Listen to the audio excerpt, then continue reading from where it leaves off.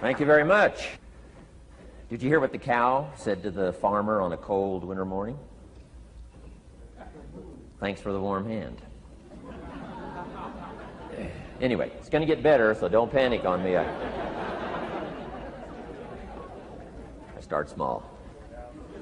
Nice to see all of you. How many of you have never seen me before? This is your first time? Oh, wow, most of you, okay. I keep thinking for sure I'm more famous than that, but, you know, that is the truth. I'm delighted to be here. Been looking forward to it for a long time. And it's nice to be back. You know, I was here not too long ago. It's nice to be invited back. It says something when you're invited back.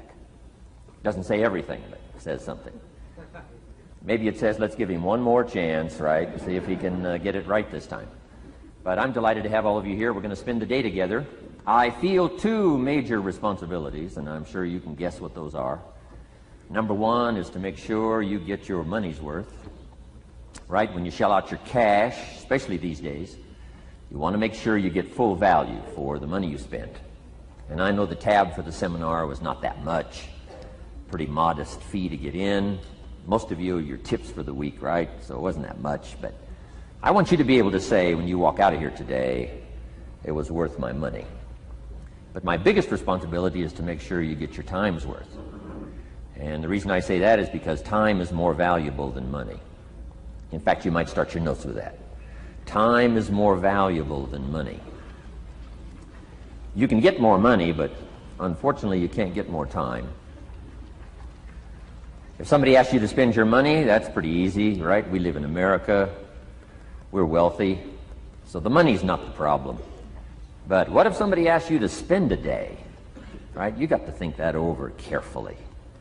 And I know you did. I wouldn't waste one of my days, not for anybody, not for anything. Once I understood how valuable they were, I don't waste any. But to make an investment like today of your money and your time, I appreciate that.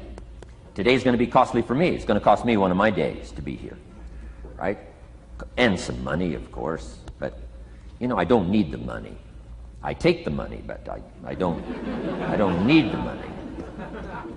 But guess what I do need? The time. So I'm here not to just joke with you. I'm here not to just tell some funny stories and give a performance and walk away. I'm here to give you some value, and I want to make it worth your time. I'm going to invest a day. You're going to invest a day. Let's get the most out of it and see what we can walk away with today.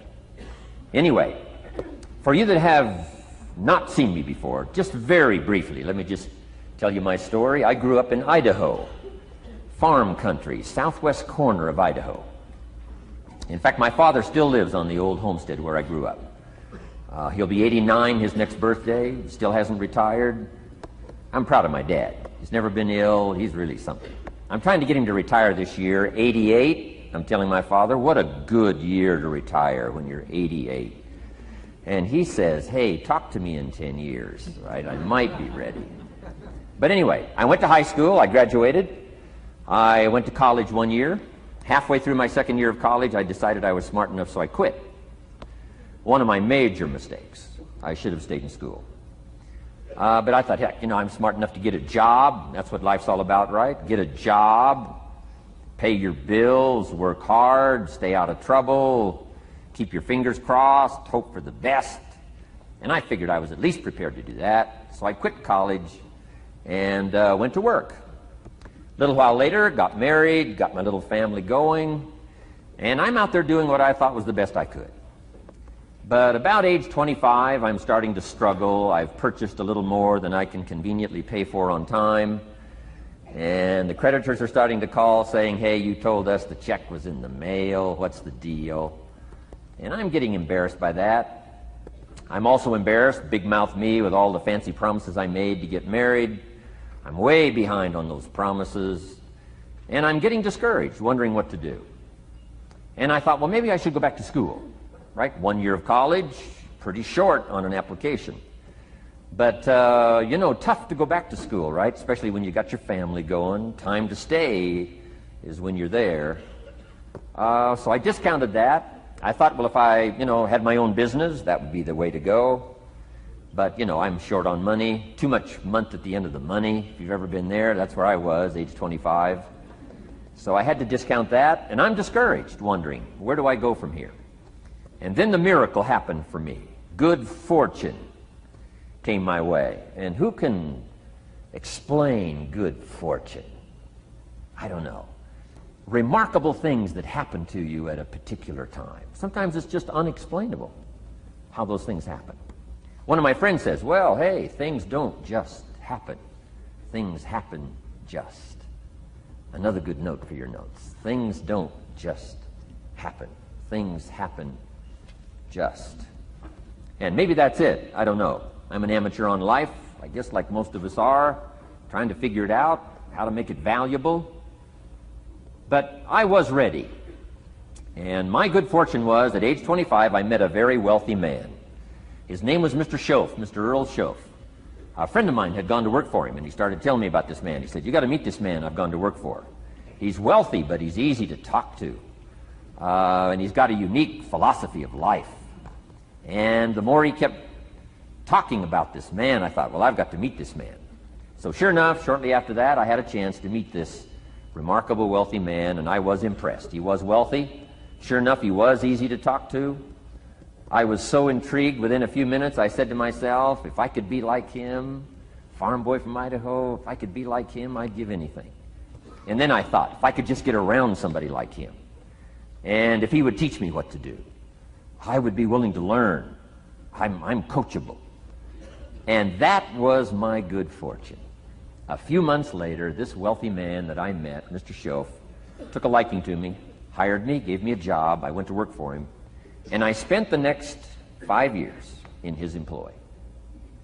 And then, unfortunately, he died at the end of that period, at age 49. His last 5 years, but the first 5 years of my new life, I got to spend with this remarkable man, and my dream came true. He coached me. He taught me. He taught me the books to read. He taught me the disciplines. He taught me the changes to make in my language and personality. And the things he shared with me during that 5 years literally changed my life, turned my life around, changed my income, changed my bank account, changed my future, changed everything. I've never been the same since that unique experience. And I wish he was still alive today, Mr. Schoaf. I'm sure if he was alive today, especially after this seminar, Idaho Farm Boy makes it to Dallas-Fort Worth, full house, standing room only. Pretty awesome. I'm sure if he was alive, I'd be calling him today saying, you won't believe what's happening to me. I've had a chance now to share with other people what you shared with me. But anyway, how I got here.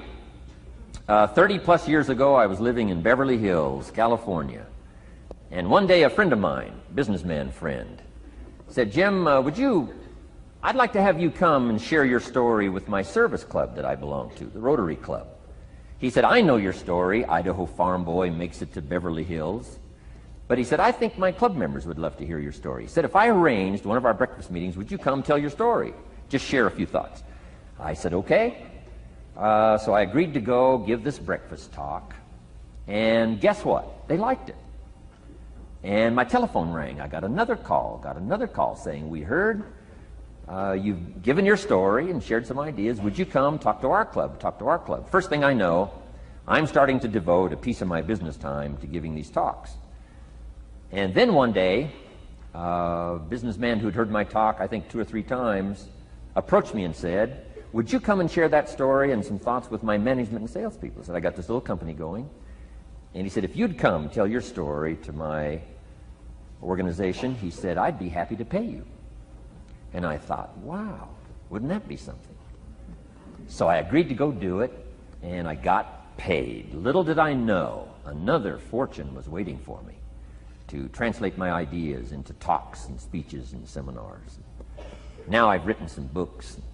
It's on cassette tape, and now I get to travel around the world. Last year I was in Japan and Israel, Spain, Mexico, Australia, New Zealand, France, Germany, Canada, and now Dallas-Fort Worth.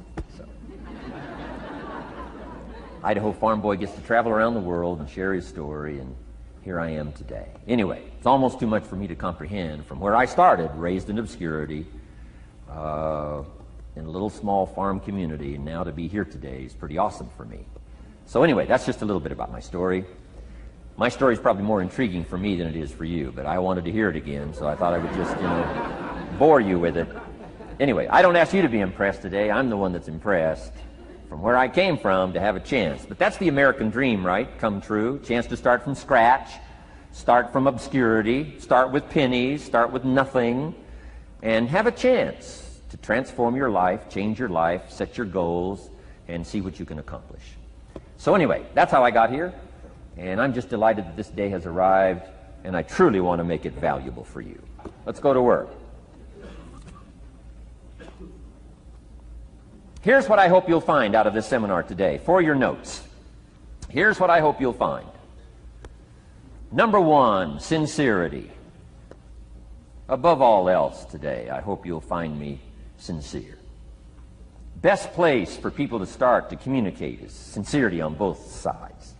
I'm sure you're sincere or you wouldn't be here today, right? To spend this kind of money, to spend this kind of time, roll up your sleeves today, go to work like I am, and get this message. You've got to be sincere. So I assume you're sincere. Now I want you to see me sincere. But I've got a good note for you to make. Sincerity is not a test of truth. Important note to make. Sincerity is not a test of truth. We must not make the mistake of saying he must be right, he's so sincere. That would be a mistake. And here's why. It's possible to be sincerely wrong. So we don't mistake sincerity for truth, right? Sincerity is only a test of sincerity. Truth has to yet be tested by truth, okay? But hopefully you will find me sincere and truthful. Next, a combination of things I hope you'll find here today. Ideas plus inspiration. Ideas plus inspiration. Ideas, business ideas and social ideas and personal ideas, we all need ideas.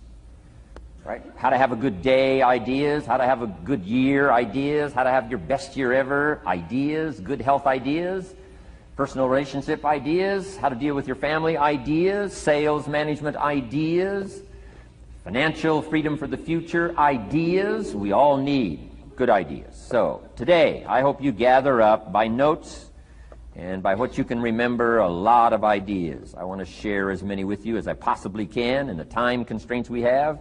Today is going to go very rapidly. I used to think a day like this was a long day. Found out it's a pretty short day. But I'm going to go as fast as I can, share with you as many ideas as I possibly can.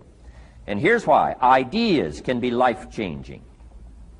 Ideas can be life-changing. And sometimes all you need is just one more in a series of good ideas.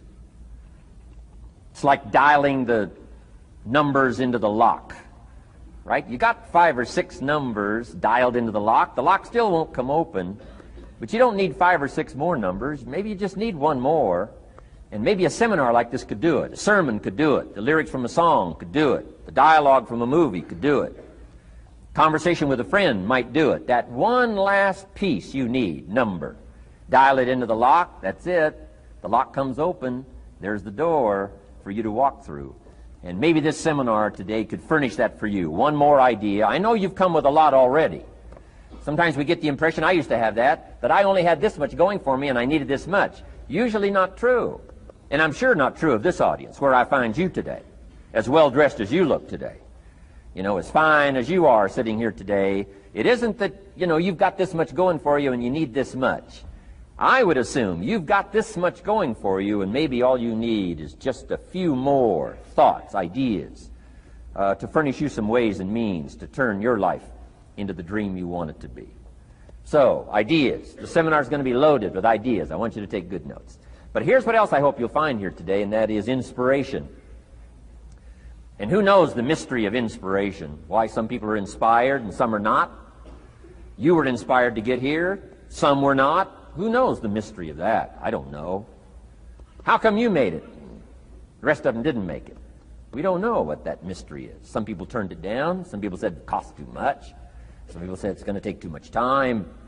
Some people are too busy. Right? A lot of different excuses why some are inspired to take advantage of something that comes to town. Others pass it up. We don't know the mystery to that. Here's what I call it. Mysteries of the mind. And I just leave it at that. Some things I don't try to figure out. I take the simple approach now. right? Some people do and some people don't. I mean, that's about as profound as my philosophy is. Some buy and some don't buy. Some go for it and some don't. Some change and some don't. And if you've been around for a while, you can usually work out the numbers, right? Out of 10, 3 do, 7 don't. Whatever business you're involved in, pretty soon you got this ratio going. The ones that do, the ones that don't. You say, well, why don't the ones that don't, how come they don't? We don't know. I just leave it as a mystery. I used to try to understand all that.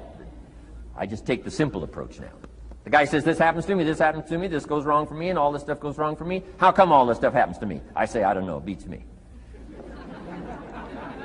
The best I've been able to figure out is those kind of things always happen to people like you. I mean, right? That's the best I got. I don't know. I'm an amateur on this stuff. What do I know? So, just take the simple approach, right? That's how it is. Who knows? Interesting story says, the day the Christian church was started. Now, I'm an amateur on the Bible, but best account I can remember, the day the Christian church was started, a magnificent sermon was preached. Great presentation. And if you're a student at all of good communication, it was one of the classic presentations of all times. The sermon, the first day the Christian church was started. And it said this sermon, this presentation was given to a multitude, meaning a lot of people. But it was interesting, as the account gives us, the record, it says, when the sermon was finished, there was a variety of reaction to the same sermon. Isn't that fascinating? I find it fascinating. It said some that heard this presentation were perplexed. And I read the presentation, it sounded pretty straightforward to me. Said, why would somebody be perplexed with a good, sincere, straightforward presentation? Best answer I've got. They are the perplexed. I mean, what other explanation is there? It doesn't matter who's preaching. Right? It said some that heard this presentation mocked and laughed, made fun of the presentation. I thought, hey, this looks pretty sincere to me. If you give a sincere, honest presentation, why would somebody mock and laugh? Easy explanation. They are the mockers and the laughers. What else would you expect them to do? Right? I used to try to straighten all that out, say, well, they shouldn't do that. I don't do that anymore. I've got peace of mind now. I can sleep like a baby, not try to straighten all this stuff out. I used to be so naive. I used to say, well, liars shouldn't lie. See, how naive can you be? Of course they're supposed to lie. That's why we call them liars. They lie. So I don't straighten this stuff out anymore. Anyway, it said some that heard this magnificent presentation didn't know what was going on.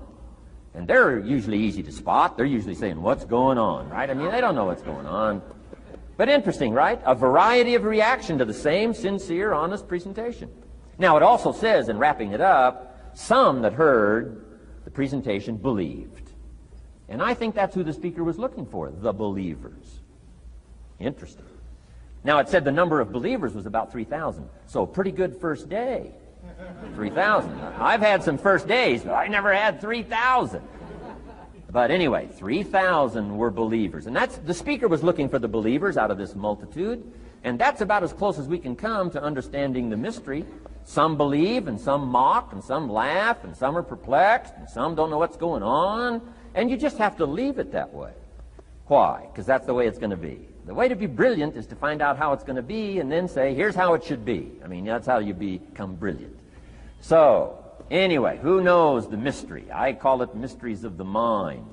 We don't understand. But I don't try to change it anymore. On this particular story, as far as we know, they didn't have classes after the presentation to try to de-perplex the perplexed. I mean, as far as we know, they left them perplexed. They left the mockers mocking. They let the laughers laugh. I mean, they didn't come back and try to straighten all this out. You say, well, how can you build a church? Well, make another presentation, and you'll get some believers and some mockers and some laughers and some who don't know what's going on. So that's about the best we can do. So, but I'm glad I've got the believers here today. You believed enough to shell out your cash and part with your time and some of your effort and energy, and I appreciate that. So, hopefully you'll find some inspiration here today. All right? To get the most out of today, a couple of more notes. Number one, be thankful. That's a good way to capture the most of a day like this. Be thankful for what you already have. That shouldn't be any problem in America, being thankful. Everything we need is available in America. Everybody wants to come here, right? The last time I was here, that little presentation I gave, everybody wants to come here, America. People haven't plotted and schemed the last 40 years saying if I could just get to Poland, everything would be okay. No, everybody wants to come to America. Why? Everything's available here. All the books you need, all the sermons you need, all the churches you need, all the schools you need, all the instruction you need, all the inspiration you need, all the capital you need, all the markets you need, all the challenge you need, all the information you need, all the seminars you need. Everything's available here. This is America. So number one, let's be thankful for what we already have. Thanksgiving does this. Opens up the doors, opens up the windows, opens up the channels. Thanksgiving for what you already have. I did a seminar one weekend up at the ranch, up at Clear Lake. Got a lodge up there. Nice setting, high valley, high serenity ranch. For the weekend, Friday evening, Saturday, Sunday. People drove in from around California. I got there late Friday afternoon. Everybody had pretty well already gotten there. I couldn't believe the parking lot. Continentals and Eldorados and Mercedes and Cadillacs and unbelievable. Ferrari, one Rolls Royce, unbelievable. I walked in, good-looking crowd about like this, sitting there ready for the weekend seminar. My opening remarks were, ladies and gentlemen, I think the rest of the world would find it strange that we have all come here this weekend to try to figure out how to do better. I think the rest of the world would say, I don't understand. Guy in his Rolls Royce saying, I got to get to the seminar, find out how to get another one of these Rolls Royces. Unbelievable. Anyway, let's be thankful. Here's what locks up the doors and the channels to receive more: cynicism. That locks you away. That prevents you from learning more. Being a cynic about the past and the future, a cynic about the marketplace, cynical about the people, cynical about the institutions, cynical about the setup, cynical about yourself, cynical about your chances. See, that locks away all the chance for stuff to flow your way. So, good advice, I think, today. Start off, be thankful. Here's number two, listen well. And that's going to be a challenge today. I understand that. Seems like most of, our life is still going on outside these four walls, right? Most of our life seems like it's all, continuing out there. Family and business and associates and market and economy and whatever else is happening in the midst of your life. And to sort of, pull your attention from what's going on out there and put it in here for just a few hours, I know is a challenge. But do the best you can, listen well. And here's the last one, take good notes. Be a good student today. Take some good notes. I've not come to entertain you. As you can tell by my opening joke, right? I would not make it in Las Vegas. So we don't have a dog and pony show today, no entertainment. But I do have some ideas. Take some good notes. Somebody showed me the other day notes that they took about 21 years ago, attending one of my seminars out in Los Angeles. He said, I still use these notes I took 21 years ago to help me in my business, relationship with my family. So I'd like to have these notes that you take today become that valuable for you. Then it would be worth me making the investment to come and spend a portion of my life, my time, my energy here. And I want this investment I'm making here today to pay off. And one of the ways it can pay off for me is for you to take good notes and then go away and use whatever makes sense. Because what I feast on coming back around is the stories out of this audience today. Sure enough, 6 weeks from now, 6 months from now, 6 years from now, somebody's going to, by phone, by letter, by personal contact, walk up to me and say, the things you shared that day got me thinking. And I started making some changes, and let me tell you what's happened to my business, let me tell you what's happened to my sales career, let me tell you what's happened to my relationship with my family. See, that'll make it worth it for me. Not the money, the return. Something you can't buy with money. If somebody says, thank you for touching my life and taking the time to make the investment. And that's what I'm all about. So if you'll become a good student today. And here's the last note. Don't be a follower, be a student. You'll be happy to know today we haven't come seeking disciples. We've got no movement for you to join. I'm just here to share some of my experiences, good ideas, best I can. But I think that's good advice. Don't be a follower, be a student, right? Take advice but not orders. Take information, but don't let somebody, order your life. Make sure what you do is the product of your own conclusion. Excellent note to make. Make sure what you do is the product of your own conclusion. Not to do what someone else says. Take what someone else says, process it, think about it, ponder it. If it makes you wonder, if it makes you think, then it's valuable. Then, when you go take action, make sure that the action is not what somebody told you to do. Make sure the action is the product of your own conclusion. If you'll follow just a little bit of those simple guidelines, I'm telling you, the learning process can be speedy, swift, powerful. Your learning curve can go up, and then applying it to your business, your life, your family, conversations, equities of all kinds. You'll find some progress like I did that first 5 years when I met a teacher willing to share with me. Turned my life around. Progress I couldn't believe happened for me. Okay. Let's get started. I want to review, I was here last time and we talked about the 5 major pieces to the life puzzle.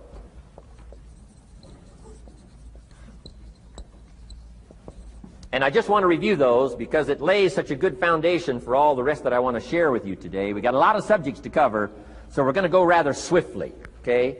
Put on your mental track shoes here and run with me today, because I'm going to deal mostly in concepts. Expect you to, fill in a lot of the details, because I got a lot to share. I want to get through it all. But let's lay this foundation again of the 5 major pieces. Happens to be the title of my latest book.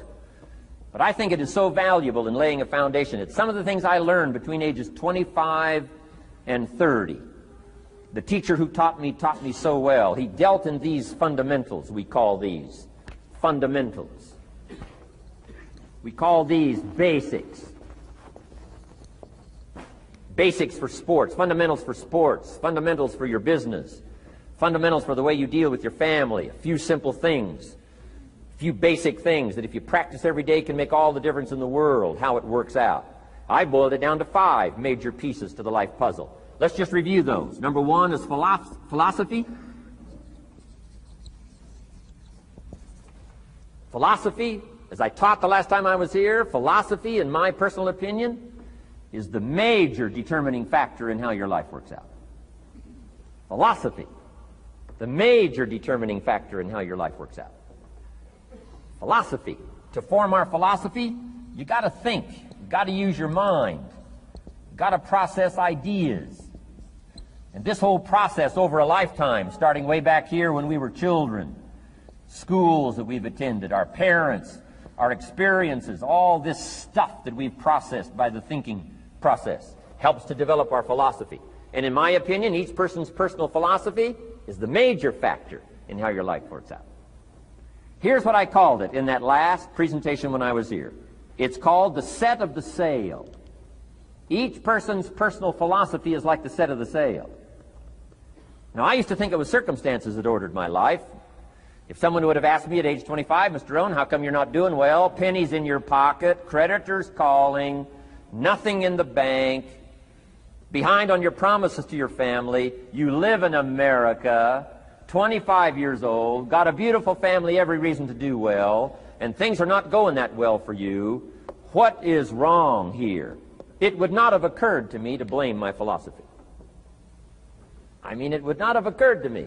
Saying, well, I got this lousy philosophy, and that's how come I got pennies in my pocket and nothing in the bank, and things aren't working well. That would not have occurred to me. I found it much easier to blame the government. Much easier to blame the tax problem. I used to say taxes are too high. Top tax rate when I first started paying taxes, 91%. Back then, when your income reached a certain level, all your income over that, 91%. So I used to say that's too high. Now, the top tax rate's about 33%. But people are still saying what? Taxes are too. See, but you can't use that anymore. If it's gone from 91 to 33, how could it be too high? Come on. I threw all that old excuse stuff away. Some people found it, though, and they're using it these days. My old list. I used to blame the traffic, the weather, used to blame circumstances, right? People say I'm too tall, I'm too short, I'm too old, I was raised in obscurity, raised on a farm, parents of modest means, all the stuff. If you were to ask me, how come you find yourself here, Mr. Rohn, age 25, living in America, land of abundance and opportunity, pennies, zero in the bank, not doing well, creditors calling, it would not have occurred to me to blame my philosophy. I found it easier to blame the company policy. I used to say, if this is all they pay, how do they expect you to do well? So I figured that, my future was going to be tied to what everybody else was arranging, the economy and, right, interest rates. I used to say things cost too much. That was my whole explanation, not my philosophy, until my teacher taught me better that this is where the problem was, my own personal philosophy. Here's what's exciting about each person's personal philosophy. That's what makes us different than dogs and animals and birds and cats and spiders and alligators. That's what makes us different than all other life forms. The ability to think, the ability to use your mind, the ability to process ideas, and not just operate by instinct. In the winter, I'm telling you, the goose can only fly south. What if south doesn't look too good? Tough luck. It can only fly south. But see, human beings are not like a goose, can only fly south. I mean, you can turn around, go north, you can go east, you can go west, you can order the entire process of your own life. And we do that by the way we think. We do that by exercising our mind. We do that by processing ideas and come up with a better philosophy, a better strategy for our life, goals for the future, okay? Plans to achieve those goals. All this comes from developing our philosophy. Philosophy helps us to process what's available. Well, when we get here, we got seed, and we got soil, and we got some rain, and we've got some what? Sunshine, and we've got some seasons, and what? The miracle of life. Now, the key is, what do you do with all this stuff? How do you turn all this stuff that's available here into equity and promise and lifestyle and dreams and future possibilities? All of this that's possible now with human beings, how do you take all this stuff and turn it into this equities and values? Well, it starts with philosophy. What is the seed? What is the soil? What is the sunshine? What is the rain? Is it possible to take some of each of all the stuff that's available and turn it into food and turn it into value and turn it into nourishment and turn it into something spectacular and unique that no other life form can do? And the answer is yes. But you cannot deal with all this stuff and what to do with it unless you start refining your philosophy. Think, use your mind, come up with ideas, and strengthen your philosophy. So the seed and the soil and the rain and the sunshine, this is called, the economy and the banks and the money and the schools and everything that's available out there, processing information, what to do with all that, and turn it into equity and value. That is the major challenge of life, my personal opinion. So each person's personal philosophy now is going to determine what you're going to do with seed and soil and sunshine and rain and miracle, the change of seasons. That's it. My personal opinion. Each person's personal philosophy is like the set of the sail. That's what this seminar is for today. Help you to trim a better sail. You don't need a better economy. You don't need better seed and soil. In fact, when it comes to seed and soil and rain and sunshine and seasons and the miracle of life, that's all you got. Now, what if you blame this stuff? Then you're blaming all you got. If you blame the economy, and you blame the schools, and you blame the teachers, and you blame the sermons and the preachers, and you blame, the marketplace, and you blame the company and company policy, what else is there? When some people get through with their blame list, there isn't nothing else. That's all there is. And if you blame the only thing you've got to work with, I'm telling you, it's called mistake colossal. In not understanding that that's all you've got to work with. And if this is all you've got to work with, then you don't change the seed, and you don't change the soil, and you don't change the rain, and you don't change the sunshine, you don't change the seasons. Right? Guy says, I'll take 3 springs, 4 summers, 9 falls, no winters. No, you can't fool with this stuff. You got to take it like it comes. Then what do you change to make your life work well? You got to start with your philosophy. Guess what I had to do at age 25 in order to change my own future? I had to change my mind. I had to change my thinking. I had to change my philosophy. I was messed up on what was causing my problem. And once I got that straightened out, that all the stuff I blamed, the government and taxes and the marketplace and the economy and things cost too much, negative relatives, cynical neighbors, once I got rid of that and started going for where the real problem was, which was me, I'm telling you, my life exploded into change. My bank account changed immediately. My income changed immediately. My whole life took on a whole new look and color immediately. And the early results I got from making these philosophical changes tasted so good, I've never stopped the process from that day until this.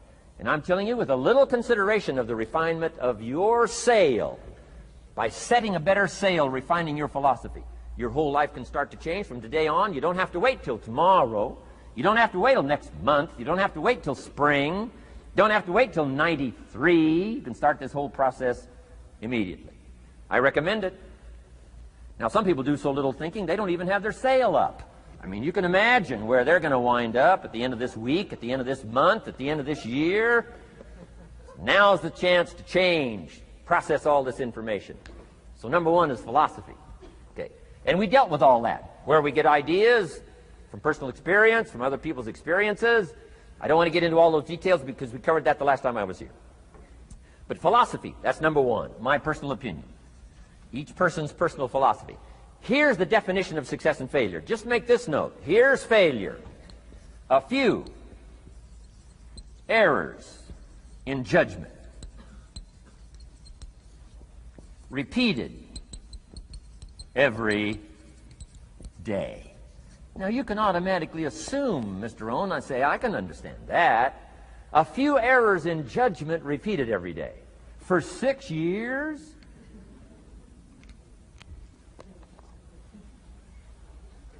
I'm with my father. I think I told this story the last time I was here. My father, 88 years old, he's never been ill, still hasn't retired.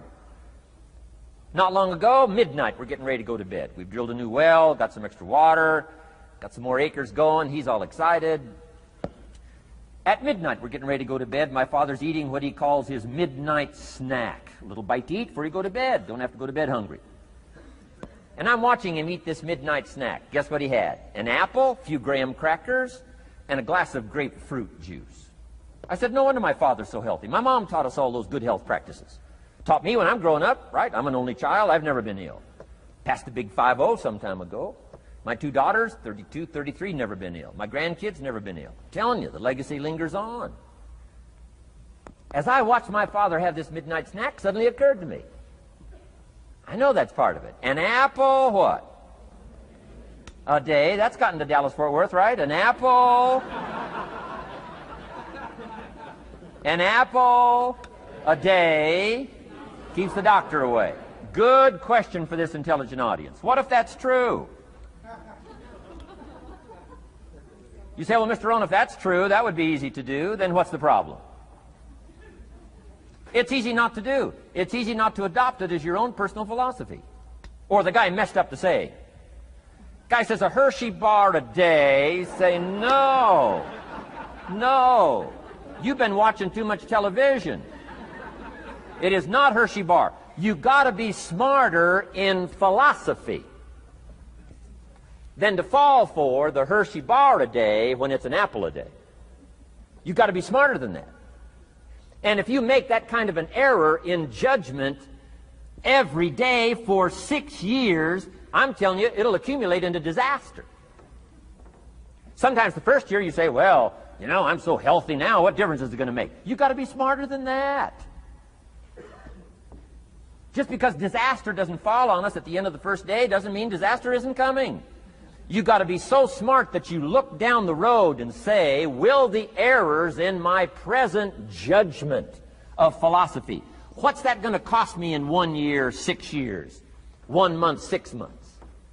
I'm telling you, the money cost and the health cost and the success cost is too gigantic if you'll look down the road a little ways and say, are there errors in my current judgment like an apple versus a Hershey bar? Is that just a good illustration of some of the rest of my errors in judgment? If it is, that's where I found myself at age 25. I started working when I was 19. I met my teacher who helped turn my life around when I was 25. That's 6 years. At the end of the first 6 years of my economic life, I've got pennies in my pocket. I've got nothing in the bank. The creditors are calling saying, hey, you told us the check was in the mail. I'm embarrassed. I'm behind on my promises. I live in America. I'm a 25-year-old American male. I got a nice family, every reason to do well. And I'm messed up. Now, what's messed up? I used to think it was the community that was messed up, and the country was messed up, and the government was messed up. If those Democrats ever get in the White House, that'll really mess things up. If the Republicans stay in power, that'll really mess things up. The economy was messed up. Interest rates are messed up. I thought all this stuff was messed up. Then I found out that's not what was messed up. I was criticizing the only thing I had to work with. What was really messed up was my own personal philosophy.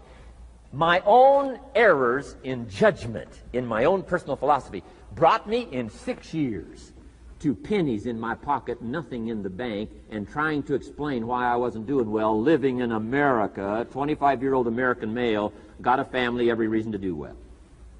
Now, once I understood this, here's the formula for failure: errors in judgment, being lax about developing your own personal philosophy.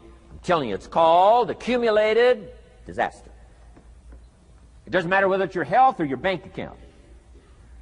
Guy's got an empty bank account, probably has high cholesterol. Why? Over the last 6 years, he never paid attention to either one. And it doesn't matter whether it's a dollar, or whether it's your money, or whether it's your cholesterol count. All you got to do is commit the errors, and just because disaster doesn't fall on you at the end of the first day that you don't eat an apple. You say, well, I didn't eat an apple today, and tonight I'm not ill. Well, you got to be brighter than that. Someday you got to leave first grade. The reason we make those first grade desks so small so they won't fit at age 25. I mean, right? You don't belong here anymore. Come on. Now let me give you the secret to success. The formula for failure: a few errors in judgment repeated every day for 1 month starts the weakness, starts the disaster process.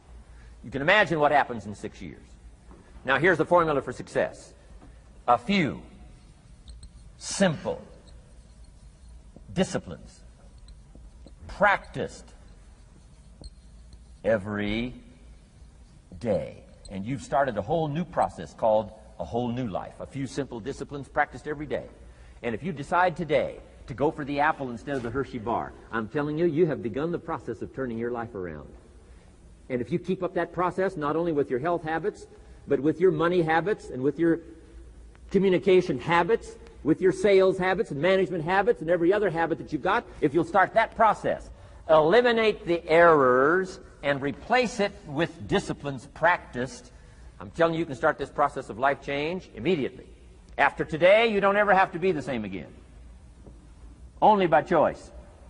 You don't have to walk out of here the same as you walked in today. Only by choice. You can start a whole new process. And you say, well, Mr. Rohn, is it that simple? Yes, it's that simple. Where else would you start but with an apple? You don't have to start with something staggering. What if you should be walking around the block for your good health and you don't? What'll that do in 6 years? I'm telling you, the word is disaster. You could and you should and you don't. Here's an even stronger word. You won't. I mean, don't might mean you're careless. Won't probably means you're stubborn. And either one's called disaster. Could, should, don't. I'm telling you, that's why at the end of 6 years, I found myself with pennies in my pocket, nothing in the bank, creditors calling. Could, should, won't. Could, should, don't is called disaster. Now, how do you change all that? The next 6 years, I got rich. The next 6 years, I became a millionaire. By the time I'm 31, I'm a millionaire. How about that? You say, well, Mr. Rohn, what happened? Well, strangely enough, during that second 6 years of my economic life, the government was about the same. I'm telling you, taxes were about the same. My negative relatives were the same. I'm telling you, the economy was about the same, and prices were about the same, and everything else was about the same. Circumstances were about the same. Then how come I got rich? How come I totally changed my life? I was not the same. Somebody says, well, what did you go to work on to do all that? I started with my philosophy. I started amending my errors by doing some better thinking, changing my mind, coming up with ideas that I didn't have before I met my teacher. And once that whole process started for me, I'm telling you, I changed my whole life. Within a 6-year period, I was never the same. And I've kept up that process all these years. One of the reasons why I'm here is to continue my craft. I don't want the day to come someday somebody says, you should have heard Jim Rohn 10 years ago when he was really terrific. Guess what I want people to say? I heard him 10 years ago, but you should hear him now. I'm telling you the man works on his craft. I'm telling you the man's done some extra reading. I'm telling you the man doesn't miss a trick.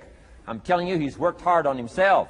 That's why he's able to deliver like he does. The same thing can happen for you as a teenager. It can happen to you as a mother, as a father, as a business person, as a salesperson, running a business. Doesn't matter. Management, wherever you find yourself. This is the process called personal change. And what I say to start with is start with your own philosophy. Your philosophy is going to determine whether or not you go for the disciplines or continue the errors that's called potential disaster. And everybody has it within their power. Well, it was so happy for me to find out at age 25, Mr. Shove said, Mr. Rohn, you don't have to change countries. But you do have to change philosophy. And if you'll change philosophy, not country, you can turn around your income, you can turn around your bank account, you can turn around your skills, you can become capable, powerful, sophisticated, healthy, influential, all the other equities that you could possibly want out of your life, using the only stuff there is and not trying to change any of this stuff. Appreciate all of this stuff with all of its ups and downs, with all of its mystery of why it works and sometimes it doesn't work. Don't challenge this. You don't have to ask for another planet. You don't have to ask for another country. Just ask for another book. Ask for another seminar. Ask for another idea. And you can start this whole process of personal life change. Now, I could spend the whole day on philosophy, because that's where it is. If I could get you intrigued with that enough to study it, enough to ponder it, to where you would pick up the commitment like I did and say, hey, as simple as an apple a day, as simple as a walk around the block, why not start right there? If you don't start there, where else are you going to start? Might as well start where it's easy, and then go to the more complicated disciplines. Because if you can't handle the simple disciplines, how can you handle the complicated ones? Okay. Key. Philosophy. Here's number 2. I got to give these now very quickly because I got too much to cover here to linger too long. Number 1, we're affected by philosophy. First major of the 5 major pieces. Number 2 is attitude. We're affected by how we feel. First, we're affected by what we know and the decisions we make. Second, we're affected by attitude. How we feel. And I gave that quick list. Let me give it to you. It's how you feel about the past. You've got to have a good attitude about the past. Use it as a school, not a club. Don't beat yourself to death with your past. Faults, failures, losses. Let the past be a school. Harsh school, maybe. What else is new? Let the past be a school master to teach you. Not to threaten you, but to teach you. Okay. Next, it's how you feel about the future. Set your goals. We'll talk a little bit about that before we finish today. Goal setting. The promise of the future is an awesome force to affect your life every day. Without a future well designed, we take hesitant steps. And all you have to have is hesitant steps. For 6 years, you'll be timid, driven into a corner, not boldly willing to go and take your portion, take your share. Okay? Next, it's how you feel about everybody else. Got to have a good attitude about everybody else, because it takes everybody else to make a market. One person doesn't make a family. One person doesn't make a business. One person doesn't make a corporation. One person doesn't make a community. One person doesn't make a nation. It takes all of us to make a dynamic economy, a nation second to none. It takes all of us to make the churches and make the economy run. It takes all of us to make the possibilities. All the gifts that have flowed in here the last 200 years, unprecedented in 6,500 years of recorded history. There's been nothing like it. The ethnic streams that have flowed in here brought their gifts, brought their talent, brought their skills, brought their inventions, brought their work ethic. All of it mixed together is called America. Been nothing like it in 6,500 years. And to miss the value of it by some, warped attitude about it, I'm telling you, you've missed it all. And if you have an appreciation for it all, you'll draw from it. And if you draw from all the gifts that have been blended together here for 200 years, now for your value and benefit, think of what you can do for your days, for your business, for your conversation, for your equities. You can transform it to an incredible degree. And here's the last one. It's how you feel about yourself. Understanding self-worth is the beginning of progress. Self-worth should be easy. If one of us can do it, all of us can do it. If anybody can think it, we all can think it. I can read, you can read. I can understand, you can understand. From where I came from, the few simple things I did and tried revolutionized my life in 5 years. There isn't anybody here that can't do it. Change from pennies to fortune. Change from nothing to something. Change from broke to rich. Anybody in this room can do it. If any of us can do it, we all can do it. That's the kind of value you should place on yourself. If Jim Rohn can understand it, I can understand it. If he can read, I can read. If he can find it, I can find it. If he can change, I can change. If he can get it done, I can get it done. That's the attitude about yourself. So valuable. Okay? Now, in transforming our lives, we don't start with attitude. We don't start with the inspiration here. We start with education. Somebody says, well, I expected you to just come get motivated today. Well, that probably won't do it. Somebody says, by now we should be standing on the chairs, waving a flag, singing the old gray mare. Get going here. No, that's not where you start. Life change does not start with inspiration. Life change starts with education. You've got to be educated to the point of where you might have messed up. My teacher put it in blunt, simple language. He only went to the 9th grade in school, so he put it in simple language I could understand. He said, Mr. Rohn, after 6 years living in America, healthy American male, 25 years old, been working 6 years, 1 year of college, pennies in your pocket, nothing in the bank, behind on your promises. Shoaff said, I just got one simple explanation for that. You've messed up. Now, I could understand that kind of language. Substitute a Hershey bar for an apple means you've messed up. Should walk around the block, could walk around the block, won't walk around the block. You have messed up. And all you got to go is right down through the list. Don't need some teacher to come by and tell you. Be your own best teacher saying, hey, let me make a list of some places I've messed up. Because if I let this down, that probably affects the rest. And the answer is, that's true. So we don't start with inspiration. We start with education. Somebody says, well, just motivate this guy. He'll be all right. Just motivate him. Get him turned on. Probably not. If a guy's an idiot, you motivate him. Now you got a motivated idiot. No, he won't be all right. So we start with education. What's the first education? If it isn't going well and you live in America, you have messed up. You don't need to change countries. You say, well, the country's messed up. That's like cursing the soil and cursing the seed and the sunshine and the rain, which is all you got. Don't curse all you got. When you get your own planet, you can rearrange this whole deal. But this one, you got to take like it comes. So number 2 was attitude. Here was number 3, activity. This is the work part, the labor part. Taking action. And the activity is the miracle working piece. A miracle being something we don't quite understand how it works doesn't mean it doesn't work. It means we just don't quite understand how it works. Miracles work. God says. Now, I'm an amateur on God, but here's my best analysis. God says, if you'll plant the seed, I'll make the tree.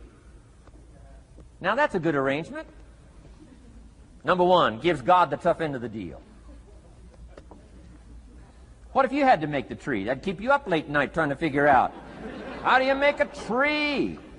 Say, no, I'm telling you, the mystery and the miracle of this stuff has already been set up. God says, I got the miracle going, I got the seasons going, I got some sunshine and some rain, and I'm God, but the way I've arranged it, I just need somebody to plant the seed, not chant.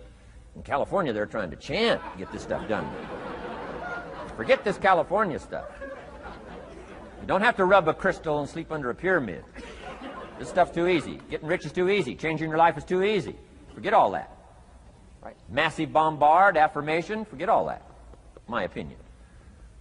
Ocean waves and seagulls? Come on, this stuff's too simple. Just simple, easy stuff. But if you neglect it, that's how it piles up year after year. But if you're willing to straighten it out, and here's one of the keys. It's called activity. It's called disciplines. Turning wisdom from your philosophy and inspiration, the strengthening of attitude and faith and courage, commitment, and all this stuff that comes from attitude. If you're willing to take these two qualities, philosophy and attitude, and invest it into activity, you can have a miracle. Anything short of that, no miracle. Wisdom doesn't perform a miracle. Attitude doesn't perform a miracle. The only thing that performs a miracle of increase called equity is called putting wisdom and attitude into discipline, into labor. And this labor now can perform a miracle. And here's the two parts to the labor. One, do what you can. Number two, do the best you can. Can't give you better advice than that. Number one, do what you can. You just got to go home and make a list after today. And here's the question to ask as you make this personal list. What am I not doing that would be easy to do? That could greatly change my health, my wealth? What am I not doing I'm neglecting that would be easy to do? Just go home and answer that question personally. You don't have to put the answers on a public bulletin board. This is just all personal stuff. From the walk around the block to the apple to what to do with your money, which we're going to cover today. What does a child do with $1? We're going to cover that today. Errors in judgment, disaster. A few simple disciplines, wealth beyond imagination. And if you'll pick up the activity part, the miracle working part, plant the seed part, take care of your part. The soil will take care of its part, and the seed will take care of its part. The seasons will take care of their part. The miracle will take care of its part. If you'll take care of your part, called putting it into activity, action. Works miracles. 2,000 years ago, on April 13th, one of Jesus' disciples. Now again, I'm an amateur on the Bible, but best as I can remember it, one of Jesus' disciples said to Jesus, "It's time to pay our taxes and we don't have any money." That's how come I know it was about April 13th.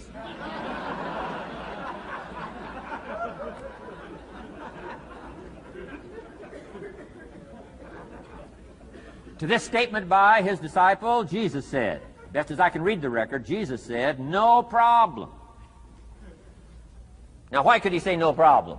Well, word has it, he was a miracle worker. Word has it, if you're a good student of history, word has it, he was a miracle worker. If you handed a problem to a miracle worker, what would he be inclined to say? No problem. You got to hang out with folks like that. I belong to a small group like that. We do business around the world. You hand these guys a problem, they say no problem. What? How many books would they read to solve it?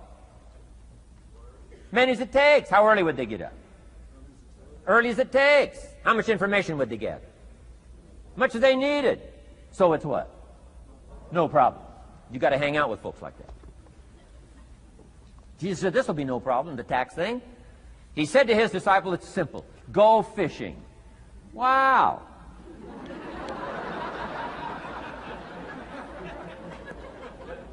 Now that was easy for this particular disciple. His name was Peter.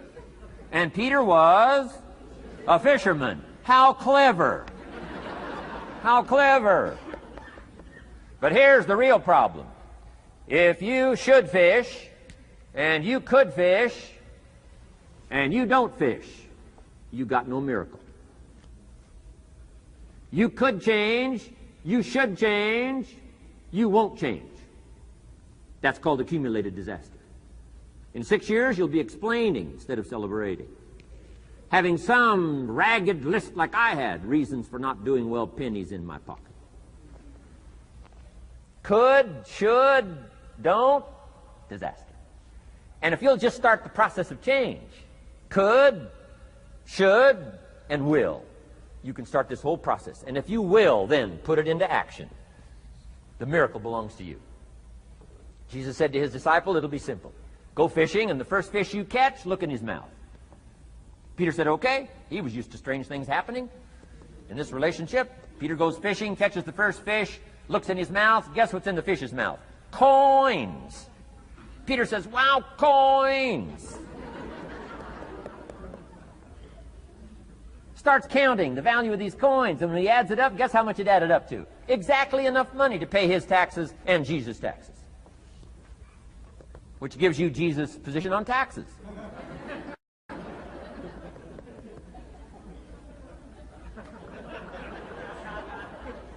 Okay.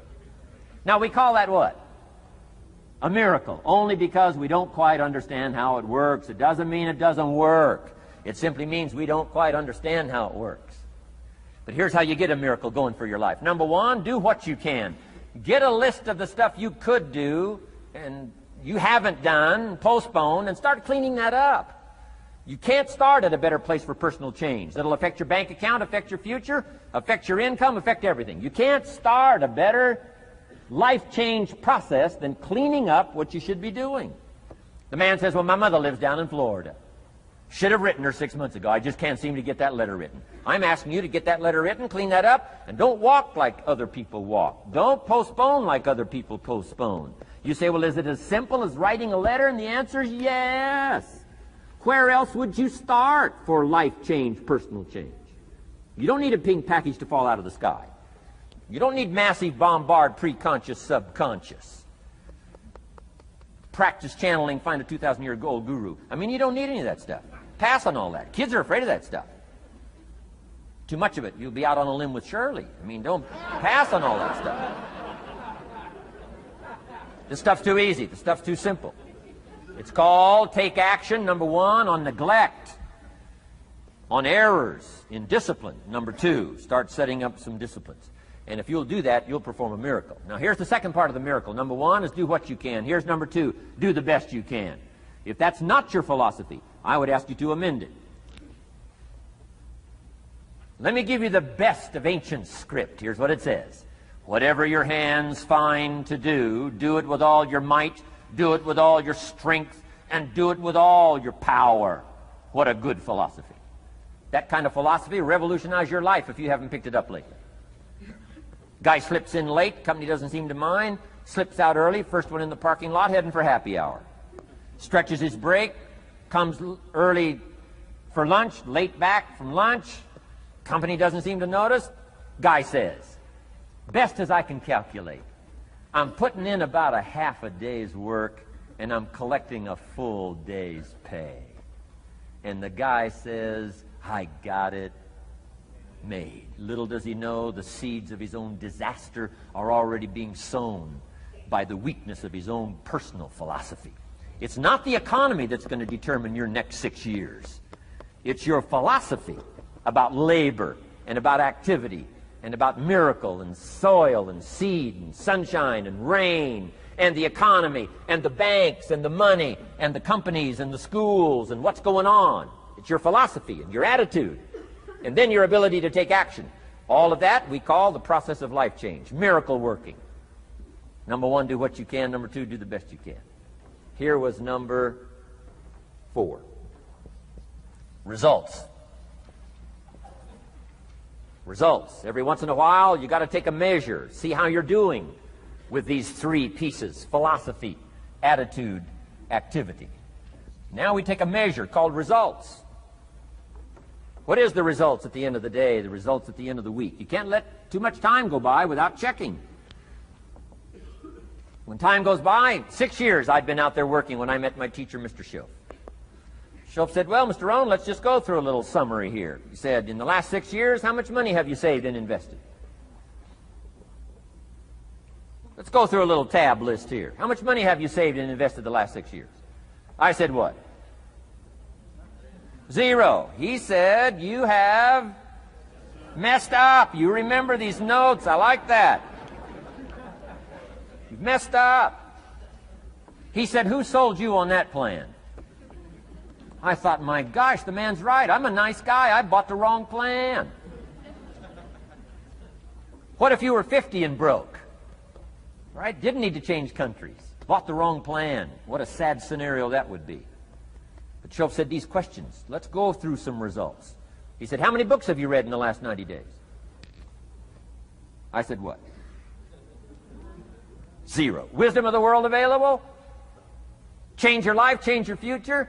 Wisdom of the world available? Develop any skill you want, earn the kind of income you want, have all the treasures you want, equities you want, relationship with your family that you want, everything that you want available, and the wisdom of the world to help you get it. Haven't read any books in the last 90 days. My teacher said, Mr. Rohn, you have messed up. I'm telling you, you've got the deal. Shoaff said, Mr. Rohn, in the last 6 months, how many classes have you taken to improve your skills or to develop new skills? Go for the American dream. Become rich and powerful and sophisticated and healthy and influential. How many classes have you taken in the last 6 months? I said, how many?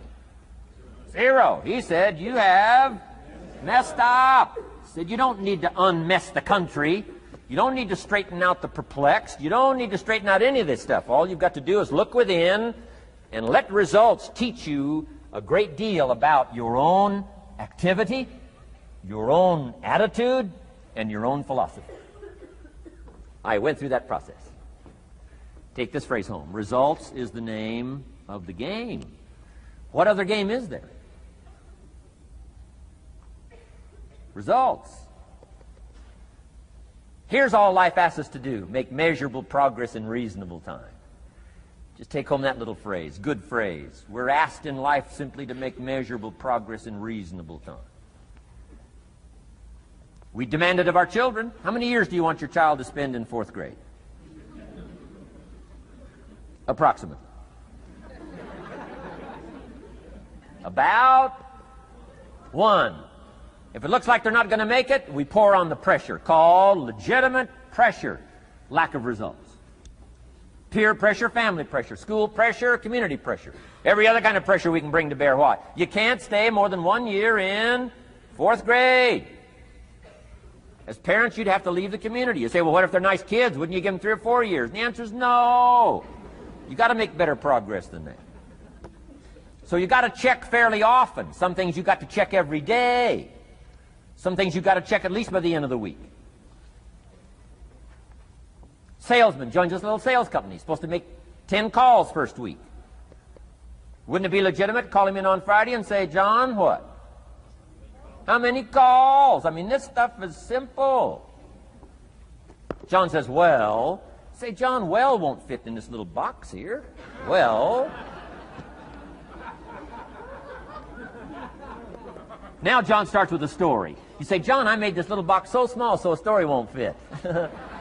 I don't need a story. I need what?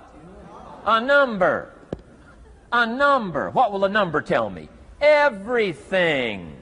John's supposed to make 10 calls. What if he made 20? You say, wow. Wow. We got somebody. What if he only made 1 call? Whoa. Will that tell us something about John's philosophy? And the answer is yes. Will it tell us something about his attitude? Of course. Will it tell us something about his disciplines? Of course. And if he wants a lesson in life change, all he has to do is be willing to face the numbers and come up with the results that will teach you to either celebrate if you got good results or fix whatever needs to be fixed in your philosophy, attitude, activity called disciplines. You don't need to go anywhere else. I do believe in affirmations. And they are valuable as long as you affirm the truth. Because it says in ancient scripts, the truth, what? Will set you free. Free to do what? Amend your errors and pick up new disciplines. That's what the truth is for, to help us amend our errors and pick up the disciplines for life change. That's what the truth is for. So I do believe in affirming the truth. If you're broke, best thing to affirm is, I am broke. You put that up on the refrigerator where you can see it every day. I mean, that's how you do that. Now, if you need a little additional affirmation, you just put up there, I'm 40 and broke. I mean, you know, that ought to do it. And if you need just a little more, put up there, I live in America and I'm 40 and broke. That's enough to turn your life around. It says, hey, something is wrong. Somewhere I have messed up. And I'm telling you, if you'll start with that, it's called the process of life change, and it doesn't matter how small the process is to start. One discipline starts it, and then one discipline feeds another, and the first thing you know, you've got this whole cycle in an upward positive motion. And it's called life change. It's called income change. It's called health change. Relationship with your family change. Equities unprecedented that you can have in numbers that will stagger the imagination if you do not curse what's available and start amending what's possible to get the results that you want. I don't think I can put it in any better language. That's it. Kids can do it. Teenagers can do it. Parents can do it. Managers can do it. Right? Government officials can do it. Anybody can do it. Anybody can do this stuff called personal change. Wow. Results is the name of the game. Success is a numbers game. Good note to make. Success is a numbers game. You got to go for the numbers. You got to understand what the numbers are. How many pounds overweight should you be at age 50? Approximate.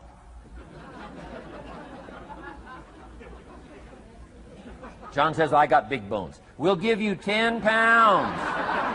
10 pounds for big bones. Otherwise, come on, John. 20 pounds, 25 pounds. Shouldn't we turn on the caution light at work and at home? Blinking caution light. Somebody says, what's that caution light? So John's up about 20, 25 pounds. We got the blinking light going at home, got it going here at work. To remind him what? Wrong numbers. Okay? 35, 40 pounds, red light, blinking at home. Somebody says, what's that blinking red light? Say, John's up about 40 pounds.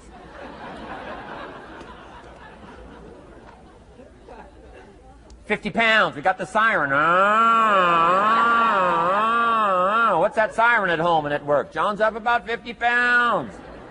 Cholesterol, almost out of control. Come on. Success is a numbers game. I'm asking you to be mature enough to start checking your own numbers. How many books have you read in the last 90 days? Transform your life.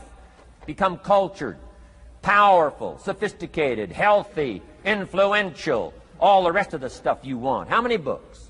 How many classes? How committed are you to taking what's available and turning it into equities unprecedented, since we live in a country that there's been no such country in the last 6,500 years? If you'll pick up that process, ladies and gentlemen, I'm telling you, it's called life change of the best order. Now here's the last one. Number 5 is called lifestyle. Lifestyle is simply learning how to live well.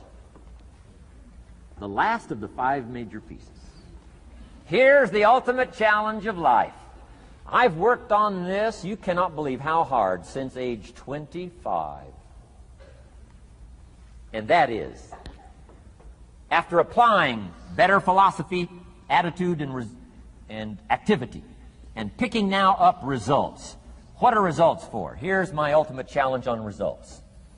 To fashion, good word to jot down, fashion.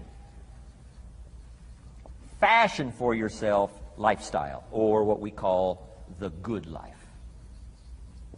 That's the ultimate challenge. To take your results, take your money, take your results, take the return, take the equities you've gathered, and now fashion for yourself a good life, like weaving a tapestry. And Mr. Schoaf gave me all kinds of examples on lifestyle. He gave me 2 phrases that helped change my life. In case you have to leave early, let me give you these 2 phrases. It'll be worth the price of coming and being here today. Just take these 2 phrases home, in case you have to leave early.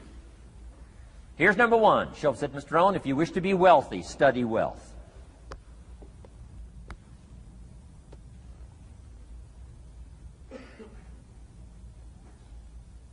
When he said that, I said, my gosh, I don't know anybody that studies wealth.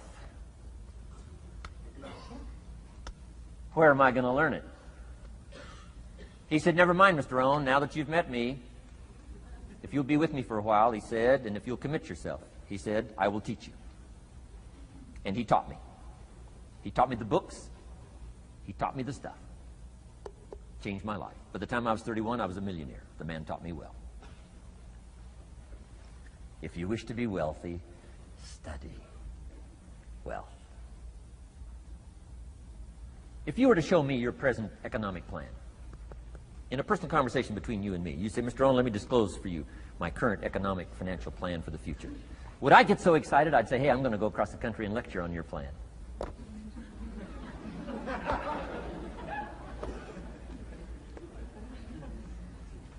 And if the answer is no, Mr. Rohn, you probably wouldn't want to go across the country and lecture on my plan. Here's my question to you.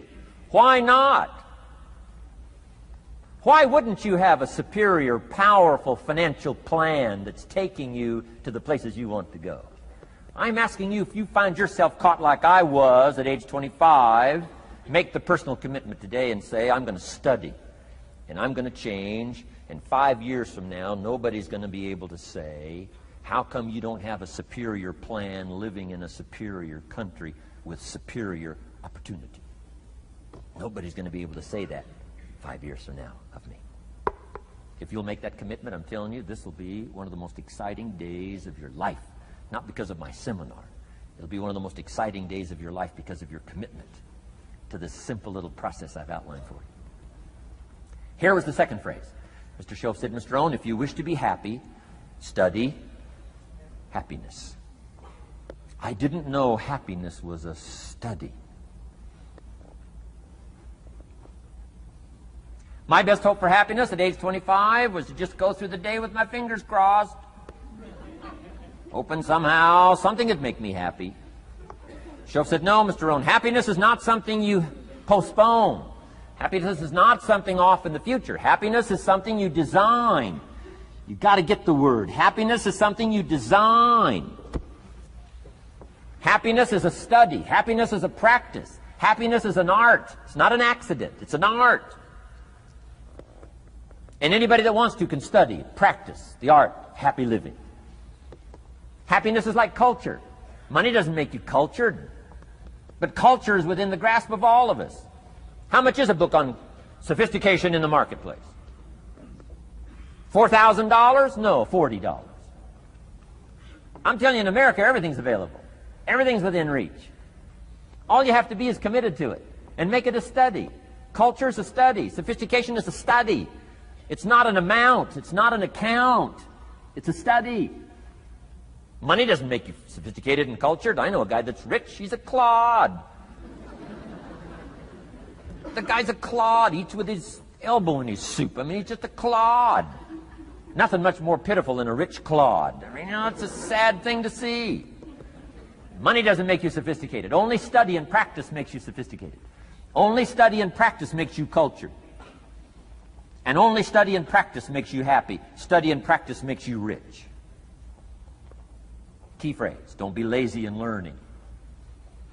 1, how to do well. Next, how to live well. Don't be lazy in learning and practicing the art of economics, practicing the art of productivity, and practicing the art of lifestyle. Schoaf taught me in such simple terms. Schoaf said, Mr. Rohn, if you're getting your shoes shined, Shoe Shine Boy's done an exceptional job. You look down, you got one of the world's all-time great shines. And you pay him. Now, you got a little change in your hand. Question pops in your mind. Should I give him 1 quarter or 2 quarters as a tip from a neat shine? Here's what Schoaf said.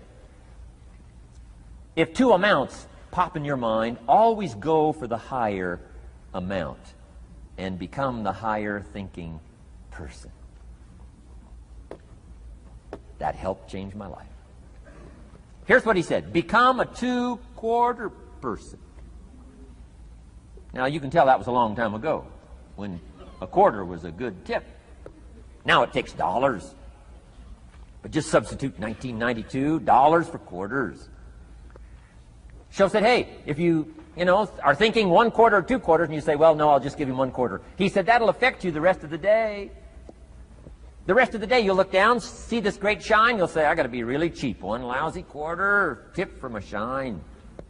But he said, if you'll go for the 2 quarters, Schoaf said, you can't believe the extra happiness you can buy for just an extra quarter. That's called studying and practicing the art of lifestyle, which means living well. Money doesn't make you happy. Father wads up a $20 bill, throws it at his son, and says, if you need the darn stuff that bad, take it, just get out of my face. How sad, a father with money and no joy. He studied economics, but he never studied joy. I'm asking you to turn that around. Turn that all around. I did a seminar one time, St. Louis, Missouri. When I finished a seminar like this, a man walked up and said, Mr. Rohn, you've really gotten to me. He said, I'm going to change my philosophy, I'm going to change my attitude, I'm going to change my life, I'm going to change everything. He said, you've touched me today. And he said, you'll hear about me. You'll hear my story someday. I said, okay. Right? A lot of people, right, say things. Sure enough, a few months later, I come back to St. Louis, did another seminar.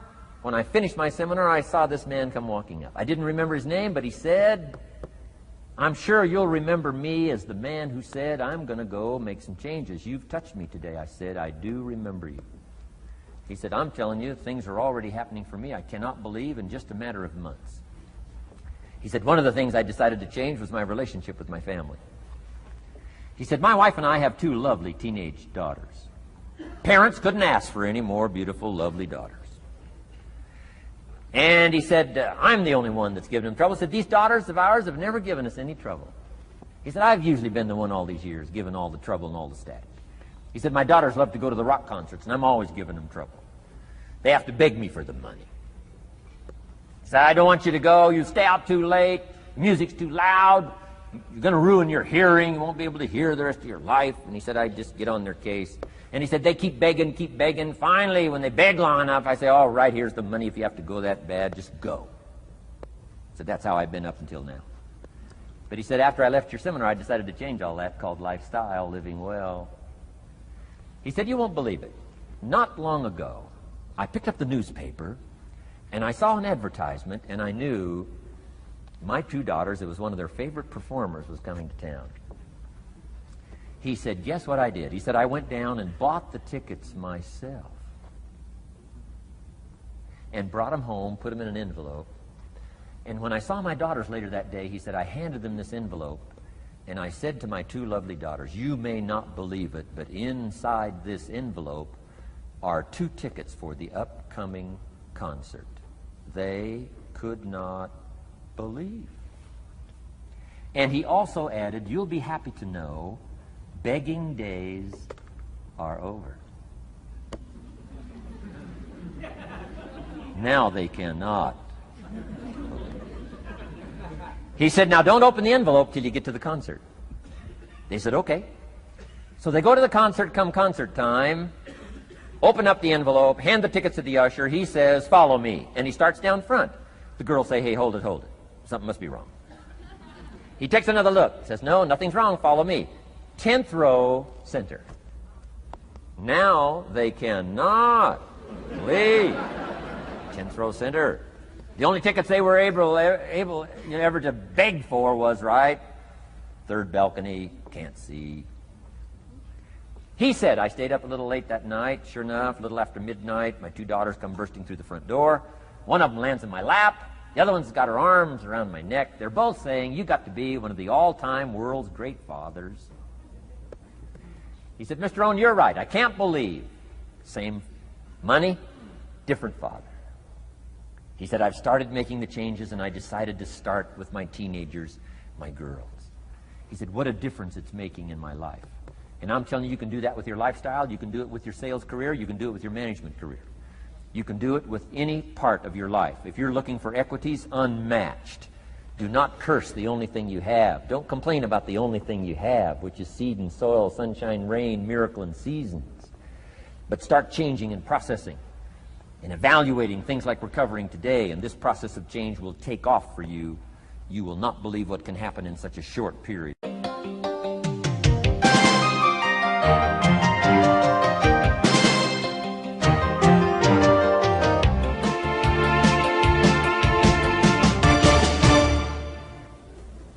Next subject, personal development.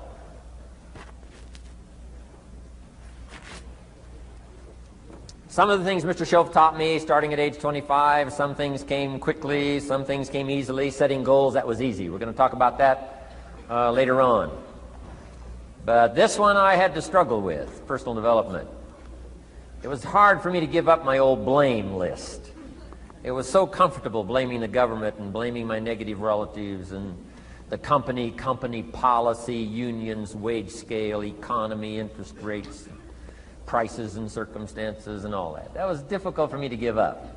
That was quite a transition for me to make, and blaming myself. But Mr. Shope started out with something very, very important. Let me give that to you.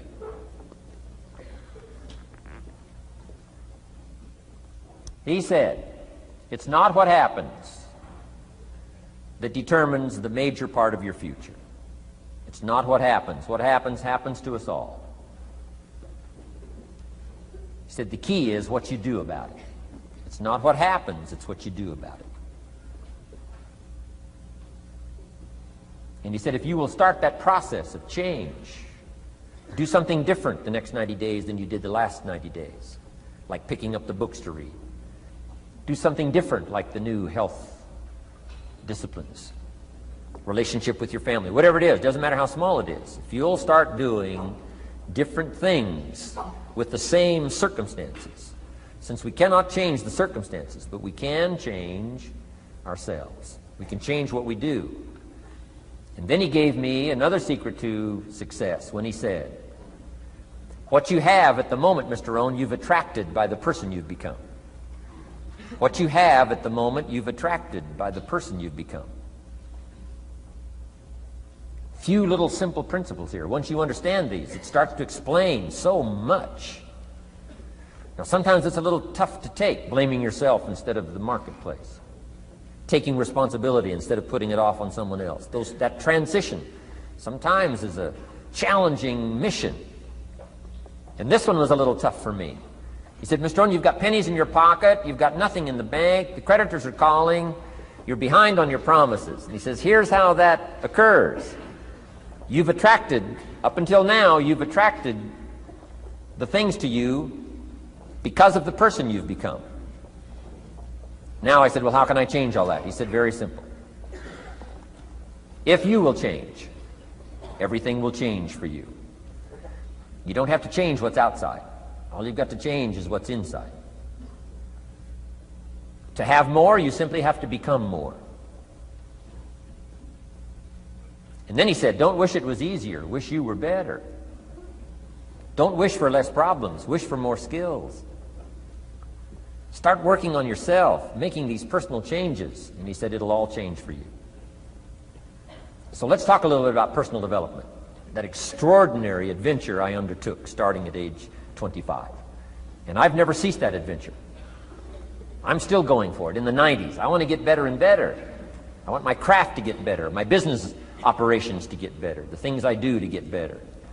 Because once I picked up this simple formula, I'm telling you, it's easy to figure out where the problem is if you go to work on it.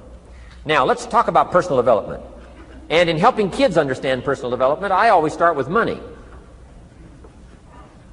Now, money's not the only place to start. Money certainly isn't the only value, but we've all got to start somewhere, and money's something you can count, right? Kids are interested in money, okay? A lot of things are a little tougher to measure, but economics is pretty easy, right? Because you can count. Okay, somebody says, how are you doing? You say, I don't know. Let's count. Now, this is not the only count. I understand that. There's a lot of other things to count. But to see if there may be some errors in your judgment and lack of disciplines in your life, we might as well start with money, because it's so easy to count. So let's just start there and see whether or not maybe we have messed up. Okay. So here's how I explain it to kids. We get paid for bringing value to the marketplace. Key to understanding economics. We get paid for bringing value to the marketplace. Marketplace is also described as reality. Reality, the marketplace. Now, it takes time. It takes time to bring value to the marketplace, but we don't get paid for time. It's very important for kids to understand, as well as adults. We don't get paid for time. Mistakenly, the man says, well, I'm making about $20 for an hour. Not true. Not true. If that was true, you could just stay home, have them send your money. No, it's not true. You don't get paid for the hour. You get paid for the value you put in the time. So we don't get paid for time, we get paid for value. Now, since that's true, here's one of the key questions of the afternoon. Is it possible to become twice as valuable and make twice as much money in the same time? Is it possible to become 3 times as valuable as you now are and make 3 times as much money in the same time? Is that possible? Of course. If you want to really emphasize something, that's a good phrase, Stuart. Of course. Of course. Okay. Now, all you have to do to earn more money in the same time is simply become more valuable. America's unique. It's a ladder to climb. Starts down here, what, about $4 an hour? Big argument last year in Congress about the starting place. Should be 5, should be 5, should be 5. Well, no, it doesn't need to be 5. Why not start with 4? It's a ladder. Right? This is not a bed. This is a ladder. This is a ladder to climb. Starts at $4. Now somebody said, well, should be 5, should be 5. Well, maybe. If you're going to stay at the bottom for the rest of your life, it probably should be 5. But that's kind of a pitiful way to live. Start and not grow. Start and not change. Start and not become more valuable. Hey, the whole scenario of life is to start, number 1, and what? Become more valuable, number 2. So America's a ladder to climb. Starts at $4 an hour, and the more valuable you become, you just keep moving up the ladder. Top income last year, what, 52 million? Guy that runs Disney? Would a company pay somebody for 1 year's work $52 million? And the answer is, of course. This is one of those of course places. Of course. If you help a company make $1 billion, would they pay you $52 million? The answer is, of course. It's chicken feed. I mean, it's not much money. Now, why that much money? Because he has become so valuable. Now, why would we pay somebody only $4 an hour? They're not very valuable to the marketplace. Now, we got to make that distinction, to the marketplace. Might be a valuable brother, a valuable member of the community, a valuable member of the church, valuable member in the sight of God, to the human family, of course, those kind of values. But to the marketplace, which is called what? Reality. Reality is, if you're not very valuable, you don't get much money. Those are called the facts.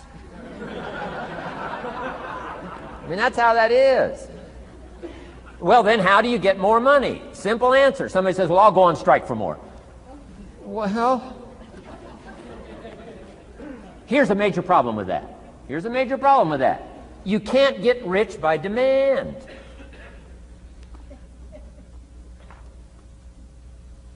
Somebody says, well, I'm waiting for a raise.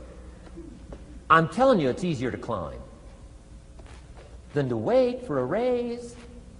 Why not just become more valuable rather than wait? I'm telling you, that's the key to all good things.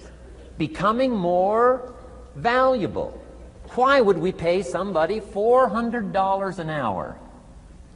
They've become more valuable to the marketplace. See how this works? I'm telling you, this stuff is so easy. This is America. This is a ladder. How far is it from 4 to 5? I'm telling you, it's not far. $4 to $5 an hour? If you work for McDonald's, haul out the trash, they'll pay you $5 an hour. If you whistle while you haul out the trash, they'll pay you $5 an hour. I'm telling you. You'll get an extra $1 just for a good attitude. Yay, McDonald's. Wear the hat. It's incredible. $5. And then you just keep becoming more valuable, more valuable, more valuable. I got a telephone call 5 years ago. The company said, we're ready to expand internationally. We need some help. I was sort of semi-retired. Right? Looking for the next exotic beach. They said, no, Mr. Rohn, we got a project for you. Right? We're going to expand internationally. We could use your help. Next little while, we'll add some millions to your fortune, make it worth your while. I said, okay. I thought later, isn't that interesting that they called me? My second thought was, of course they'd call me. Who else would they call? I mean, you know, I can get the job done. Now, how come I got a telephone call worth millions? I had become valuable. Now, I'm a farm boy from Idaho. I was raised in obscurity. 1 year of college, and I thought I was thoroughly educated. Made all kinds of mistakes galore. At age 25, the creditors are calling me saying, hey, you told us the check was in the mail. I got pennies in my pocket. I got nothing in the bank. I'm behind on my promises. How come I get a telephone call 5 years ago and it's worth millions? I changed. I turned my life around.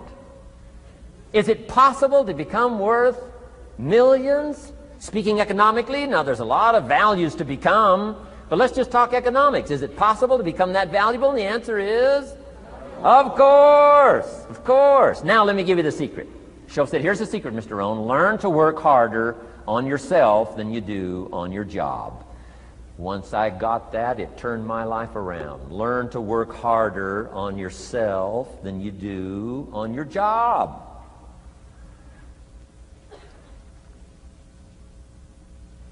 He said, if you work hard on your job, you'll make a living. If you work hard on yourself, you can make a fortune. Wow. If you would have known me at age 25, you would have said, Jim Rohn's a hard worker. If you'd have known me, you'd have said that. I'm the guy, I don't mind coming a little bit early, staying a little bit late. I don't mind that. You'd have said, well, Jim Rohn's a hard worker. You say, well, how come he's got pennies in his pocket and nothing in the bank and behind on his promises? Well, I was a hard worker, but I was working hard on my job, not on myself. I'm telling you, if you'll learn that simple little principle and start the process today, latest tomorrow, give you tonight to think it over, and start this whole process of personal development, work on yourself, make yourself more valuable to the marketplace. I'm telling you, you can so dynamically change your income, and economics is the least of the values that you can start earning in terms of equity if you'll start working harder on yourself than you do on your job. Work hard on yourself and develop the skills. Work hard on yourself and develop the graces.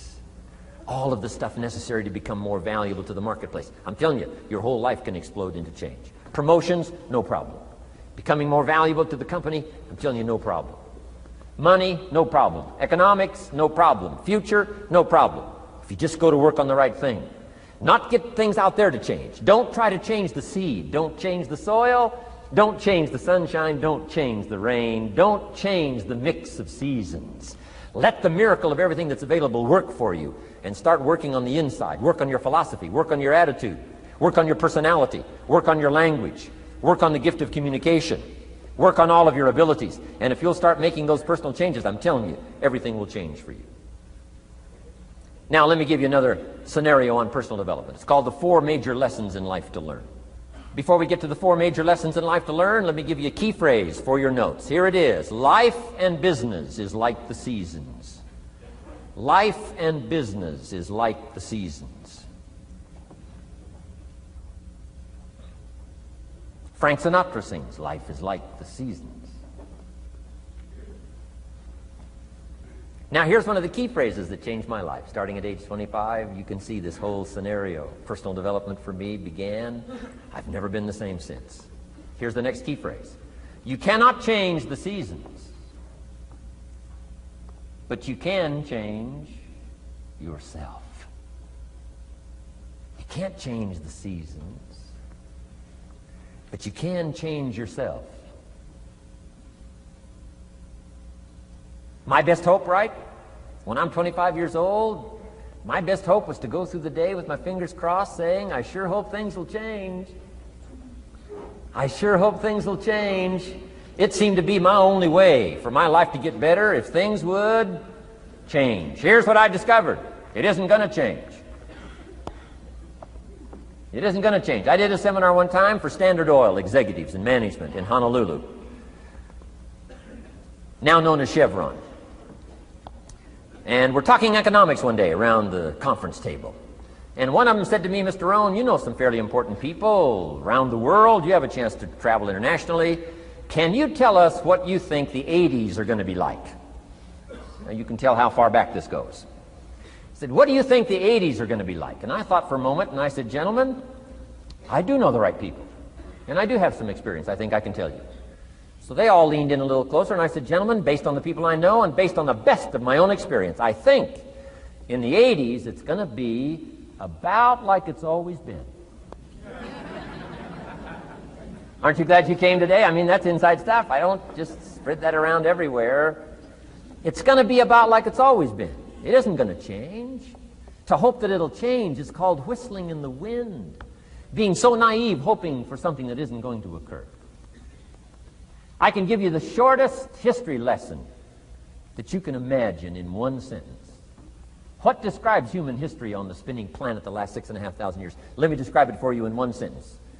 Here's human history in one sentence. Opportunity mixed with difficulty. That's about as simple as you can put it. And opportunity mixed with difficulty isn't going to change. The man says, well, if it isn't going to change for the future, if it isn't going to change in the 90s, how will my life ever change? Answer, when you change. And if you will change, everything will change for you. Your bank account will change, your income will change, your future will change, the ability to acquire your dreams will change, it'll all change if you will change. And now let's go through the scenario of the seasons. Life and business is like the seasons. Let's cover them.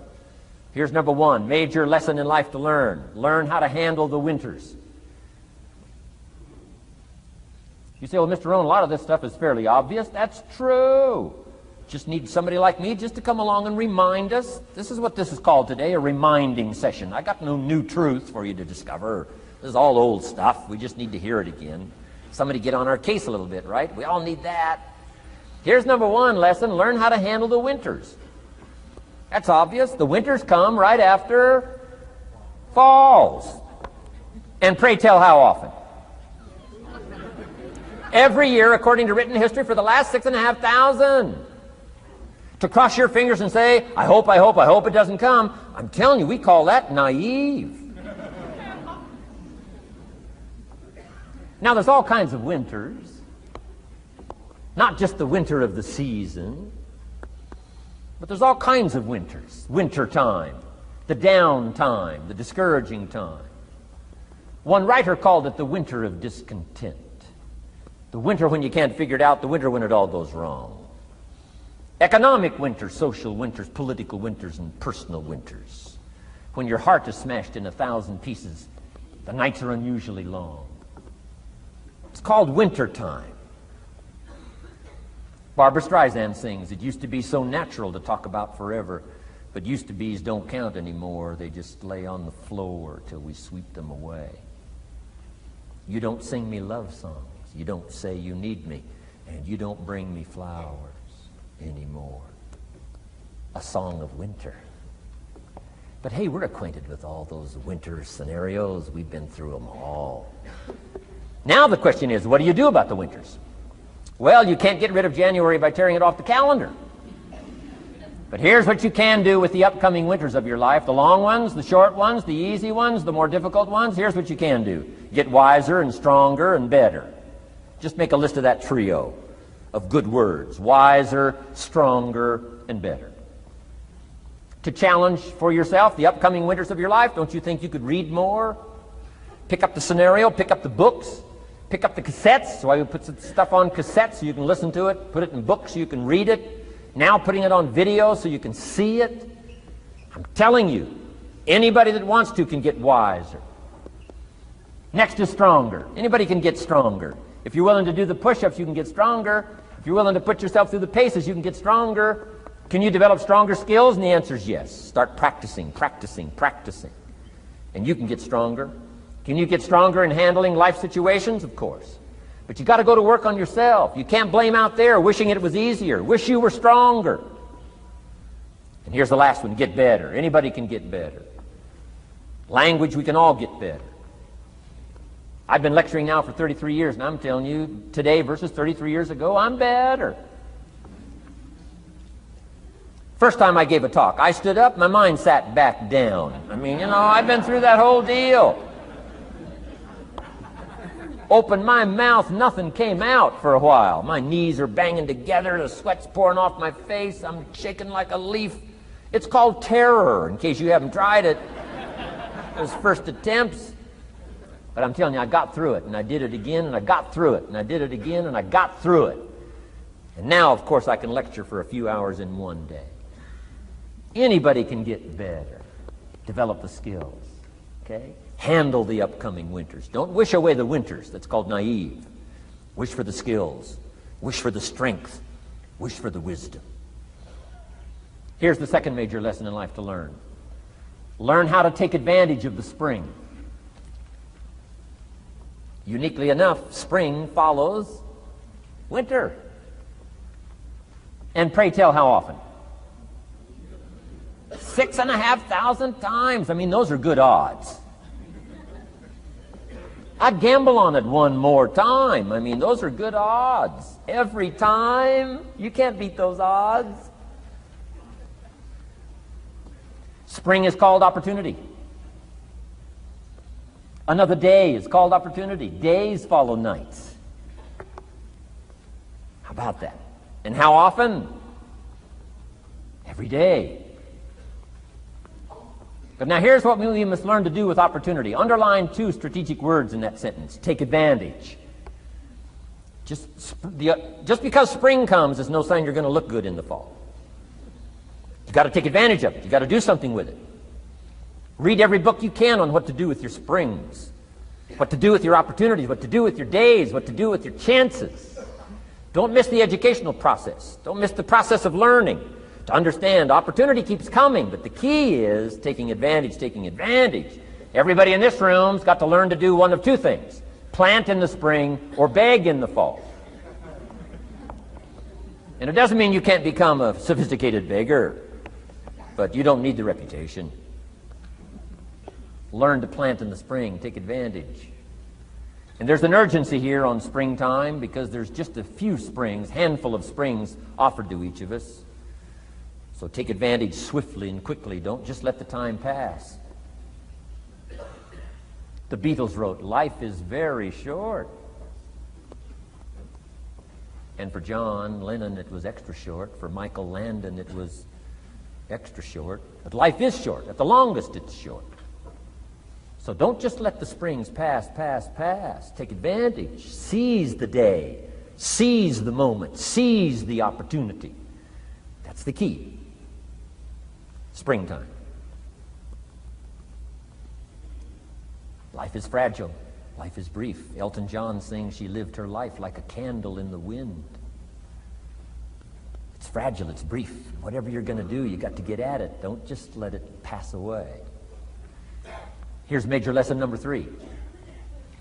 In the summer, learn how to nourish and protect.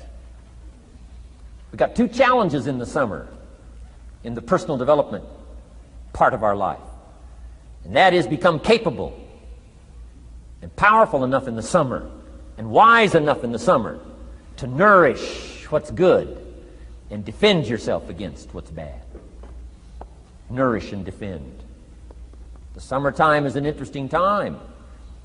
It holds the possibility of the promise of harvest time, but it also has the possibility of the threat. Sure enough, as soon as you've planted your garden, the busy bugs and the noxious weeds are out to take it. And let me give you another word of advice. They will take it unless you prevent it. Summertime is an interesting time. Best as I can describe summertime, you got to nourish your values like a mother. Nourish like a mother. Go after the threat to the values you've got like a father. Deal with the weeds. Kill the weeds. Nourish the garden and kill the weeds. That's called summertime. What a challenging time. Give life like a mother. Take life like a father. Summertime. You got to deal with the negative as well as the positive. Summertime is a unique, complex mix of positive and negative. Opportunity and threat. What a scenario of life itself. Opportunity and threat to the opportunity. And you got to deal with both. You got to think positive and you got to think negative.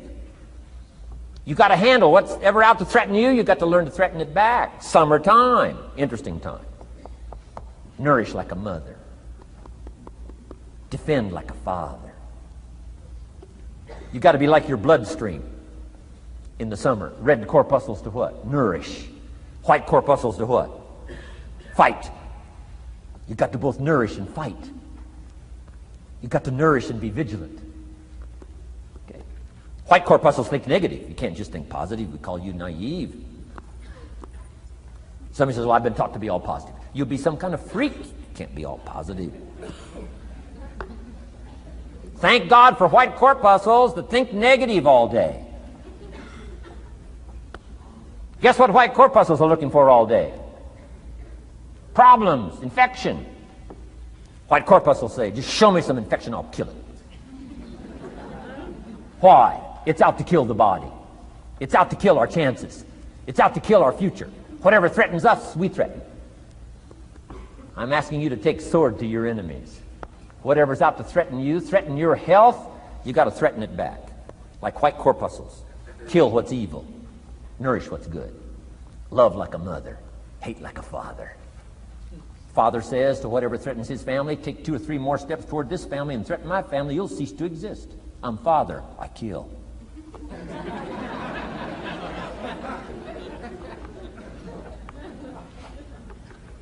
Don't let the weeds take your garden. Wreck your chances for a good harvest. Deal with your enemies in the summer. Called good and evil. The great struggle in life is called good and evil. Tyranny and liberty. Sickness and health. It's the way life is. Tyranny threatens liberty. Takes over Kuwait. Can't have that. If tyranny takes Kuwait, it'll take Saudi Arabia. If it takes Saudi Arabia, it'll take something else. Where are we going to stop tyranny? As soon as possible, lest it take the whole world value. So George Bush draws a line in the sand, consults with its allies, sends 500,000 troops to Saudi Arabia. Finally, Desert Sword, Desert Storm, takes on Saddam Hussein, drives him out of Kuwait. Why? Because it has to be done. The great struggle between liberty and tyranny, the great struggle between evil and good. And you've got to treat your own life the same. Says Saddam Hussein, you can't have Kuwait, can't have Saudi Arabia. Furthermore, we're going to kick you out.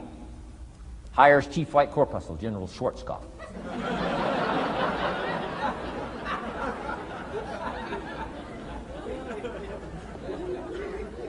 Takes care of the matter.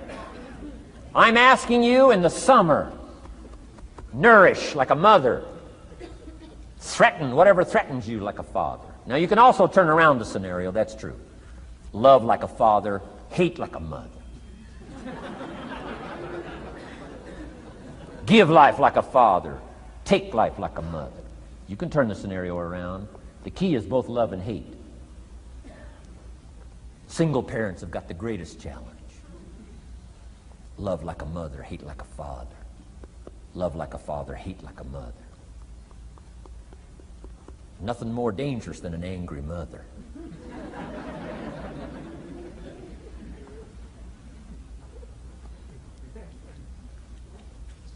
Beware the female species of the animal. They call her Black Widow spider. Why? Because when she finishes, there is no male spider.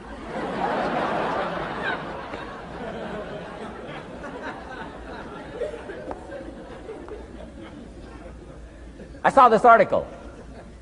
I was flying on an airplane up in Canada. I saw this article in one of the airplane magazines. Showed a picture of this guy with his shirt off, these claw marks down his back, teeth marks in his neck. The guy almost got killed. He was out in the woods, saw a mama bear with her little cub. Said, oh, this looks cute. Had his flash camera, went flash, flash, took a picture. Mama bear treats it unkindly, promptly chases him. Caught him, almost killed him before they got to him. Beware mama bear. So, love like a father, hate like a mother. However you want to treat this scenario, it's very important. It's called summertime. Part of the personal development challenge is to be challenged to learn to nourish all of your values, from a garden to a family relationship, to a love affair, to a marriage, to a business, anything that's valuable to you called equity. You've got to nourish it, you've got to feed it, you've got to take care of it, but you've also got to defend it. It's called the way things are. Key. In the summer. Now here's number 4.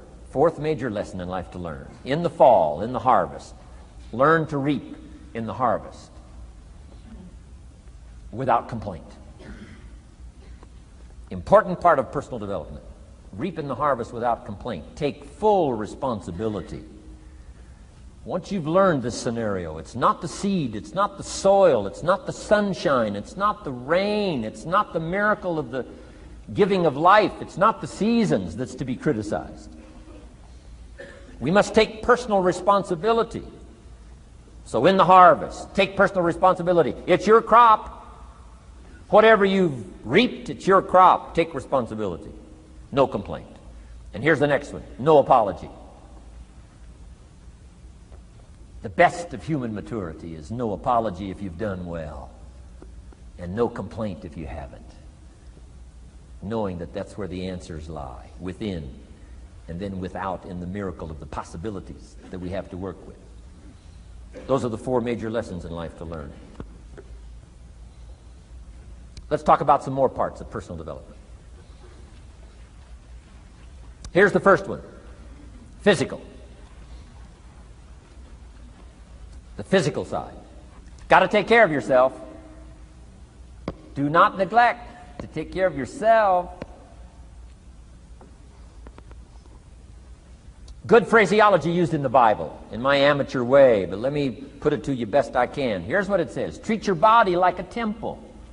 That's a good phrase, good suggestion. A temple meaning something you take extremely good care of. A temple, that's a good phrase. Treat your body like a temple, not a woodshed. A temple, a temple. Take good care. It's the only place you've got to live currently. The temple.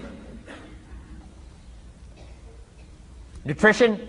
My mother studied nutrition, passed it along to me, passed it along to my father, my children, my grandchildren.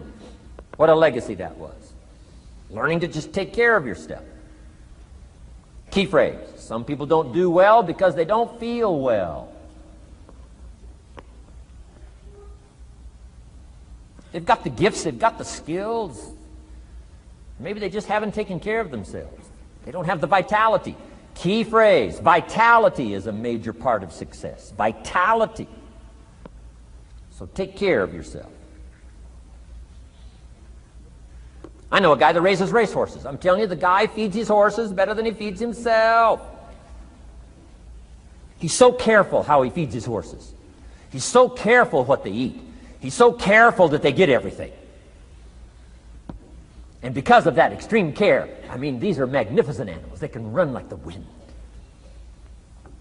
But you ought to see this guy. 10 steps up a flight of stairs, and I mean, he's all out of breath. His horses can run like the wind, and he can hardly make it up the steps. The guy takes care of his animals better than he takes care of himself. Some people feed their dogs better than they feed their kids. Physical. Now, there's all kinds of parts to physical. Here's one. Appearance is part of the physical. Never have a second chance to make a first impression. Physical side. And here's some of the best advice on appearance I can give you. It comes from ancient script again. It says, God looks on the inside, people look on the outside. Isn't that good information? Now you say, well, people shouldn't judge you by how you look. Well, let me give you a clue. They do. They do. You can't deal in these shoulds and shouldn'ts. You'll be tipped over the rest of your life. Now, of course, when people get to know you, they'll judge you by more than what they see. But at first, they're going to take a look.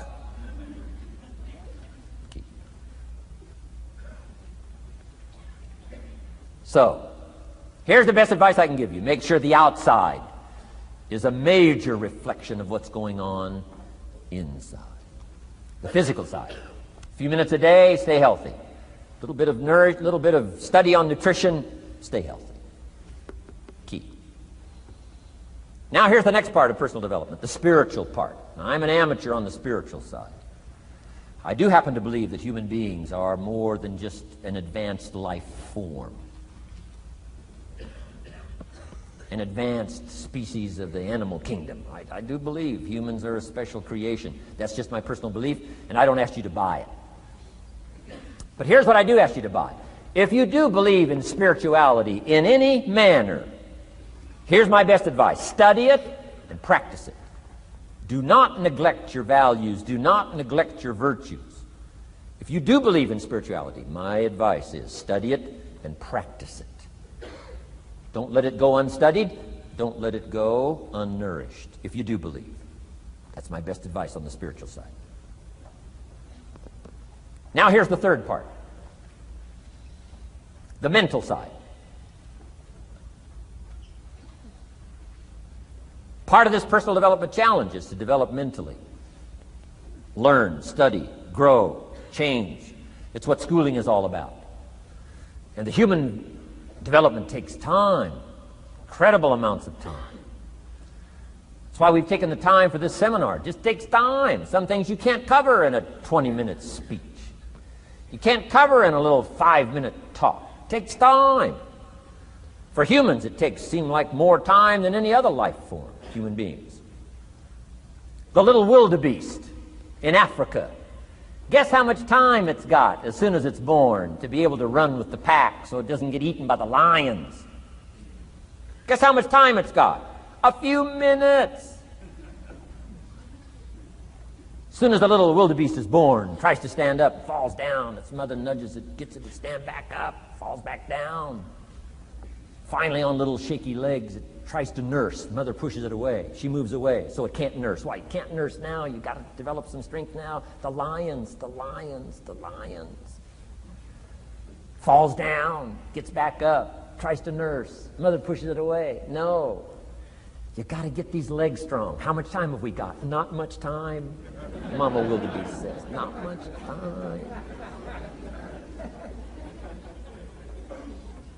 Not hours, not days, minutes. Wow. But the human baby, wow. After 16 years, we're not sure. Right? Unbelievable amount of time it takes. So it does take time for personal development. It does take time for spiritual development, physical development. But here's also what takes time, and that's your mental development. Feeding the mind. Nourishing the mind. Some people read so little, they got rickets of the mind. They couldn't give you a good, strong argument as to their own personal beliefs. Here's one of the challenges we've got as parents, and that is to get our kids ready to debate the major life issues of the 90s. They've got to get ready to debate. We've spent this last couple of decades debating communism. Communism taught capital belongs in the hands of the state. We've been teaching, no, capital belongs in the hands of the people. Communism taught people are too dumb and stupid to know what to do with capital. You've got to take capital away from all the dumb, stupid people and give it to the all-knowing, all-wise state. And let the state run everything and let the people meekly show up for their work assignment. All glory to the state, communism taught. Kid says, well, is that right? No, all glory to the people. Let the state be the servant of its people, not the people be the servant of the state. I'm telling you, you've got to be able to pick up those ideologies. You've got to be able to pick up the philosophy. And here's the next part. You've got to be able to defend it. If you can't defend your virtues and if you can't defend your values, I'm telling you, even in the 90s, you'll fall prey to philosophies that are not in your best interest. And we've got to help our teenagers, we've got to help our kids especially to be able to debate the major life issues, the political issues and the social issues. and the religious issues and the spiritual issues and the nutritional issues and the economic issues and all of the rest of the issues that are valuable for us to build the kind of equities we want. You got to get yourself ready. And one of the ways you got to get ready is not just physical and not just spiritual. You got to get ready mentally. And this is where Schoff went to work on me, to be ready mentally, to develop the philosophy and also be able to defend your virtues and your values. Let's go through it. You need a good library. Schoff got me started on my library. Here's one of the books he recommended. Think and Grow Rich by Napoleon Hill. Think and Grow Rich. Schoff said to me, doesn't that book and title intrigue you? Think and Grow Rich. Don't you have to read that book? Think and Grow Rich. I said, yes, sir. By Napoleon Hill. I went and found that book in a used bookstore. That's where I had to start. In a used bookstore. I paid less than 50 cents for it. I've still got it. It's one of the rare hardback covers. Think and Grow Rich by Napoleon Hill. Wow, Schoff was right. Get a library started. It'll change your life. Any home over $200,000 has got a library. Why do you suppose that is? Wouldn't that make you curious? How come every home over $200,000 has got a library? Does that tell you something? Does that educate you at all? You say, well, I can't afford a $200,000 home. It doesn't matter what size home. Take your present apartment, clean out a closet, call it your library, and start acting intelligent. And start this process like I did. Start developing a library. Here's what your library needs to show: that you're a serious student of health and life, spirituality, culture, uniqueness, sophistication, economics, prosperity, productivity, sales, management, skills, values of all kinds. Let your library show you're a serious student. Don't be casual in learning. Don't be lazy in learning. Okay. Information is the key. Okay. Learning is the beginning of wealth. Learning is the beginning of health. Learning is the beginning of prosperity. Learning is the beginning of democracy, the beginning of freedom. All values, all virtues start with the learning process. So don't be lazy in learning. Don't be lazy in gathering the library that'll teach you and instruct you. And I got that book, Think and Grow Rich. Some of the ideas in that book inspired me no end, helped me to change my life. Now, it's got some weird stuff in it. You know, it's got some weird stuff. Napoleon was weird, so you gotta separate out a little of this weird stuff. But you can do that. You can separate out the weird stuff, okay? Unless you're weird, just do the weird stuff. Anyway, remember, don't be a follower, be a student. That's the key to all books. Don't be a follower, be a student. Okay. Another book he recommended. Help Me Become Financially Independent. We're going to cover that before we finish this afternoon. The book was entitled The Richest Man in Babylon. The Richest Man in Babylon by George Clason, C-L-A-S-O-N. This little book, The Richest Man in Babylon, I use it as a textbook teaching teenagers how to be rich by 40, living in America. 35 if you're extra bright. Much sooner if you find a unique opportunity. I got rich by the time I was 31, didn't wait till 35. If you find a unique opportunity. So we'll get into that after we come back from our next break. Richest Man in Babylon. Get your library started. Here are some key sections to put in your library called mental food. In fact, we call it food for thought. It's so important to nourish the mind, not just the body, but nourish the mind. Key phrase. Now it needs to be well balanced. You can't live on mental candy. Somebody says, well, I just read this positive stuff. That's too second grade. You've got to get out of second grade. You can't just be inspired. You've got to be taught. You can't just be inspired. You've got to be educated. Key. Here's a good book. It's called How to Read a Book.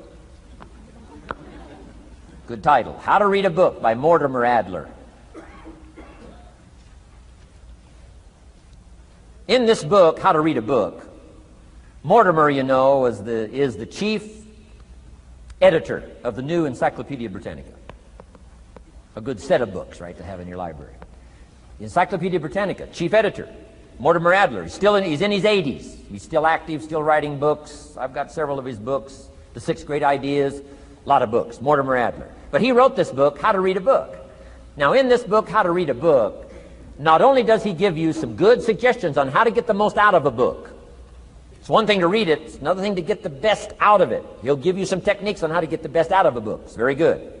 But here's what's also in his book, How to Read a Book, a list of what he calls the best writings ever written. The best writings ever written. I've used it as a centerpiece for my library. So I'm just asking you, take a look. If it suits you, fine. If it doesn't suit you, hey, keep looking until you find something to suit you. But well balanced. Let me give you some of that balance. Number 1, history. We've all got to have a sense of history. American history, national history, international history, family history, political history. We all need a sense of history. Shortest history lesson. Opportunity mixed with difficulty. No matter how far back you go, 1,000 years ago, 2,000 years ago, 3,000, 4,000 years ago, I'm telling you, it all reads the same. Once you understand the thread that it isn't going to change, then what's going to change for my life? Answer, looks like I'm going to have to change.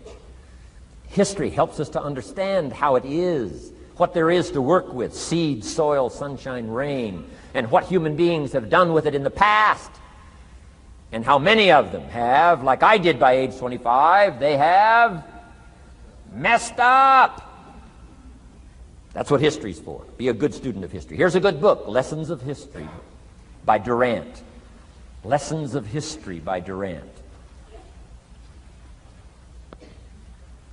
This little book is only 100 pages, but I'm telling you, it's so well written, you'll be intrigued, as I was. This little book, Lessons of History by Durant.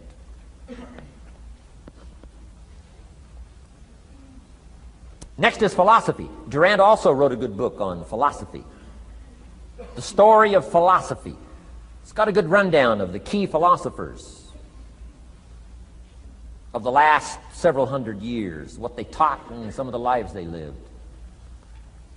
You might find it a little difficult, but hey, you can't just read the easy stuff. Key phrase to add here in parentheses, don't just read the easy stuff. You won't grow. You won't change. You won't develop. Tackle the more difficult stuff.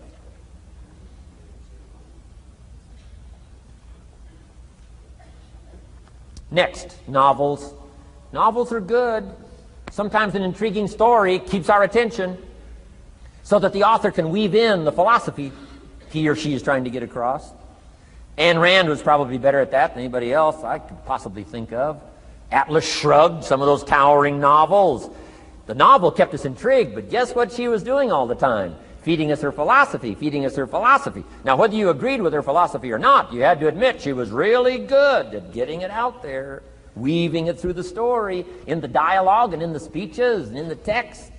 Fabulous. Novels. Novels are good. Now, here's a little personal advice. Skip the trash. I mean, you know. Someone says, well, sometimes you can find something valuable in a trashy novel. I wouldn't go through it to find it. You can find a crust of bread in a garbage can, but I wouldn't go through it. Number 1, you don't need the reputation.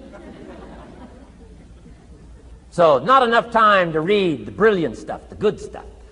Skip the trash, really. My personal advice on personal development, becoming more valuable than you are. Key. Next is biographies and autobiographies, the stories of successful people, unsuccessful people. There's some dramatic stuff, right? Over the last 100 years, it's been written, biographies and autobiographies. Here's one of the best, the Bible. The Bible is a unique book because it's got a list of human stories on one side of the ledger, another list of human stories on the other side of the ledger. One's called examples and the other's called warnings. And here's what we've got to have on biographies and autobiographies, both warnings and examples. In the Bible, the examples. The Bible says, look at these people's lives, follow them. Follow their philosophy, follow their advice. Then we got the warnings, right? Don't do what these people did. They messed up their life and threw their life away. Vitally important, both sides of the scenario. Now, if your life story ever gets in one of those books, make sure they use it as an example, not a warning.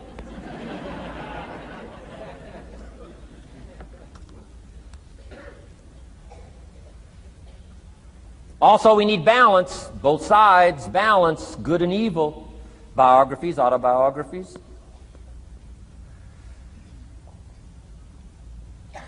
You need a book on Gandhi. You need a book on Hitler. One to illustrate how high a human being can go, and the other one to illustrate what? How low and despicable a human being can become. We need both sides of the scenario. Next, accounting. Got to have a little, at least primary view of accounting. Kids have got to start learning the difference between a debit and a credit.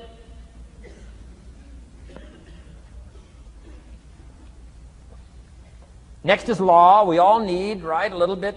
You don't have to be a lawyer, but you got to know contracts, what to sign, what not to sign, backups, good advice, how to be safe rather than sorry. All of us need a little law, not a lawyer, but a little law, especially these complicated days. Everything's in court these days. I learned this the hard way. Company wanted to borrow money a long time ago, up in Canada. Company wanted to borrow some money. The bank said, well, yes, we will loan the company the money if Mr. Rohn will sign personally.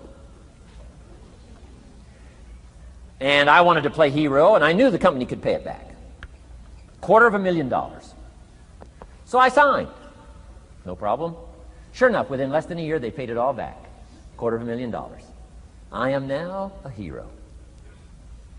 Well, about a year later, this company gets in financial trouble. They go back to the bank and borrow this $250,000 again. I said, I hope my phone doesn't ring because I won't sign the note this time. Because I knew they were in trouble. I knew they were probably going to go bankrupt. My phone never rang. I'm off the hook. Sure enough, within less than a year, the company goes bankrupt. Can't pay. But I get this letter from the bank saying, Dear Mr. Rohn, since the company cannot perform its obligation and pay this $250,000, and since we have here your personal guarantee, would you please send us your check for $250,000? I said, hey, hold it. There must be some mistake here. I signed that first note, and they paid it all back. I wouldn't have signed the second note. I didn't sign the second note. Well, what I didn't know I had originally signed was a continuing guarantee. So now I know what the word continuing means.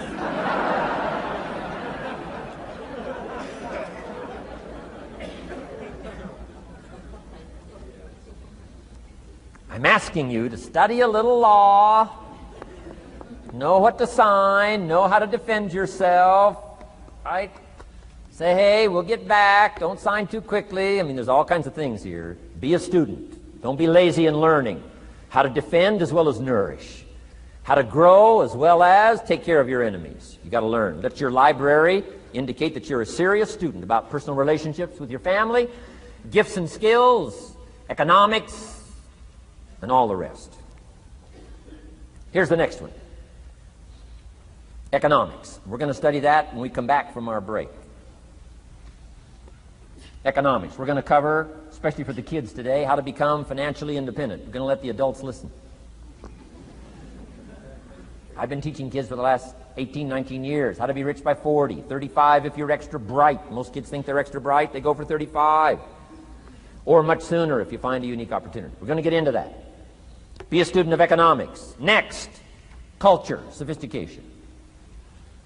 Don't leave that out of your life culture, sophistication. Culture is part of the fabric of the nation. Culture is what makes us different than dogs and animals. Culture is what makes us different from the barbarians. Culture, sophistication. Be a student of the dance and the art and the music and all the rest of those extraordinary human values that are possible for us all to participate in as well as to enjoy. Be a student of culture. And the last one is spirituality. Study it from the Bible and all the related books about spirituality. If you're a believer, study and practice. Let your library show you're a serious student. Next, keep a journal. Shoaff said, Mr. Rohn, not only be a student, but the good ideas that you develop from the books. Keep a separate journal. Write all this stuff down. Here's what he said. Don't trust your memory. If you're serious about becoming wealthy and powerful and sophisticated and healthy, influential, cultured, unique, keep a journal. Don't trust your memory. If you listen to something valuable, write it down. If you come across something important, write it down. Write it down. Now, I used to take notes on pieces of paper and torn off corners and backs of old envelopes and restaurant placemats and long sheets and narrow sheets and little sheets and pieces thrown in a drawer. Found out, best way, keep a journal. I've been keeping these journals now since age 25. It makes up a valuable part of my own learning, and it's a valuable part of my library. My own journals now form a good portion of my own library. The stuff. I'm trying to get kids to do like I do, be a buyer of empty books. Kids find it interesting I buy an empty book. Especially at my status in life. What did I pay for this one? $26. Kids say, $26 for an empty book? Why would you do that? Well, the reason I paid $26 is to press me, to see if I can't find something worth $26 to put in here. And I'm telling you, all my journals are private. But if you got a hold of one of my journals, you wouldn't have to look very far until you would say, this is worth more than $26. I must admit, if you got a glimpse of Mr. Rohn's journals, you'd have to say he is a serious student.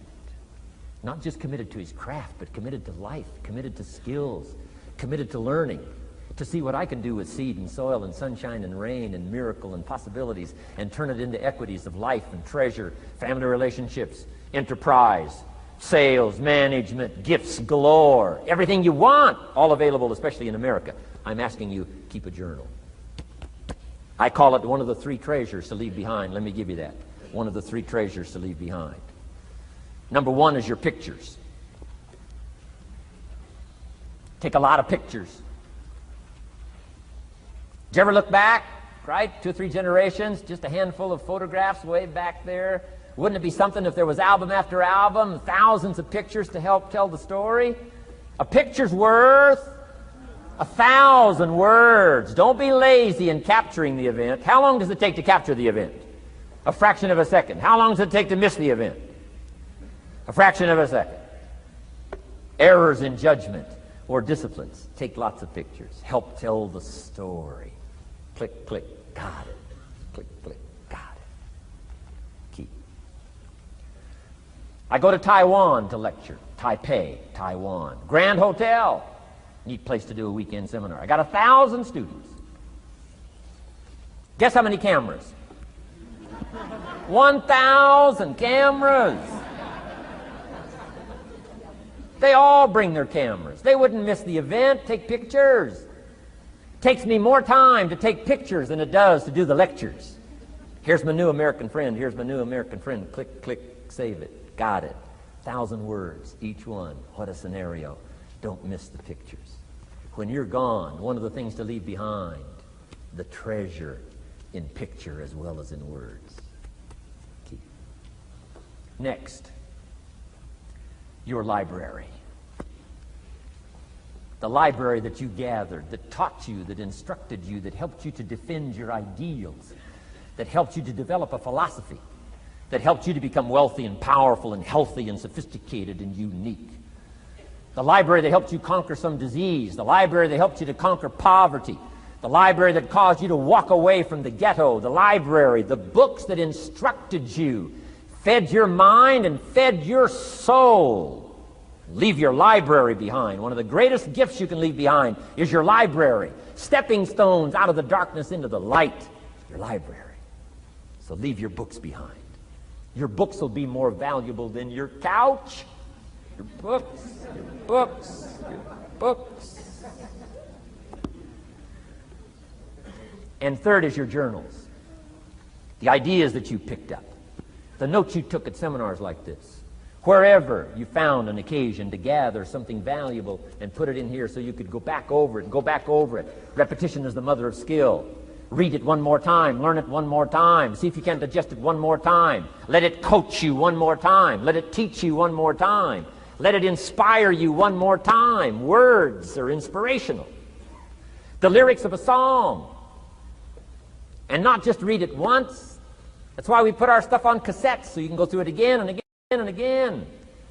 If you hear a beautiful song that does something to you, you don't say, well, that's enough. Don't need to hear that again. No. Wouldn't you want to hear it again, hear it again, hear it again? Let it instruct you. Let it feed you. Let it teach you. Take you on wings of emotional journeys. Wouldn't you want to do that again? The answer is yes. That's what's so important.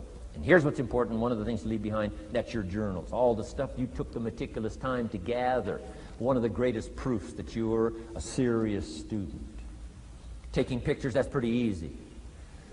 Buying a book at a bookstore, that's pretty easy. Here's one that's a little more challenging. Be student enough of your own life and your own future and your own destiny. Be student enough to take the time to keep the notes and keep the journal. You'll be so glad you did. What a treasure to leave behind when you go. Your journals. Wow. I wouldn't be without mine now. I'm in Carmel, California, one of my favorite places. It's where I wrote my first book called Seasons of Life. I went to this little church one Sunday morning. First time I'd been there. Little small church, I don't know, 150 people. Classic sermon that morning. Classic sermon. One of the best I've ever heard in all of my life. I happened to be there. And I had my journal. While this sermon is going on, I can't believe it was so precise, it was so unique, it was so powerful. And I've got my journal, and I'm taking notes. Taking notes of this classic sermon. Guess how many other people were taking notes? Approximately, guess. How many do you suppose? It looked like, best as I could tell, I'm the only one taking notes of this classic sermon. Now, since I'm a stranger there, and it's the first time I've been there, and I'm taking these notes, people started looking, who is he, and what's he doing? I started feeling just a little bit uncomfortable. I'm still writing. Now I'm feeling kind of like a spy, right? I could hear some of them say, he's going to get out of here with some of this stuff. And I did. I'm the guy that walked away with the stuff. I'm asking you to be no less sincere and be no less committed to the advancement of your philosophy, the set of the sail. Talk about have your best year ever this year, and then get ready for next year, your very best year ever, and they'll start being the best, the best, the best year after year. If you'll commit yourself to some of this simple stuff called personal development, start with a walk around the block. Start with the refinement of your philosophy. Start with the teaching of your own fabulous mind, where all the answers are. I can only give you a few answers from my own experience. The rest of all the magical answers are within the confines of your own mind. But it takes the books, it takes the cassettes, it takes the videos, personal conversation, sermons, lyrics from songs, dialogue from the movie. Let your heart be stirred by words. Find ways to capture. Part of your personal development quest. Now here's the last subject on personal development just before we take our break. Isn't this good stuff? I'm telling you, this stuff changed my life. Turned me every way but loose. I've never been the same since the teacher gave me some of this simple instruction. How to go from where you are to where you want to go. How to go from what you are to what you want to become. How to go from pennies to treasure. How to go from nothing to fortune. It's all within the confines of this stuff that I've been trying to share with you. Laboring best I can. Words are clumsy when you try to in your experience. But I'm doing my best today, and I'm excited about it. Appreciate you taking all these good notes. Good students today. I appreciate that.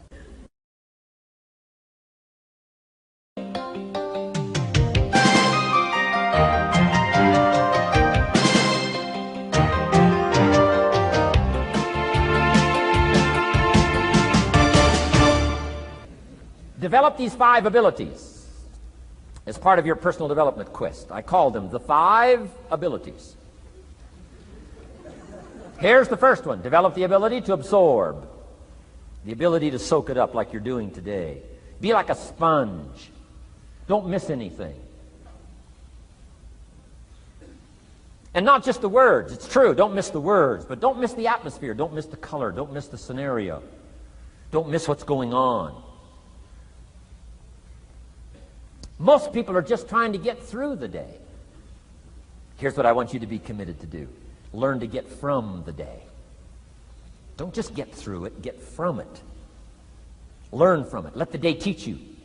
Join the university of life. What a difference that'll make in your future.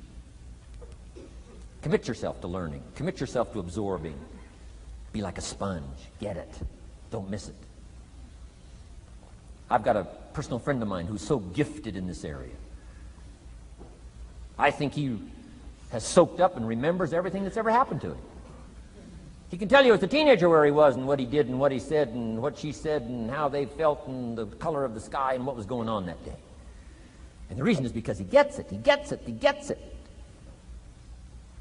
I'm telling you, it's more exciting to have him go to Acapulco, come back and tell you about it, than it is to go yourself. He's unbelievable. He's got this extraordinary gift. And why is it? When he's there, he doesn't miss anything. Here's a good phrase for you to jot down. Wherever you are, be there. Be there to absorb it up. Be there to soak it up. Take a picture if you can. But take pictures of your mind. Let your soul and heart take pictures. Get it, capture it, absorb it. That's such an important ability to develop. The ability to get it, don't miss it. Don't be casual in getting it. Key phrase, casualness leads to casualties.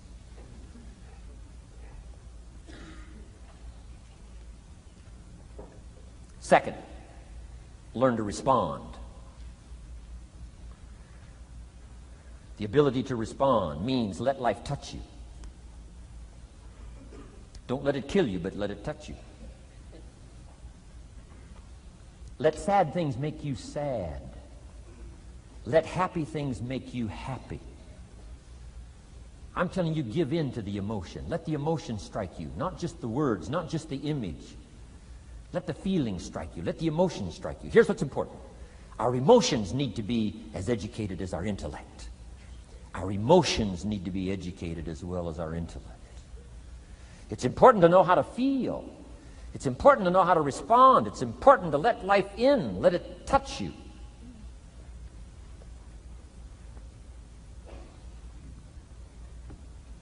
I'm the greatest guy in the world to take to the movies. I get into a good movie. I want a good movie. Make me laugh, make me cry, scare me to death, teach me something, take me high, take me low. Just don't leave me as I was when I came in.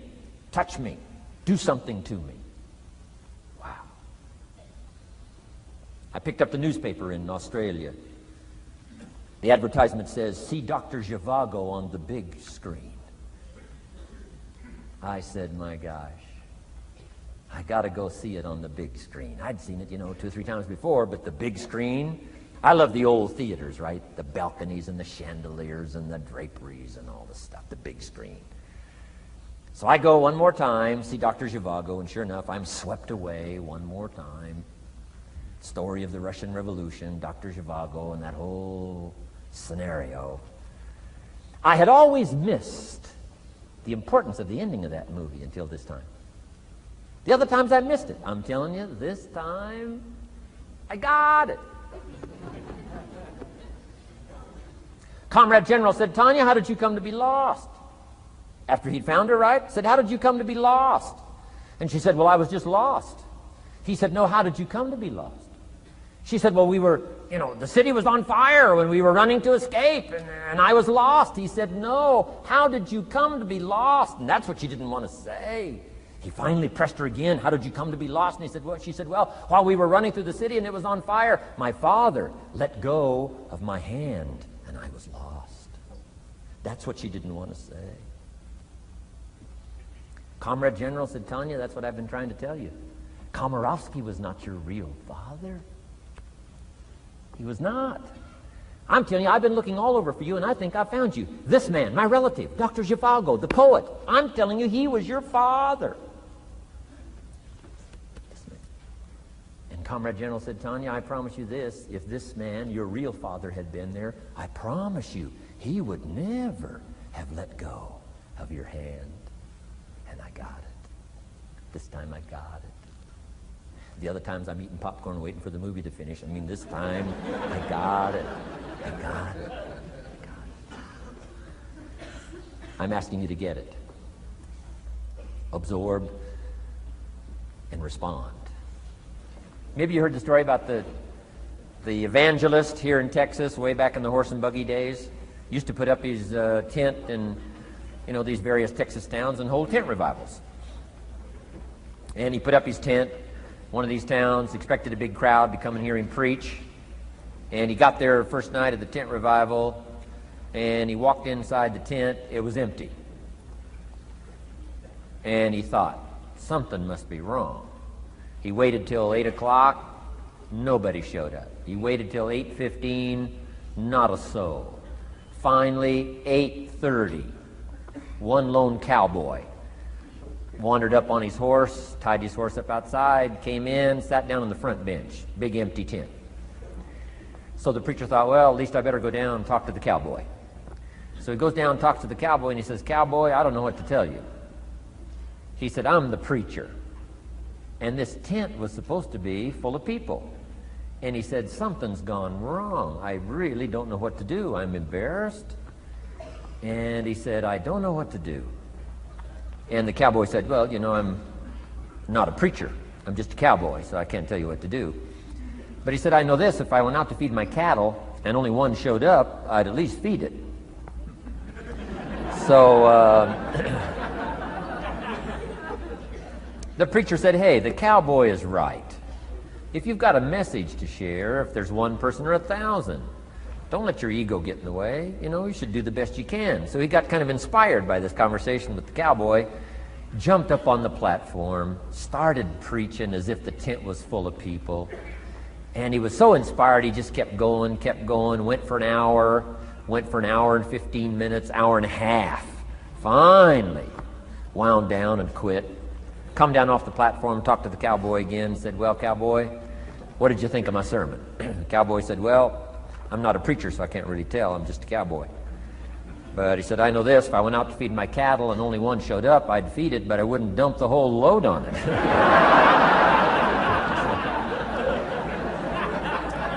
So, if it seems like we're dumping the whole load here today, I guess we really are. But you guys are working hard. Does anybody have 4 pages of notes? Oh, wonderful, wonderful. My job, I'm getting it done. Wonderful. We should give a prize one of these days for the most notes. Fantastic. I congratulate you. You're working as hard as I am. I appreciate that. Okay, we got some more work to do, so let's go to work. Everybody's okay? Say, I'm okay. All right. I'd love to take you with me as my traveling audience. Wow. We've covered the first 2 abilities in the personal development quest.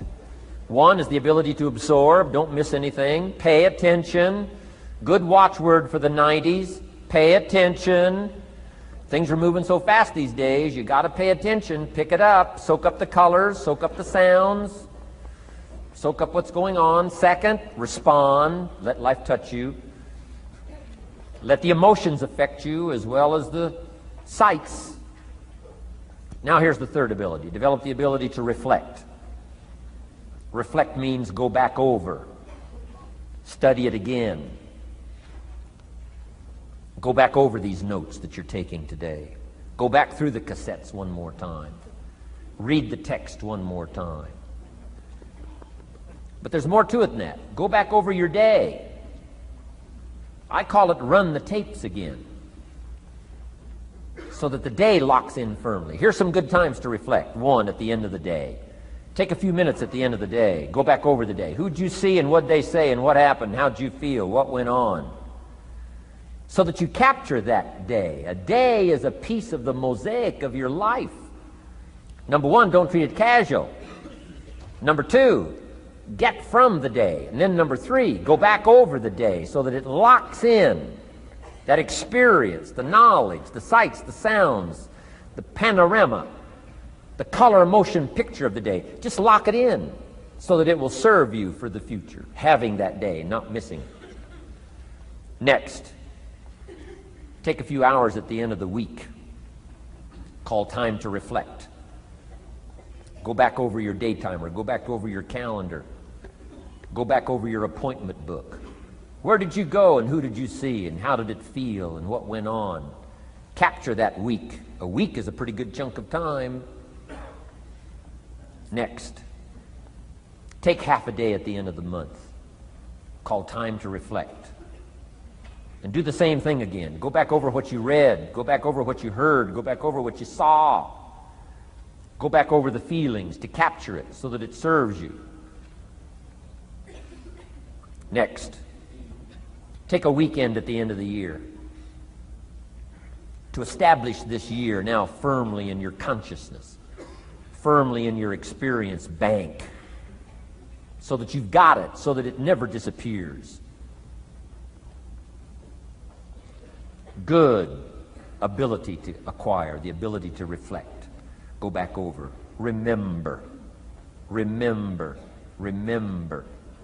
It's so valuable to be able to remember the thought, remember the idea, remember the experience, remember the occasion, remember the day, remember the weather, remember the emotion, remember the complexity, remember the highs, remember the lows. So valuable at the end of the day. Lock that day in. Lock the month in. Lock the week in. Lock the year in.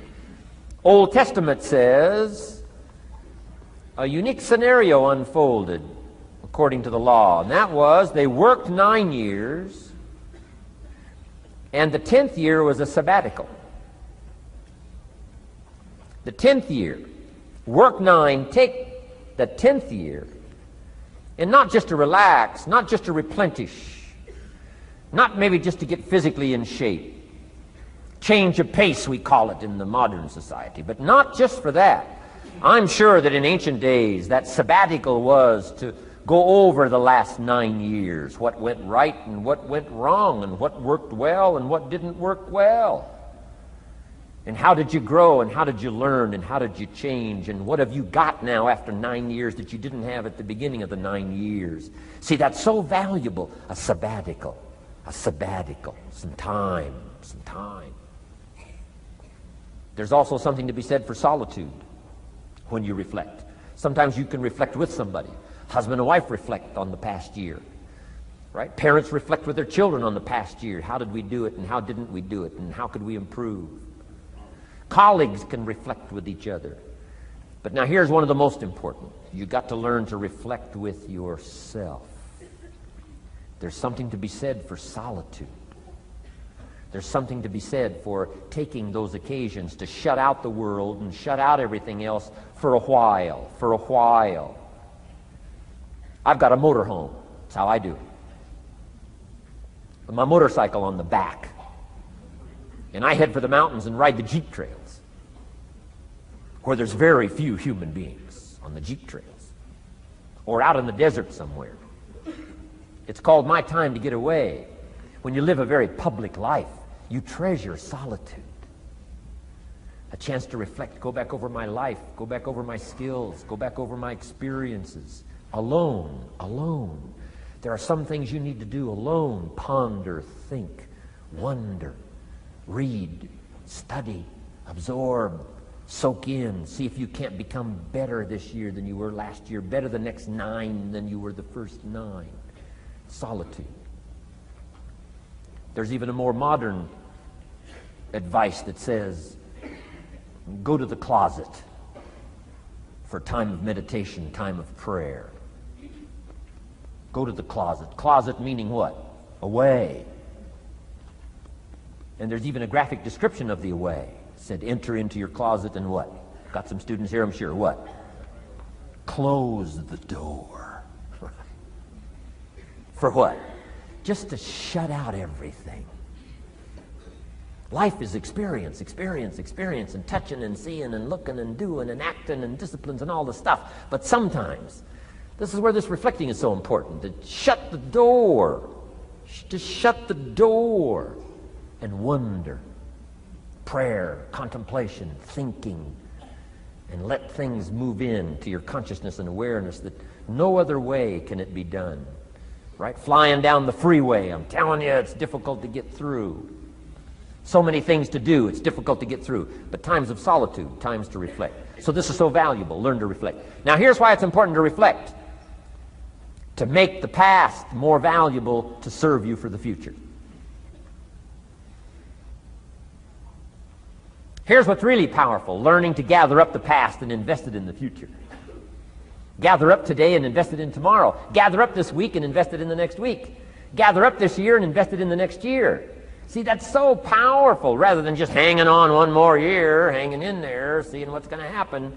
Learn, study. This is part of the personal development quest. Becoming better than you are, more valuable than you are, not just in terms of economics, in terms of motherhood, in terms of fatherhood, in terms of being a better brother, a better colleague, making a better contribution to the family, to society, to the community, to the church, to the office, to the commitment, to the partnership. Doesn't matter what it is that has value. Work on yourself, then you bring more value to the partnership, to the marriage, to the franchise, to the corporation, to the enterprise, to the community, to the nation. Self-development, personal development. The best contribution you can make to someone else is self-development, not self-sacrifice. Self-sacrifice only earns contempt. Self-development earns respect. Pity the mother who says, I'm just going to give up my life for my children. Self-sacrifice is not noble. Self-investment is noble from self-development. If I work on myself and become more valuable, think of what that'll do for our friendship. I used to use the old expression, you take care of me and I'll take care of you. I found out how shallow and short-ended that was. And I changed it to read like this, I'll take care of me for you, if you will please take care of you for me. And this is part of it, the personal development, that we work harder on ourselves than we do on our job. Now we bring that to the friendship. Now we bring that to the marriage. Now we bring that to the family relationship as a father, as a mother. And we develop the strength and we develop the power. That's key. And it takes, I think, this scenario of disciplines, these abilities, to acquire those gifts and those skills, that value, so that we bring more. Now, we bring more to the next week. We bring more to the next month. We bring more to the next year if you follow this absorb, respond, and reflect. I said to my father when he was about to turn 76, his 76th birthday, I said, dear father of mine, can you imagine what it's going to be like to gather up the last 75 years of your life and invest them in your 76th year? What a difference of philosophy, rather than just hanging on one more year. Gather up 75 and invest them in the next one. Gather up the last 6 years and invest it in the next year. See, that's so powerful in communication, which we're going to study soon. So powerful. So consider this. 1, the ability to absorb. 2, the ability to respond. 3, the ability to reflect. Here's number 4, develop the ability to act. Take action. Not hasty if it isn't required, but don't lose much time. Here's the time to act. When the idea is hot and the emotion is strong.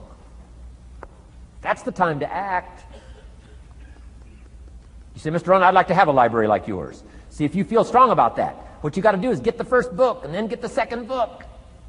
before the feeling passes and before the idea gets dim, action pronto, action immediate, action as soon as possible.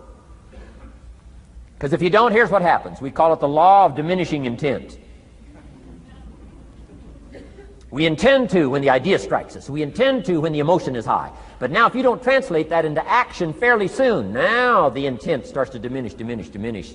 And a month from now it's cold. A year from now, can't be found.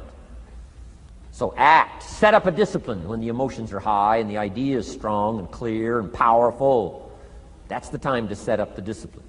Somebody talks about good health and you're stirred. Says, right, I need to get a book on nutrition. Get the book before the idea passes and before the emotion gets cold. Go for the book. Start the library. Start the process. Fall on the floor. Do some push-ups. Action. Got to take action. Otherwise, the wisdom is wasted. Otherwise, the emotion soon passes. Unless you put it into a disciplined activity. Capture it. Disciplines is called how to capture the emotion and how to capture the wisdom and translate it into equity. Disciplines. Now, here's what's important about disciplines. All disciplines affect each other. In fact, here's a good philosophical phrase. Everything affects everything else. Nothing stands alone. Don't be naive in saying, well, this doesn't matter. I'm telling you, everything matters. There are some things that matter more than others, but there isn't anything that doesn't matter. Okay. We all pity the man who says, well, this is the only place I let down. Not true. Key to take home. Every letdown affects the rest of your performance. Every letdown affects the rest. This is part of the educational process on personal development. If you don't take the walk around the block, you probably won't do the apple a day. If you don't do the apple a day, you probably won't start building your library. If you don't build your library, you probably won't keep a journal, and you won't take pictures, and then you won't do this, you won't do wise things with your money, won't do wise things with your time, won't do wise things with your possibilities and relationships, and the first thing you know, 6 years of that accumulated, and we say you have messed up. So the whole key to reversing that process now is to start picking up these disciplines. Now here's the positive side. Every new discipline affects the rest of your disciplines. Every new one affects the rest. That's why action is so important. The least action, the smallest action. Take it. Because when you start accomplishing and the value starts to return from that one action, it'll inspire you to do the next one and the next one and the next one. You start walking around the block, it'll inspire you to get an apple. Get an apple, it'll inspire you to get a book. Get a book, it'll inspire you to get a journal. Get a journal, it'll inspire you to grow, develop some skills. All disciplines affect each other. Every lack affects the rest. Every new affects the rest. The key is to diminish the lack and set up the new. And you've started a whole new life process. Key.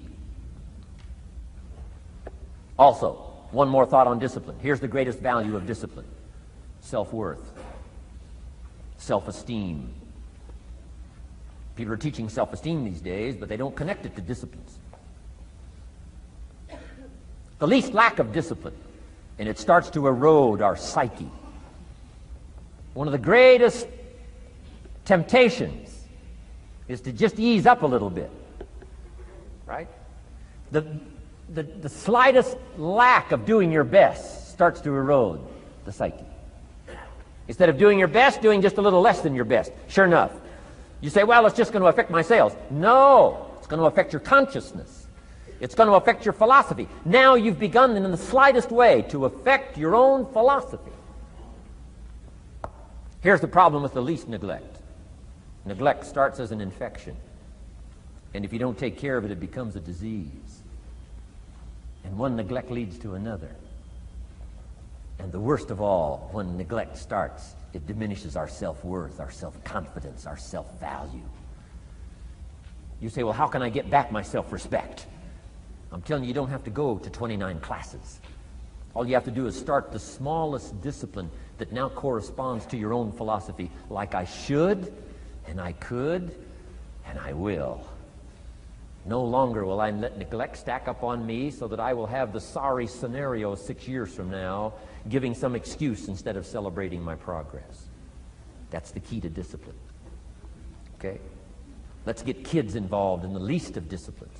One more, and then one more, and then another one, and then another one, and then some more. And the first thing you know, you're starting to weave the tapestry of a disciplined life into which you can pour more wisdom and more attitude and more strong feeling, more faith and more courage.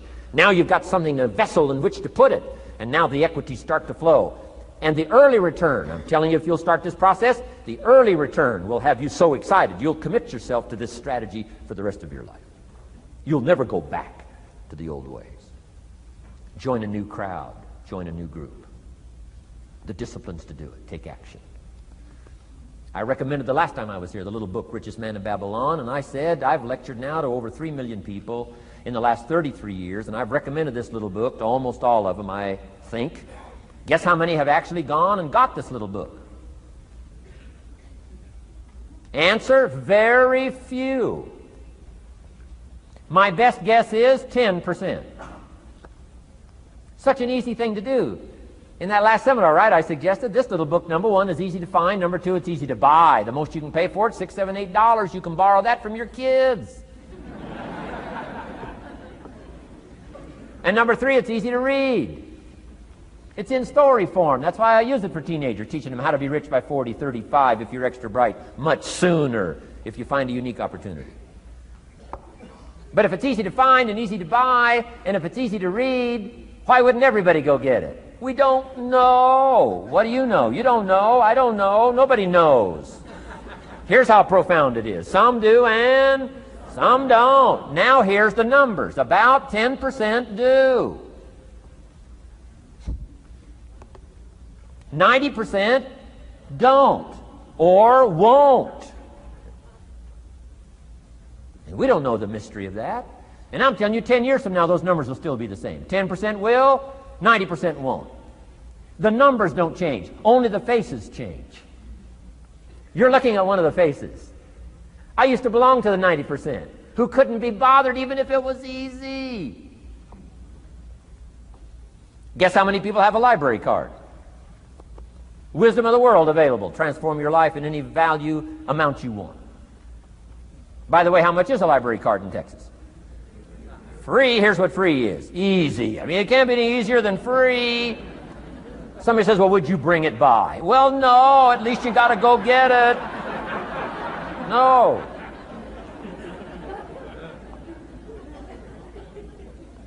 Wisdom of the world available. Transform your life spiritually, socially, personally, economically, and every other way. Teach you how to be rich and powerful and sophisticated and healthy and influential. How many people have a library card? Answer, 3%. 95, 97% couldn't be bothered. Guy specializes in happy hour, but he doesn't have a card. And now readily and quickly blames the government and blames his company and blames policy and blames the pay scale. When if he only knew, if he joined the 3%, here's my advice to you today. Walk away from the 97%.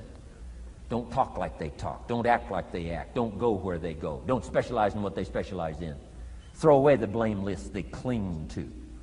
Start you a new life. You say, well, is it as simple as getting a library card and join the 3%? And the answer is, of course. Of course. That's how easy this stuff is. This is so easy. It's so simple. It's not complex. You don't need a 2,000-year-old guru. You don't need multi-track affirmations. I'm telling you, don't. Affirmation without discipline is the beginning of delusion. Key. Don't let somebody sweep you into some contrary way to nature itself says, unless you labor. The miracle of the seed and the soil and the seasons and God and all the other stuff that's available, sunshine and rain, that's not available to you by affirmation. It is only available to you by labor. So labor well. Okay. Learn well. Discipline yourself well. And you can have all the treasures you want. This stuff's easy and simple. It's not ocean waves and seagulls. You don't have to move to Sedona where all the force fields come together in Arizona.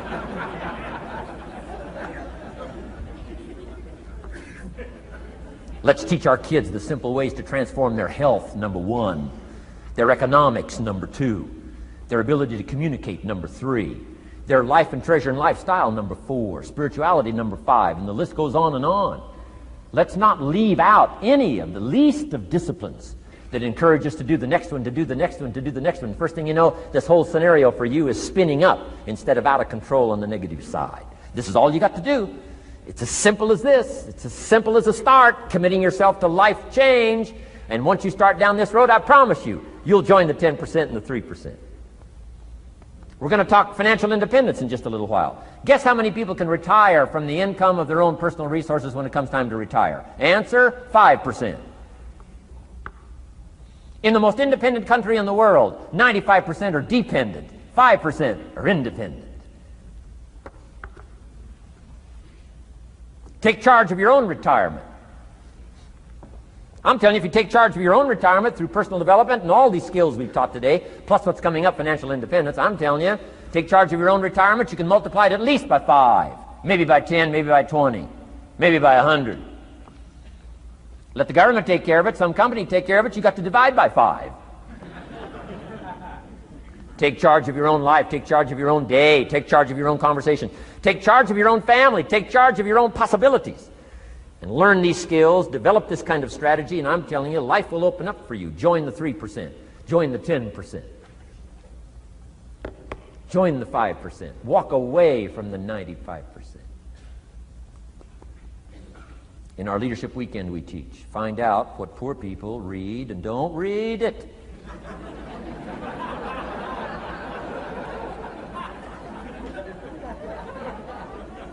I'm telling you, don't talk like they talk.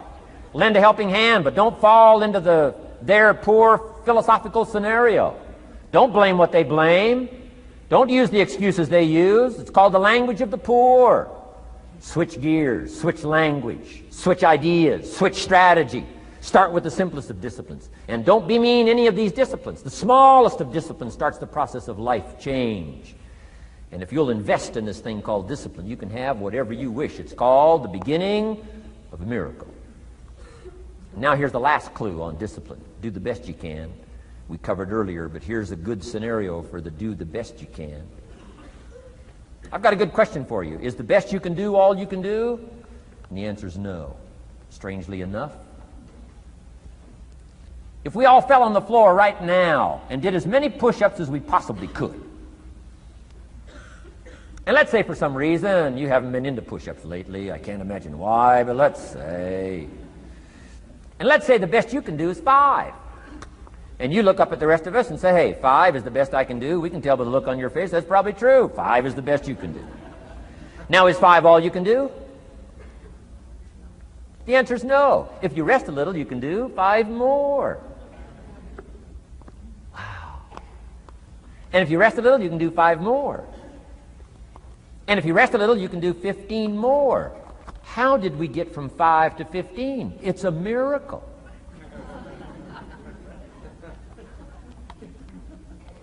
And if you rest a little, you can do 15, rest a little, you can do 15, rest a little, you can do 20. How did you get from 5 to 20? It's a miracle. Did you know you can keep doing that? Do a little more, rest a little, do a little more, rest a little, and finally get up to 50 push-ups? Is it possible to get up to 50 push-ups? Of course. How do you go from 5 to 50? It's a miracle. How do you get a miracle going? Number 1, do what you can. Don't leave out what you can, from writing a letter to your mother in Florida. Start cleaning it all up. 2, doing the push-ups. Go from 5 to 50. It's a miracle. Number 1, do what you can. Number 2, do the best you can. Here's number 3, rest very little.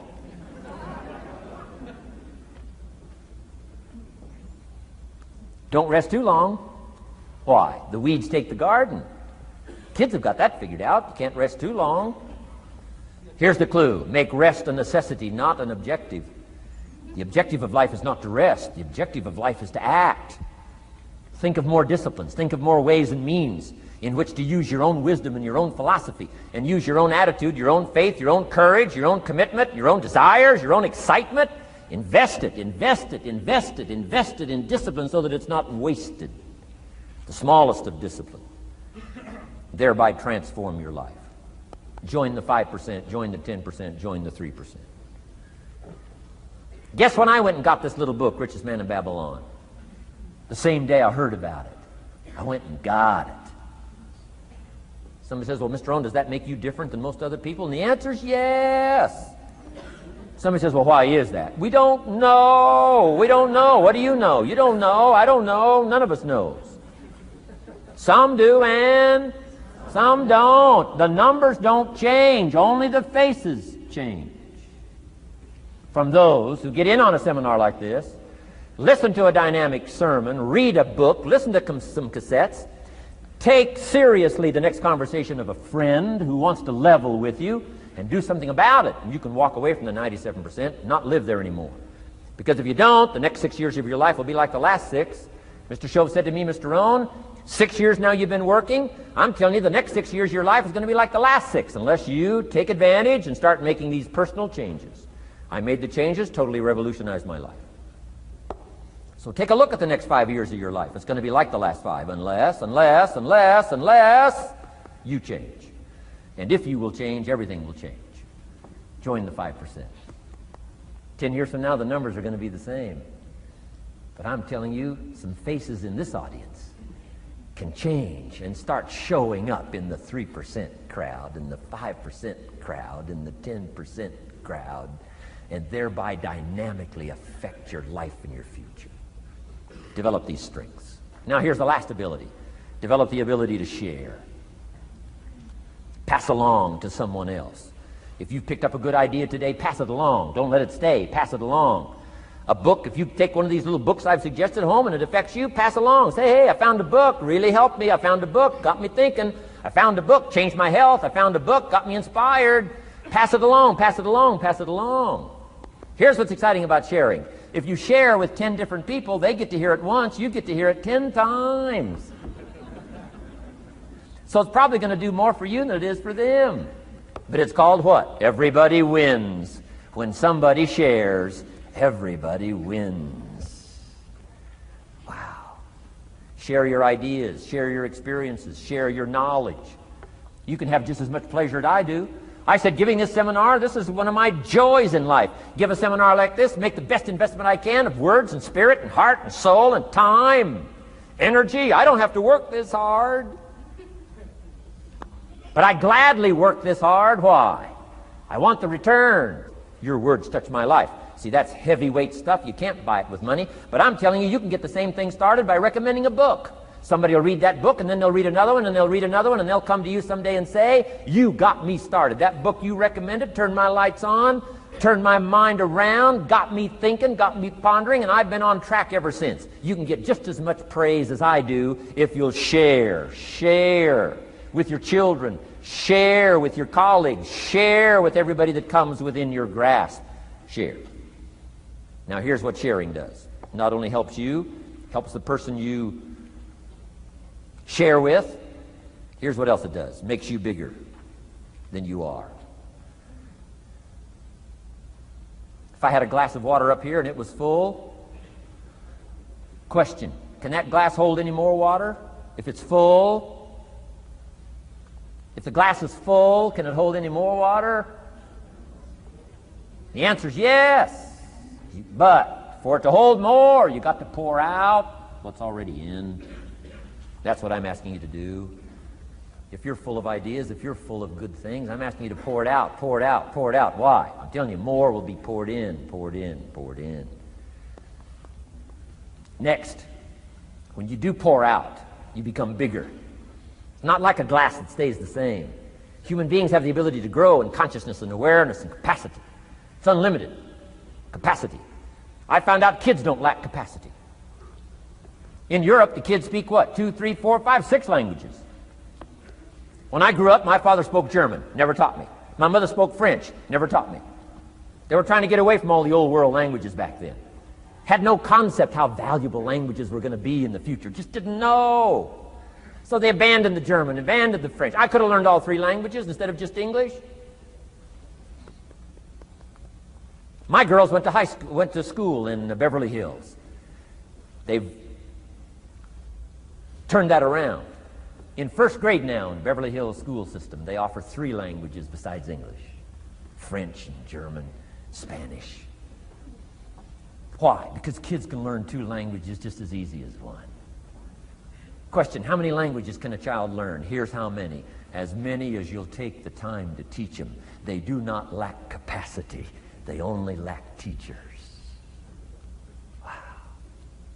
And I'm telling you the same thing is with you. You don't lack capacity. But here's how you expand your capacity. And that is to share what you've got. Now you get bigger. Share some more, and now you get bigger. I'm here for a very self-interest reason. If I share with you, my consciousness grows. If I share with you, I get to hear this again. Somebody asked me not long ago, said, Mr. Rohn, how are you doing with all this stuff? You get on everybody's case pretty hard. How are you doing with all this stuff you teach? I said, well, best I can share with you is this. Listen to me very carefully, but don't watch me too close. This stuff's easier to lecture on than it is to do. I understand that. I'm working on it just like you. But hey, pour out what you've got so that your capacity grows. Now, why should you want your capacity to grow? Very self-interest reason. Here it is. To hold more of the next experience.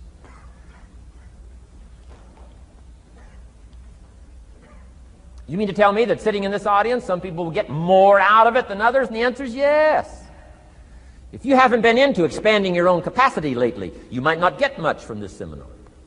But if you've been into expanding your capacity, and you've been sharing, and you've been doing all this stuff, I'm telling you, no telling what all this could mean to you today, this chance to grow, change, develop, absorb, take in. I'm asking you to expand and grow so you can hold more of the next experience. Some people can't be very happy.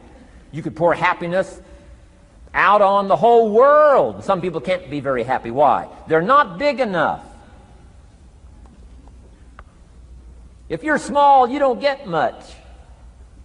Small in comprehension, small in the ability to think and wonder, small in appreciation, no matter how much is poured out.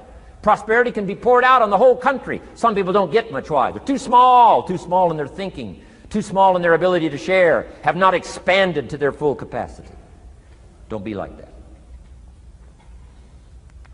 Now, some people aren't going to get much because they've got their cup turned upside down. You couldn't put anything in. Learn to share. It's a glorious, glorious experience. Okay, enough on personal development. Let's cover now setting goals. Let me show you something that turned me every way but loose. I've never been the same since I found out about it. Learning how to set goals.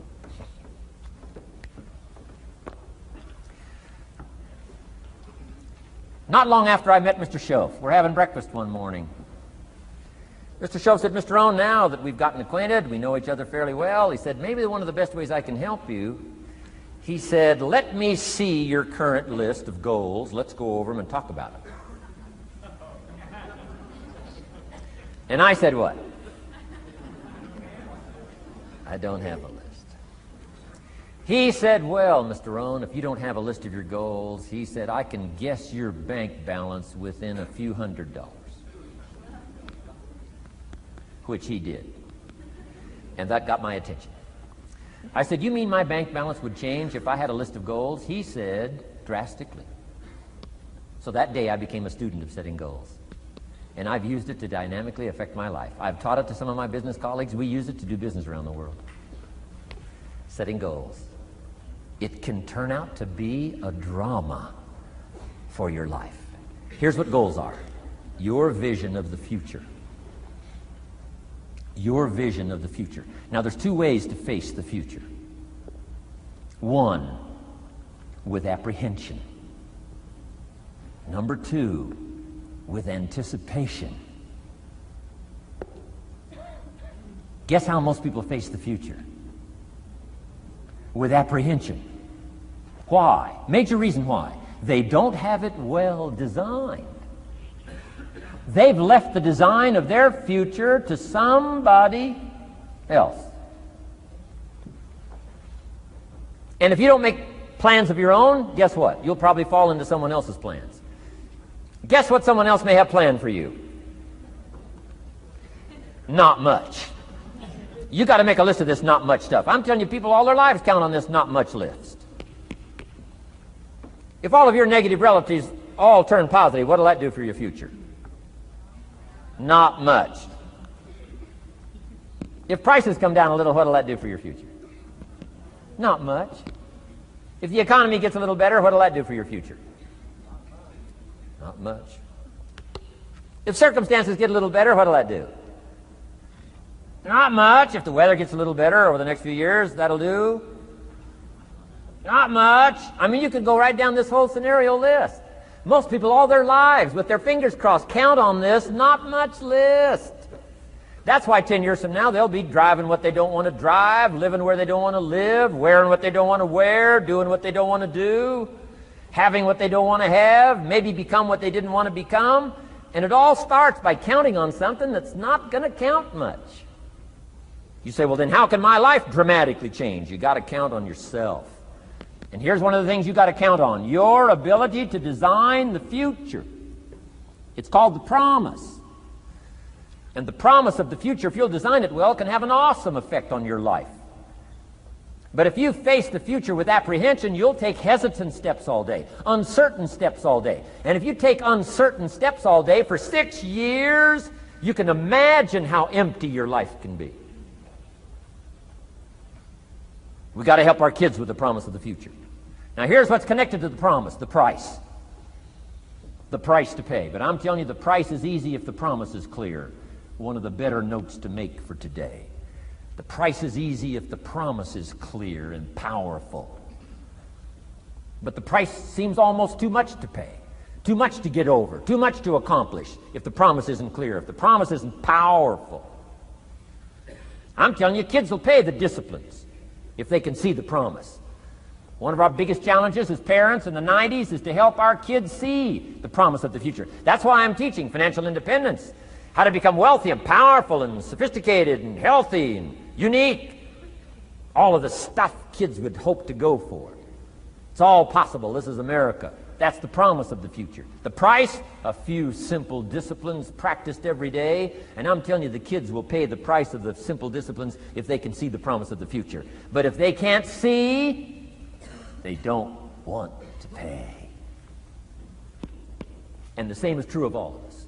We will pay the most extraordinary disciplines if we can see the promise of the future, called setting goals. So I'm asking you to get a handle on the future. I'm asking you not to leave it to anyone else. Don't leave it to the company. Companies got their own goals. I'm asking you to set your own goals, your personal goals. Income goals and financial goals and health goals and spiritual goals. And where do you want to go and what do you want to do and what do you want to see and what do you want to be? That's it. Promise of the future. Design your own future. It's within your hands and your capacity to do so. Here's how simple now goal setting is. It's not mysterious. You don't have to anchor, you don't have to focus, you don't have to visualize, none of that stuff. Here's how simple goal setting is. Changed my life. Decide what you want and write it down. I mean, that's how profound this stuff is. Decide what you want and write it down. Make a list. Where do you want to go? What do you want to do? What do you want to see? What do you want to be? What do you want to have? What do you want to share? What projects would you like to support? What would you like to be known for? What skills would you like to learn? Some extraordinary things you'd like to do, ordinary things you'd like to do, right? Silly little things you'd like to do, very important things you'd like to do. Decide on all that stuff and write it down, write it down, write it down. That's how simple this stuff is. And it's your own private list. If it's really private, you know, on your list, put some stuff in code where nobody can understand it if this list fell into unfriendly hands. Okay. And simple things, whatever. Foolish things, doesn't matter. It's your list. I had a little revenge on my first list. Budget finance, who used to harass me. I got 2 or 3 payments behind. This one guy called incessantly. Said, we're going to come get your car, drag it rear end up down the street in front of your neighbors. Put me down something fierce. When I met Schoaf, got my life straightened out, one of the first things on one of my lists was budget finance. And when I finally got the money, I needed a little drama in my life. Finally got the money to pay him off. I put it in small bills in a big briefcase. Walked into the budget finance office on Wilshire Boulevard in Los Angeles. The guy who harassed me so often, his desk was about 3 back. I opened the door, walked in, right up to his desk, stood right in front of him, never said a word. He said, well, what are you doing here? Didn't say a word. I opened up this briefcase, dumped this pile of money all over his desk. I said, count it. It's all there. I'll never be back. Turned around, walked out, slammed the door. Now that might not be noble, but you got to try it at least one time. Pay off with a little drama.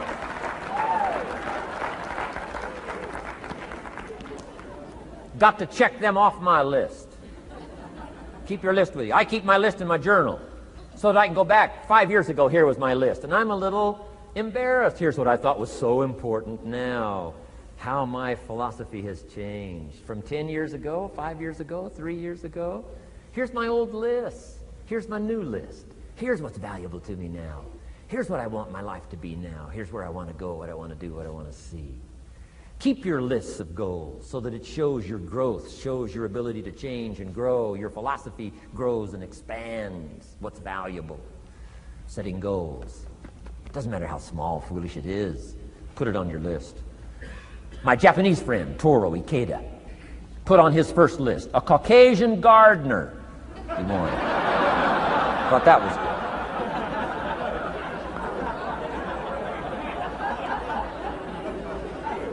I like that.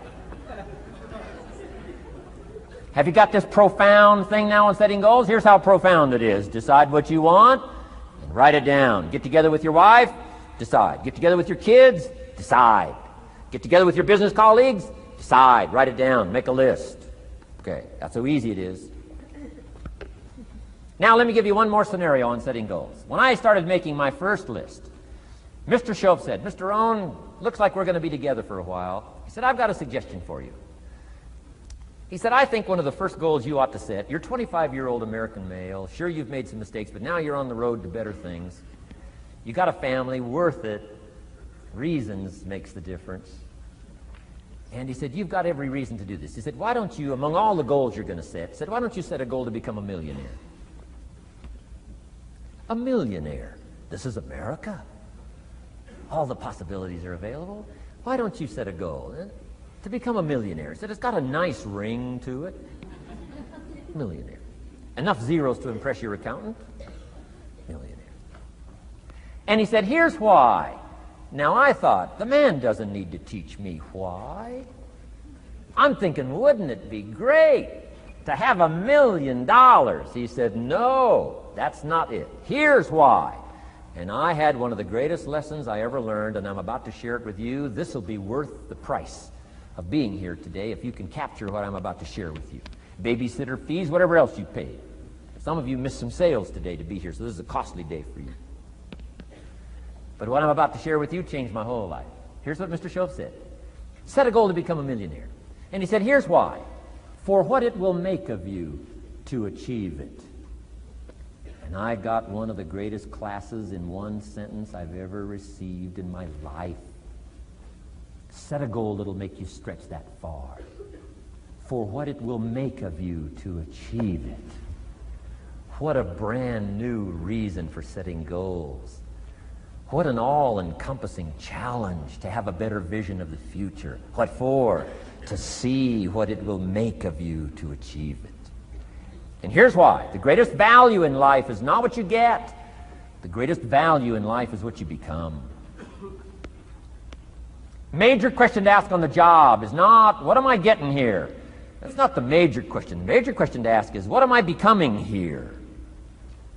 It's not what you get that makes you valuable. It's what you become that makes you valuable. So Shoaff said, set a goal to become a millionaire. For what it will make of you to achieve it. Then he said, when you finally have become a millionaire, now, he said, what's important is not the money. I thought, wow, I've got some more to learn. He said, no, Mr. Rohn, I'm telling you honestly, you could just give the money away. Now, I did better than that, right? I told you. I lost it all. I'm rich by the time I'm 31. I'm a millionaire. I'm broke by the time I'm 33. So I didn't have to give it all away. I lost it all. Foolish mistakes I made. I'm a farm boy from Idaho. That early money drove me bonkers. I used to say, how many colors does it come in? I'll buy them all. I I went crazy over that first money. I just went crazy. And then I made that one foolish mistake, right? Continuing guarantee. I mean, I'm so naive off the farm. I don't know what continuing means. And a few other mistakes. And by the time I'm 33, I'm broke. Now I've made and lost millions since then. But what an experience that was. And I'm telling you, the man was right. When I finally was broke at age 33, guess what I discovered? My money did not mean that much. It represented only a fraction of all my assets. Shoaff said, once you become a millionaire, Mr. Rohn, you can give all the money away. Because he says, what's important is not the money. What's important is the person you've become. Now, let me give you the key phrase on setting goals. Set the kind of goals that will make something of you to achieve them. Set the kind of goals that will make something of you to achieve them.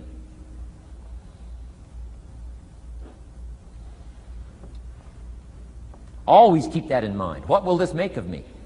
If I set this goal and go for it, not only will I achieve it, but what will it make of me in the process? What a whole new concept on setting goals. Now, there's two parts to this, and then we're wrapping up goals. Here's the first part now on this goal setting for what you become. Number one, don't set your goals too low.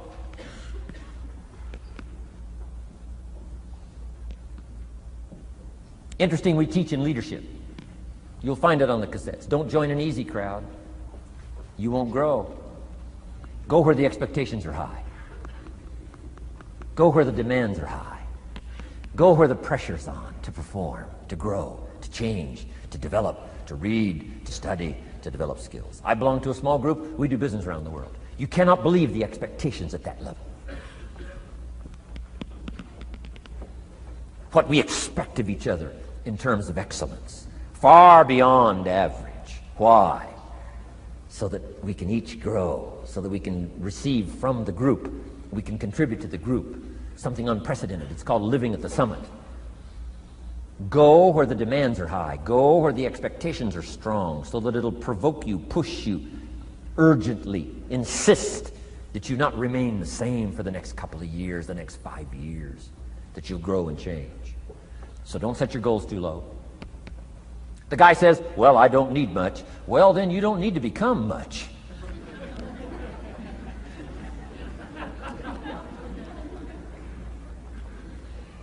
Now, here's the last part on setting goals. Don't compromise. Don't sell out.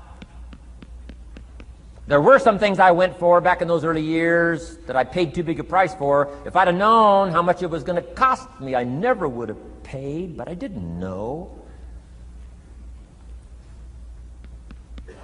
Don't sell out. Ancient phrase says, count the cost, count the cost, count the cost.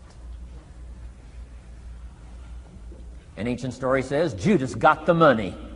You say, well, that's a success story. No. It's true, 30 pieces of silver in those days was a sizable fortune. You say, well, if a guy's got a fortune, right, that's a success story. No, you don't understand. His name was Judas. Doesn't that ring a bell? Judas. You say, oh yes, Judas, the traitor. That's right, the traitor got the money. Doesn't that change the story? And the answer is, of course, it changes the story. Interestingly enough, after Judas gets the money from becoming a traitor, he's got the money in his hot little hand, and now he's unhappy. Somebody says, well, if you had a fortune, how could you be unhappy? Well, he wasn't unhappy with the money. He was unhappy with himself. Key phrase, the greatest source of unhappiness is self-unhappiness. The greatest source of unhappiness doesn't come from outside. The greatest source of unhappiness comes from inside. And here's where the erosion starts, doing a little less than you could. That's where the beginning little infection of unhappiness starts, doing a little less than you can, not feeling that good about yourself. So don't let that happen. Judas is unhappy. He says, what'll I do? He says, oh, I'll just take the money back. Walked in where he got the money and said, here, take this money. I'm unhappy. They said, heck with you, Judas. We got what we wanted. You got what you wanted. Out. They threw him out with his money. Judas says, well, what'll I do now? He says, oh, clever. Should have thought of this first. I'll just throw the money away. And he proceeded to throw his fortune away. Why would he throw his fortune away? He was so unhappy with himself. And that's not even the end of the scenario. After he threw his fortune away, he couldn't change what he became, a trader. And now, in total abject frustration, he goes out and hangs his worthless self, which all traders should do, save the state the money.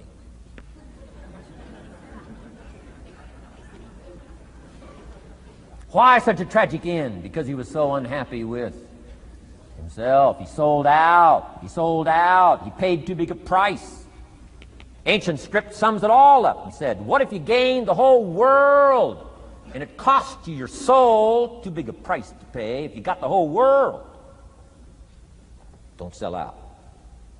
Don't compromise your values. Don't compromise your virtues. Don't compromise your philosophy.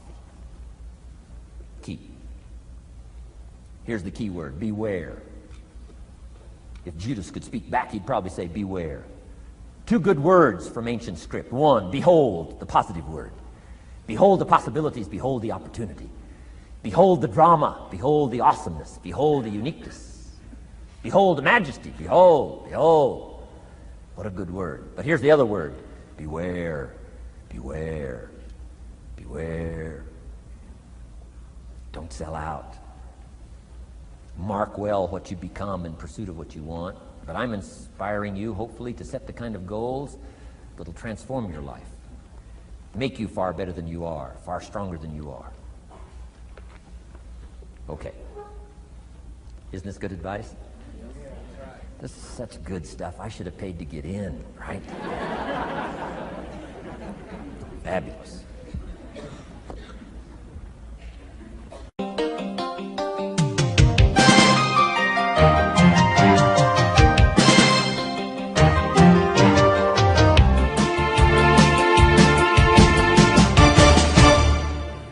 What should a child do with $1? Let me give you the best advice I've got. And this is called sort of middle of the road scenario, and I'll show you how these numbers may change, but here's what I teach. Kids, never spend more than 70 cents. Okay, now you got to pick some number. When I met Mr. Schoaf, I was at about 110%. But remember this, if your outgo exceeds your income, your upkeep becomes your downfall. Good little scenario. So here's the number that I found works best in developing a good financial plan. Never spend more than 70 cents out of every dollar from now on. Now kids ask me what? What do you do with the other 30 cents? Here's my best advice. 10 cents, charity. 10% charity. Supporting worthy projects, helping people who cannot help themselves. Some churches teach tithes, peace, portion, turning back part of what you take out. Excellent, excellent philosophy. That's what that 10% is. And nothing teaches children responsibility and character better than generosity. No school, no class, no teacher can teach character better than the simple act of generosity. 10 cents out of every dollar. Now you can pick your own number. I'm just giving you my best scenario. Now the time to start this is when the amounts are small. Easy to give a dime out of $1. I'm telling you, kids will give you 10 cents out of every dollar if it's part of their philosophy, if you sell them on it. And that's the time to start, when it's easy, 10 cents out of $1. A little harder to give 100,000 out of $1 million. Someone says, oh, if I had $1 million, I'd give 100,000. I'm not that sure. We better start you early when the amounts are small, so it'll all be set in when the big amounts start to come. Okay? So 10 cents for charity. The next 10 cents I call active capital. Capital meaning try to make a profit yourself. We live in a capitalistic society. Right? Everybody now wants to join capitalism. That's why the walls are coming down. Capital belongs in the hands of the people. That's where the genius is. So the genius is to try to show a profit. Buy and sell. Render service. Show a profit. Now here's what I teach kids. Profits are better than wages. Wages are okay, but wages help you make a living. Profits help you make a fortune. The key is to just understand philosophically a little simple economic scenario. And there's all kinds of ways to make a profit. I'm working on a new book. Here's what it's called. I think it's going to be called, Of Course Kids Should Pay Taxes. It's going to be an interesting book. In California, where I live, kids do pay taxes. If an 8-year-old walks into 7-Eleven, buys something that costs $1, the proprietor makes him cough up 7 more pennies. 8-year-old says, "What's these 7 pennies?" Proprietor says, "That's taxes. That's taxes." Kid says, "Well, I'm only 8. Proprietor says, "Congratulations, you're my youngest taxpayer." So in California, kids do pay taxes. Now the question is, should they? Now the title of my book is, Of Course Kids Should Pay Taxes. You got it. Right? The disciple went and caught a fish, found the miracle coins, and paid his taxes and Jesus' taxes. So way back then, Jesus did pay taxes. Now the question is, should he? And the answer, my little book says, of course Jesus and kids should pay taxes. Of course. Of course. If an 8-year-old wants to ride his bicycle on the sidewalk instead of in the mud, you have to pay taxes. Things cost money. You've got to pay taxes. Aircraft carriers keep tyranny over there instead of over here. Aircraft carriers cost money. It's expensive to run this whole show. We can't use used missiles. I mean, it's expensive to run the whole deal. Of course, everybody has to pay. Now, active capital means try your best to show a profit. Now, there's many ways to show a profit, not just money. Touch something, leave it better than you found it. That's a profit. Some profits are intangible, some profits are tangible.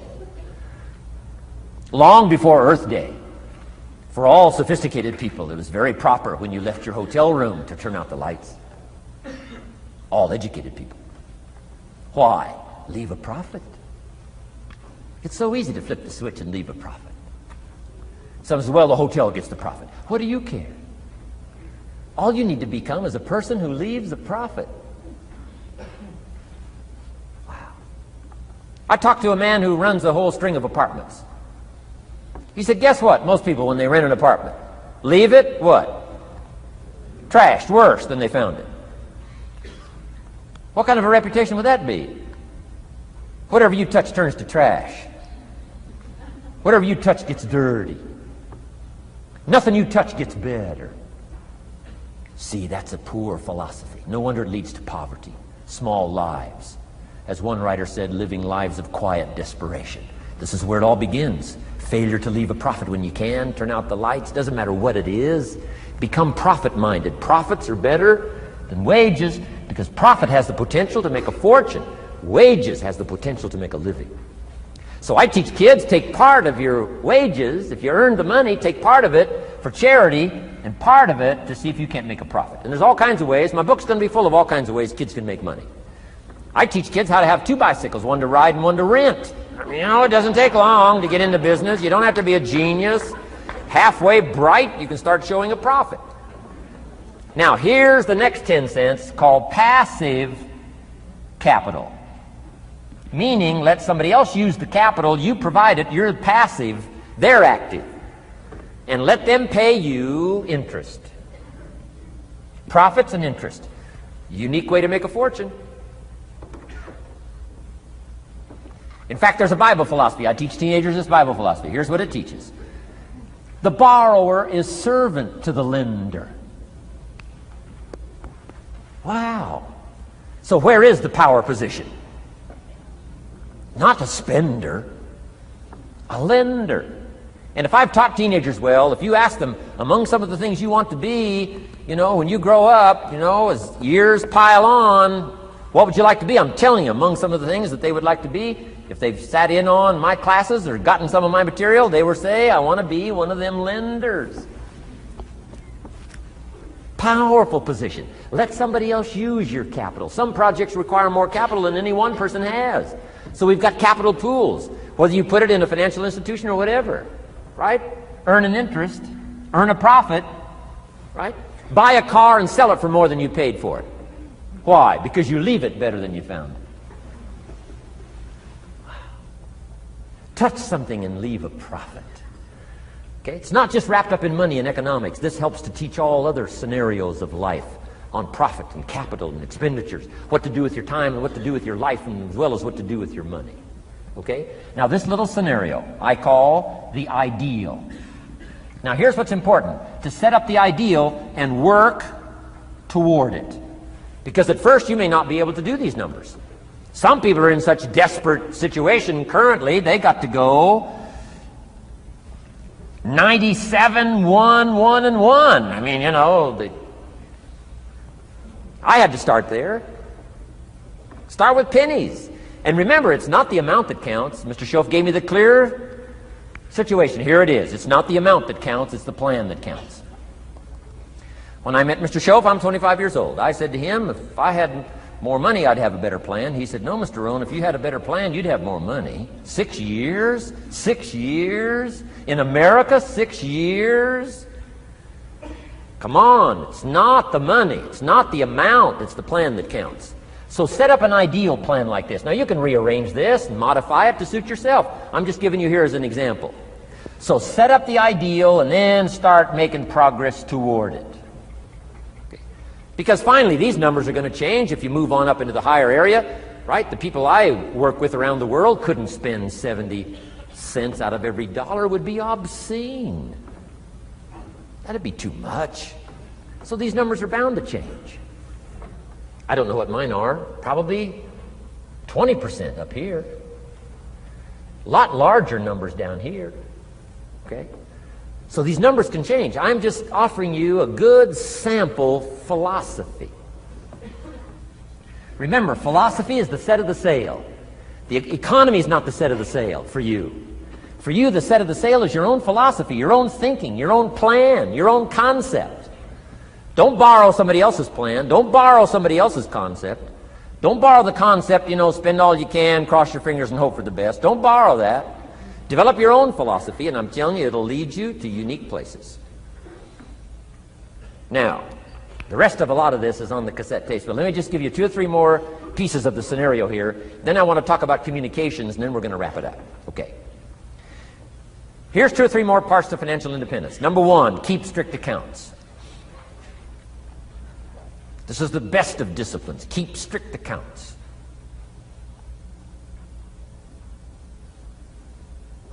Did you ever hear this expression? I don't know where it all goes. Did you ever hear that? I don't know where it all goes. Oh, we'd love to have you run our company. You don't know where it all goes. Whoa. Did you ever hear this? It just gets away from me. It just gets away from me. Oh, we'd love to turn the world over you. It just gets away from you. Come on. You got to have better disciplines than that. Let that be the 90%. Let that be the scenario of the 97%. But don't let it be your scenario. Don't let it become your philosophy. Keep strict accounts. Next, a new attitude. I had to develop a new attitude as well as new concepts. Here's what I used to say. I hate to pay my taxes.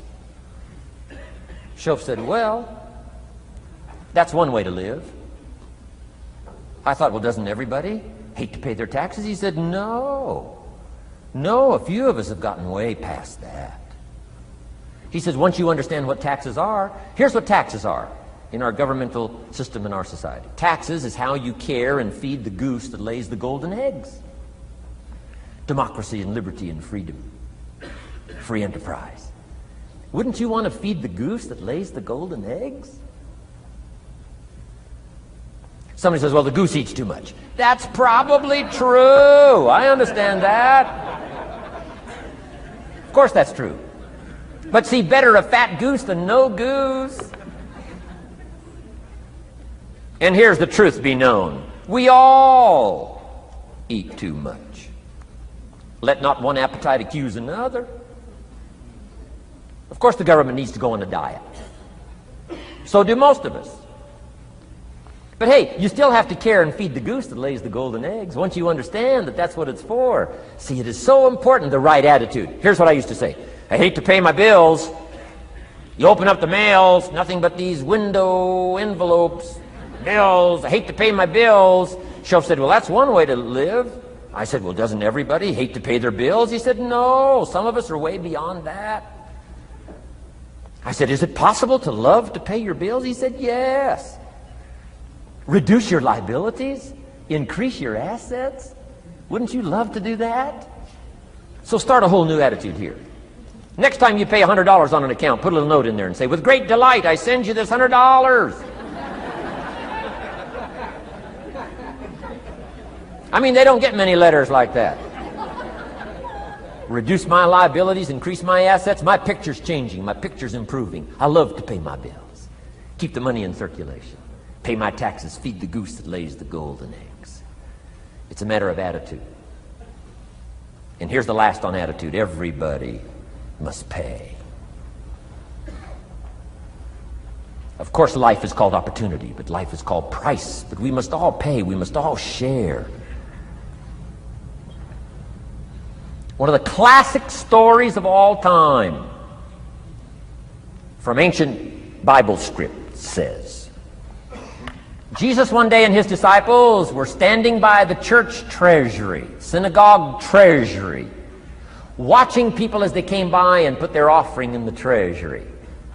That wouldn't be a bad idea. Jesus and his disciples standing by the treasury while everybody walks by. Jesus says, how much was that? How much was that? Interesting. And the story said some people came by, put in big amounts. Some people came by, put in modest amounts, average amounts. And the story says, then a little lady comes by and puts in 2 pennies in the treasury. Jesus says to his disciples, look at that. Look at that. His disciples said, 2 pennies, 2 pennies, what's 2 pennies? Jesus said, no, you don't understand. She gave more than everybody else. They said, 2 pennies is more than everybody else? He said, yes. Because I'm certain that her 2 pennies represented most of what she had. And if you give most of what you have, then you've given the most. Wow. What a lesson to learn. It's not the amount. It's what it represents of your life that counts. Now let me give you the wisdom of the scenario that did not occur. And this is the greatest of wisdom. And in my own particular, peculiar brilliance, I have the ability to record for you what was not recorded in the scenario of the story. Here's what did not occur, which may teach us one of the greatest of the wise things that was taught in this scenario. Here's what did not occur in the scenario. Jesus did not reach into the treasury and get this little lady's 2 pennies and run after her and say, here, little lady, my disciples and I have decided that you're so pitiful and you're so poor that we've decided to give you back your 2 pennies. I'm telling you, that did not occur. If it would have occurred, she would have been what? Insulted. She would have rightfully said, I know my 2 pennies aren't much, but it represented most of what I had. And would you insult me by not letting me contribute what I wanted to contribute, even if it's only 2 pennies? I'm telling you that did not occur. Here's part of the wisdom of the story that was not recorded. Jesus left her pennies in the treasury, meaning everybody has to pay, even if it's only pennies. That's the key. And whether you start with pennies or whether you start with dollars or whether you start with nothing, remember, part of the scenario is to spend, of course. Part of the scenario is to invest, and part of the scenario is to show a profit, and part of the scenario is to help take care of people who can't take care of themselves. If you'll set up your own philosophy, I'm not asking you to buy my philosophy. I'm not asking you to adopt my numbers. I'm only wanting to provoke you to think, for you to come up with a splendid economic philosophy that's got you up early and got you up late, has got you thinking and pondering ways to use your resources and turn it into the dreams you want for the future. And that's my little story on financial independence. Okay. Here's the next to the last subject, communication. How to affect other people with words. I've got just a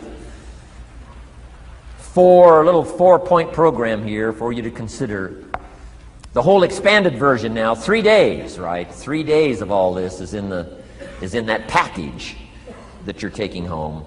So this is called an abbreviated version of all the rest, this 1 day, video day. 4 steps to good communication. Here's number 1, first of all. Words can work miracles. That's why communication is so important. Words can work miracles.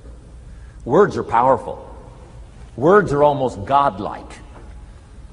In fact, ancient script says the Word was God. God was the Word. Wow, words and God. I said to my Israeli audience last year, in the beginning, the story of creation is unique. It says, in the beginning, Jehovah God spoke and said what? We've got some students here, I'm sure. In the beginning, Jehovah God spoke and said what? Let there be light. And what? There was light. Wow! Wow! It looks like words create light. Is that possible? I'm telling you it's possible. Humans can get pretty close. What if somebody can't possibly see how they could do well, how they could become successful, how they could transform their lives and their health, their future, and their finances, spiritually, and every other way?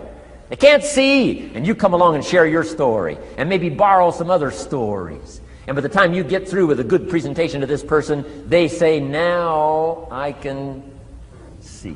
Before you got here, I was blind. I was in the dark. And while you were talking, some things dawned on me. Is it possible to create light with human intelligence, with words? And the answer is, of course, of course. Here's part of the spectacular opportunity as a human being. One person talking to another. It's got so much power, so much potential. A mother talking to a daughter, a father talking to a son, salesperson talking to a client. Nothing more magical and powerful, awe-inspiring than words have the ability to dramatically affect people's lives and futures. So become a good communicator. Let me give you some good keys to good communication. Here's number 1, have something good to say. Communication starts with preparation. Getting ready to speak this year, getting ready to speak next year. Attend the classes, read the books. Have something good to say. Here's 4 good words to help you to have something good to say. 1 is interest. Develop a new interest in people and life and what's going on, economics and politics, religion, social structure, possibilities, opportunities. Develop a new interest. Here's the next word, fascination. Goes that step beyond interest. That's why kids learn so much that first 6 years. Fascination. Adults are walking on ants. Kids are saying, don't walk on these ants. I'm studying these ants. I'm looking at these ants. Kids are so fascinated. How come an ant can carry something bigger than he is? Wow. That's how come they learn so much. They're fascinated. And here's another little clue I've learned. Turn frustration into fascination if you can. You'll learn more. I've worked on this. I'm pretty good at it. Out in Los Angeles, I'm on the freeway. My airplane leaves in 45 minutes. The traffic is moving not 1 inch. I am now fascinated. I'm telling you. Now, it doesn't work every time. That's true, but every time it does work, I'm telling you, you'll come away with more. Learn to be fascinated instead of frustrated if you possibly can. Turn that little scenario on for yourself. Next is sensitivity. You got to understand, we use the phrase where people are coming from, where they've been, what's going on. Sensitivity training is so important. People not like you, people that have got challenges and problems and difficulties, you got to do your best to be sensitive to other people, where they find themselves, the pit they might be in currently, what's going on. Be sensitive to that. Here's 2 of the greatest things said about Jesus. 1, it said he was touched. He was touched by where he found some people. He was touched by the misery he found some people in. He was touched. He was touched. And here's the other word. He was moved, it said. He was moved, touched and moved. If you really want to communicate well, you got to be touched and moved. Not just by your own drama of life, but by the drama you know is going on in other people's lives. Sensitivity. How does an adult 40 talk to a child who's 12? You got to be sensitive. Not just to your current situation. One of the best ways to identify with a child who's 12 and you're 40 is remember when you were 12. Go back, remember the scenario and let it hit you again, let it touch you again. I don't have any problems with 12-year-olds. I remember almost every day of being 12. 12's a unique year. One, you're not 13. I mean, you know. If I heard it once, I heard it 100 times. Of course you can't go, you're not a teenager. Wow, I can't wait for this year to be finished. Remember, that's part of sensitivity. Remember. Apostle. One who became an apostle, leader of the Christians, was once Saul from Tarsus, hater and killer of the Christians. After he was converted, became a leader, became Paul apostle, revered. Why was he so effective in his language, in his ability to touch people with his words and with his presence? If you read part of the scenario of his history, he gave an account of his own life and said, here's why I think I'm so effective. I remember the pit I came from. Sure, they call me apostle, but I used to kill these Christians, and I never forget that. If I want to get in touch with other people's difficulty, I got to remember my own difficulty. Let it hurt again. That's what makes a good performance.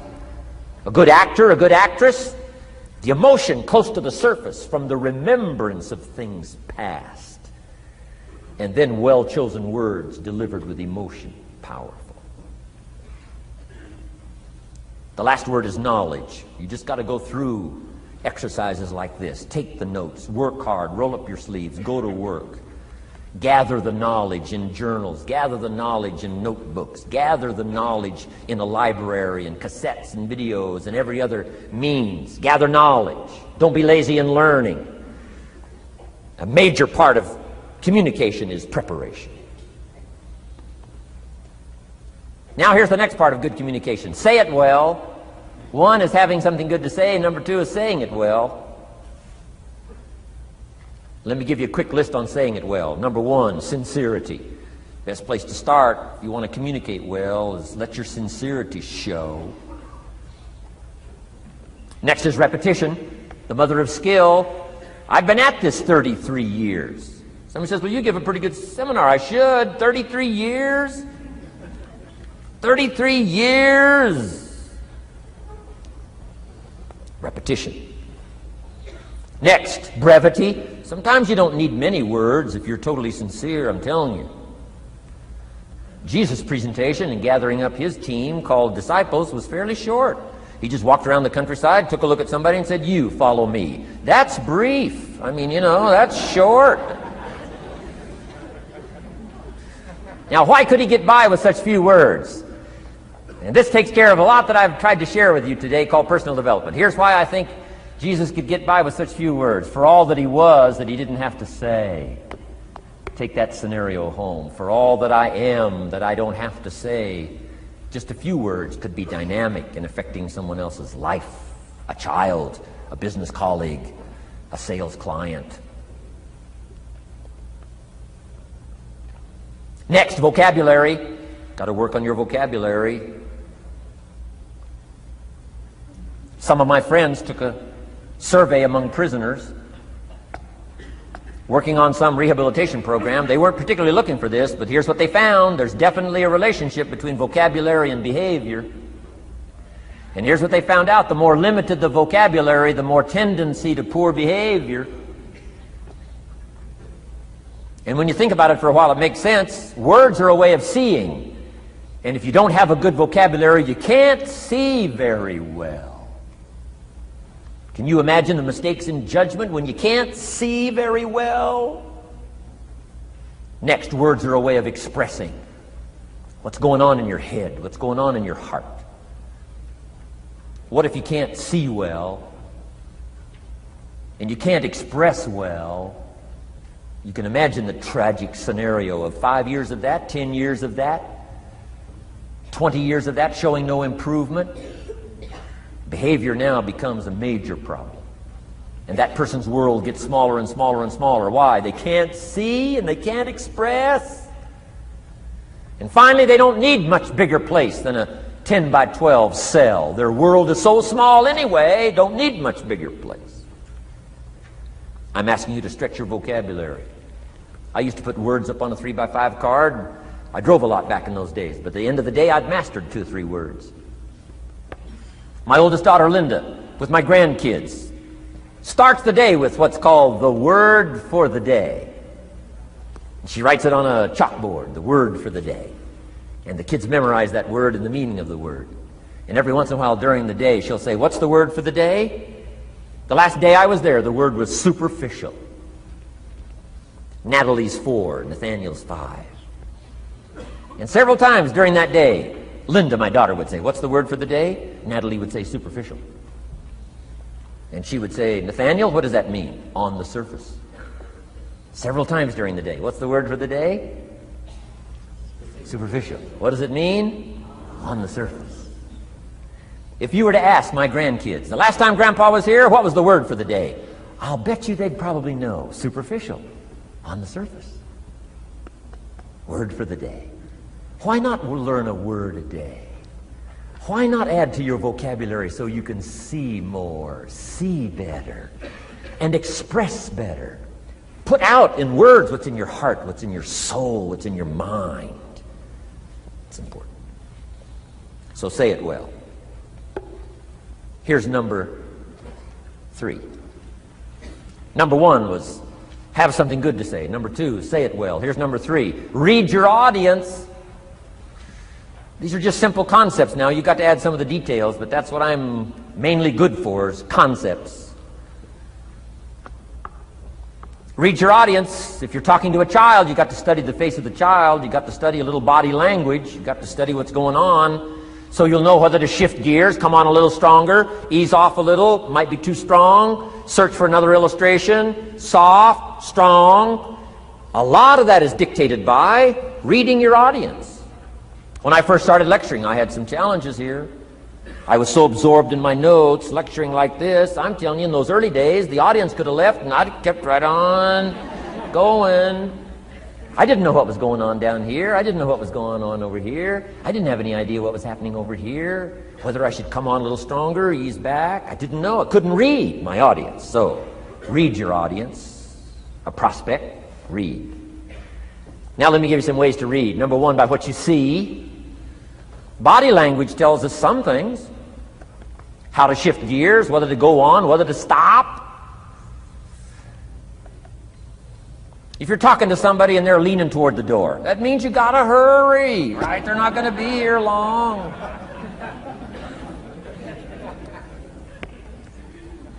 Body language. Guy's got his arms folded, chin tucked down. You got your work cut out for you. You're gonna have to reach deep in your bag. Find some extraordinary stories. This one's not going to be easy. What tells you that? Reading what you see. Here's the next one. Read what you hear. You've got to read a child's impatience. Kids don't mind telling you whether they're bored or impatient. Kids' attention span is short. Doesn't last long. You've got to get it said. You start talking to a child, 30 seconds they say, "How long is this going to take?" Whoa. Read. Listen. Listen for the response. Now you'll know whether to shift gears, change your language, find a new illustration, soften, stronger. Read your audience. Read what you see, read what you hear. And here's one of the most important. Read what you feel.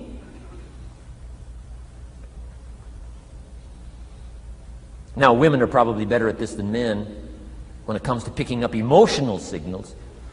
Men, they can see, and men, they can hear, but it takes a little training for a man to pick up those emotional signals that are so important so you don't say the wrong stuff.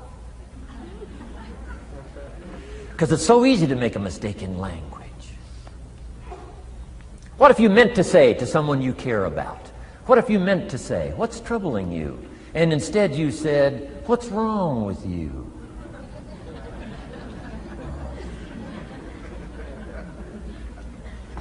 communication.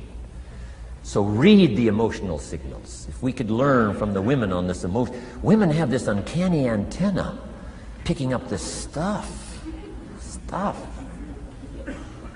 Woman says, doesn't feel right. I mean, what does that mean? It doesn't feel right. It doesn't feel right. Whoa. Women have got it though. Seems to be built in. Especially danger. Women pick it up quicker than men. It's built in, I think. Way back, right? Man was the provider, mama was the protector at home. So she picked up this scenario of danger, I think, these signals. But they are good. In the middle of the night, mama wakes up. The baby cries, mama wakes up. Papa sleeps. The faintest cry, mama's awake. Or she nudges her husband and says, go look, something isn't right. He says, what do you mean it isn't right? She says, no, go look. He said, hey, everything's okay. She says, go look. He says, okay. And he gets out of bed, goes downstairs. The front door is open. How did she know that? We don't know. I mean, she just knows. She just knows. But I'm telling you, it's so valuable in communication to be able to pick up the emotional signals as well as what you see and as well as what you hear. It's so important. But women are good. Ancient scenario says this: there are shepherds and there are sheep and there are wolves. What a good life scenario. But it doesn't stop there. This ancient scenario says also, some wolves are so clever, they've learned to dress up like sheep. Now you got to have a woman. Got to have a woman. Man says, looks like a sheep, talks like a sheep. Woman says, ain't no sheep. Take my word for it. They know.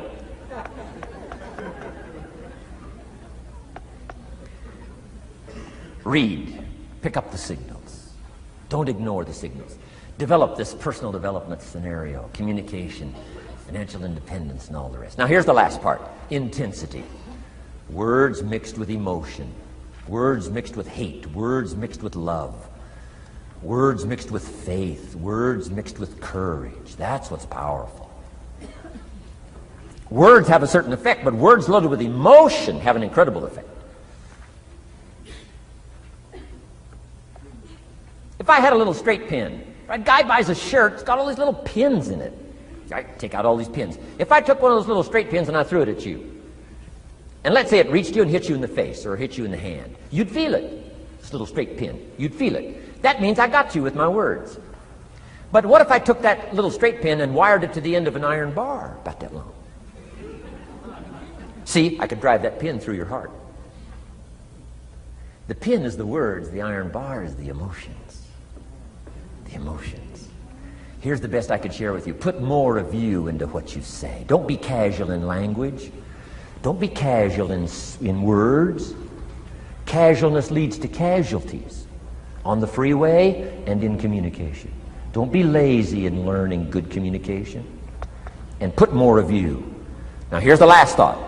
The emotions must be measured. It can't be too much for the occasion if it's not called for. In leadership we teach, don't shoot a cannon at a rabbit. It's effective, but you got no more rabbit.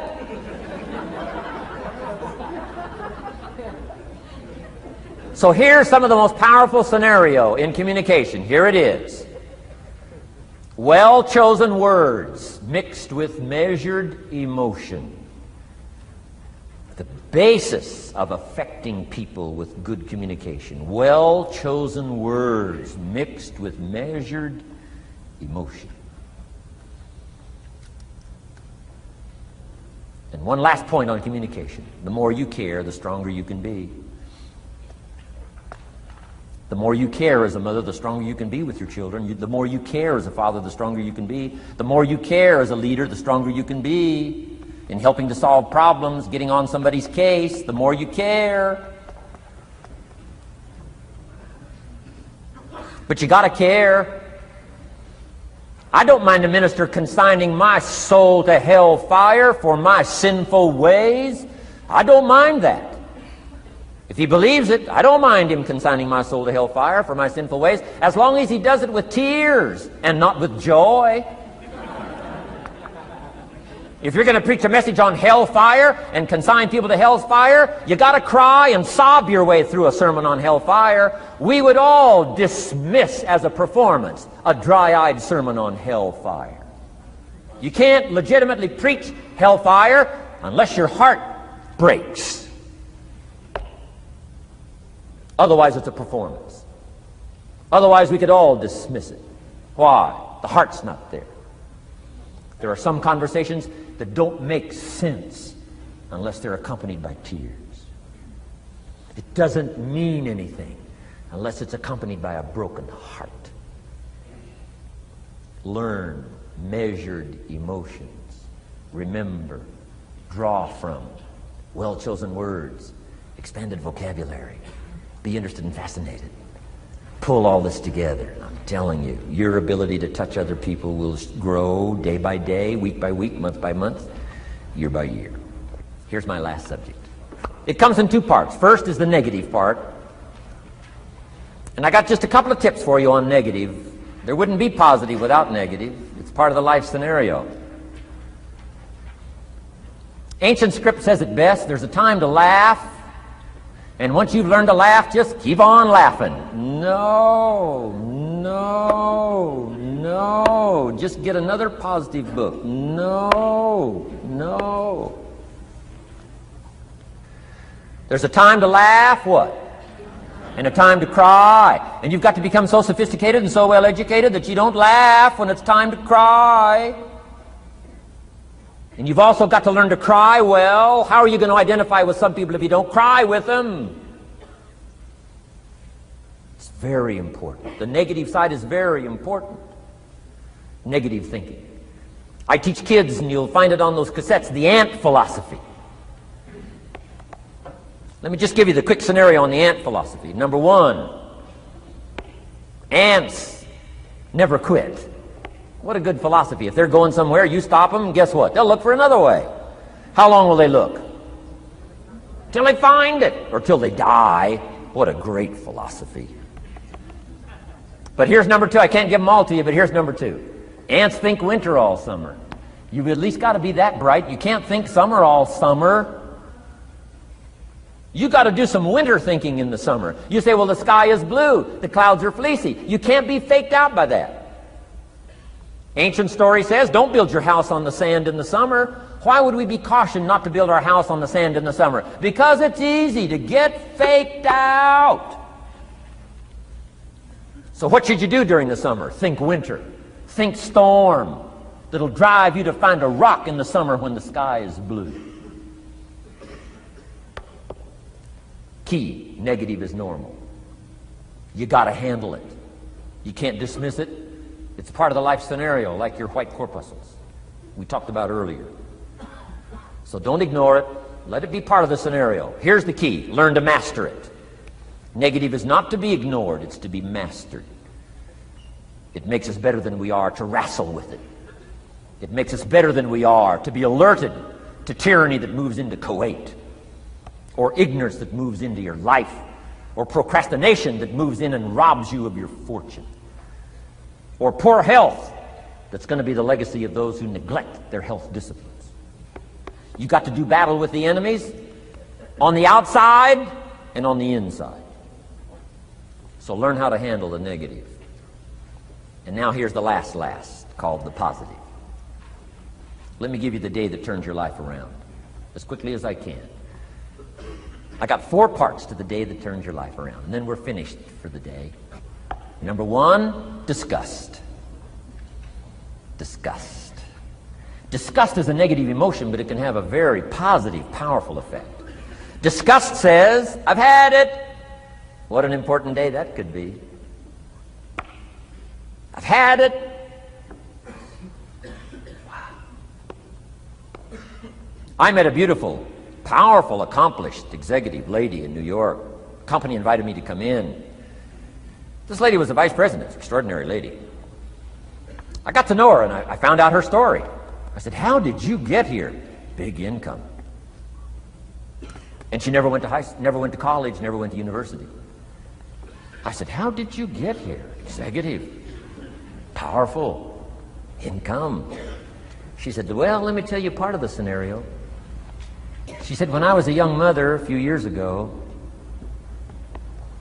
she said, one day I asked my husband for $10. And he said, what for?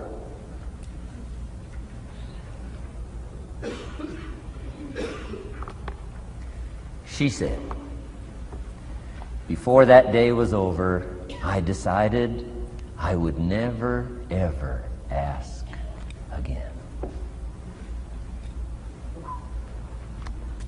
She said, I started studying opportunity, found it, took the classes, put myself through the schools, did the scenario. Now I'm vice president. I make a lot of money. And she said, I kept my promise. I've never, ever had to ask again. It's called a life-changing day. The day you say, enough is enough. Now, if you can add an act to your disgust, it helps. The man takes a shotgun to his car, blows out every window, destroys every tire, puts 100 rounds in it, and says, I've driven this embarrassing thing for the last time. And then he saves it. He saves it. And later when somebody says, how did you become rich and powerful? He says, let me show you this car. One day I'd had it up to here, I blew it to smithereens.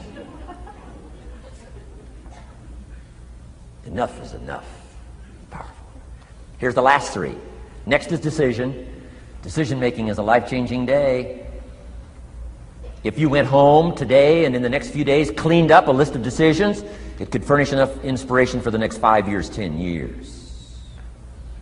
What an inspiring day, the day you can bring yourself to decide. And here's the third one, desire, wanting too bad enough. Who knows the mystery of that? We don't know. But here's something I do know. Sometimes desire waits for a trigger, waits for something to happen. Who knows what the happening may be? A song, the lyrics, a movie, the dialogue, a seminar, a sermon, a book, an experience, confrontation with an enemy, a conversation with a friend who finally levels with you. Whatever the experience it is, it's so valuable. And here's my best advice. Welcome all experiences. You never know which one is going to turn everything on. Don't put up the walls. The same wall that keeps out disappointment keeps out happiness. Take down the walls. Go for the experience. Let it teach you. And here's the last one. Resolve. Resolve says I will. Two of the most powerful words in the language. Benjamin Disraeli said, nothing can resist a human will that will stake its existence on its purpose. Shortly put, I'll do it or die. Best definition of resolve I got from a little junior high girl, Foster City, California. I'm going through some words one day. I got to this one and I asked the kids, who can tell me what resolve means? Some didn't know, some tried. Interesting. The last one was the best. Little girl about 3 rows back, she said, I think I know, Mr. Rohn. I said, what? She said, I think resolve means promising yourself you will never give up. I said, that's the best I've ever heard. She's probably giving seminars somewhere today, right? I mean, that's the best I've heard. I asked the kids, how long should a baby try to learn how to walk? How long would you give your average baby?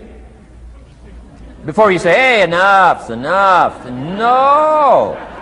Any mother in the world would say, you're crazy. My baby is going to keep trying what? Until. What a magic word. I want you to write it down. Until. Promise yourself you'll read the books until your skills change. You'll go to seminars until you get a handle on it. You'll listen to it until it makes sense.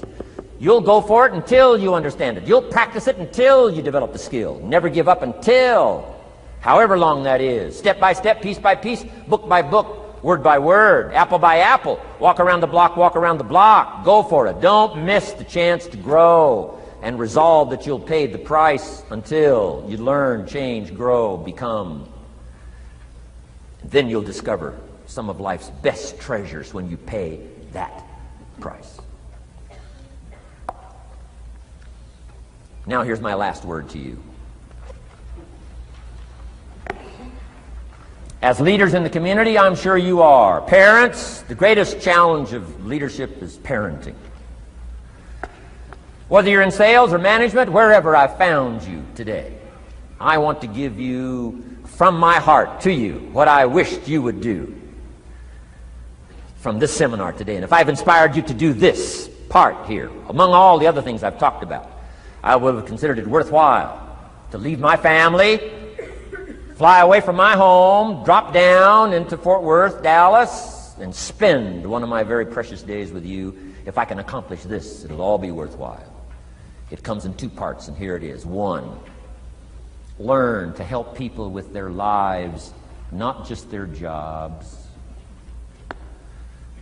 Learn to help people with their lives, not just their skills on the job. Touch people with a book, touch people with a poem, touch people with some words. Don't fail to say something that could be meaningful. Help people with their lives, help them set their goals. Help them with their dreams, help them with the future, help them with errors, help them with mistakes. Help people. Help your kids not just get along, not just hang in there, not just try to hold the family together. Try to build lives with communication, build lives with setting goals. Help your kids with their lives, not just their homework, their lives. And here's my last one for you personally, because I'm probably one of the best examples of this standing before you in this auditorium today. Here it is. Ancient script says, if you work on your gifts, they will make room for you. If you work on your gifts, they will make room for you. Wow. Look where my gifts have brought me today, to this room. A chance to invest in this many lives.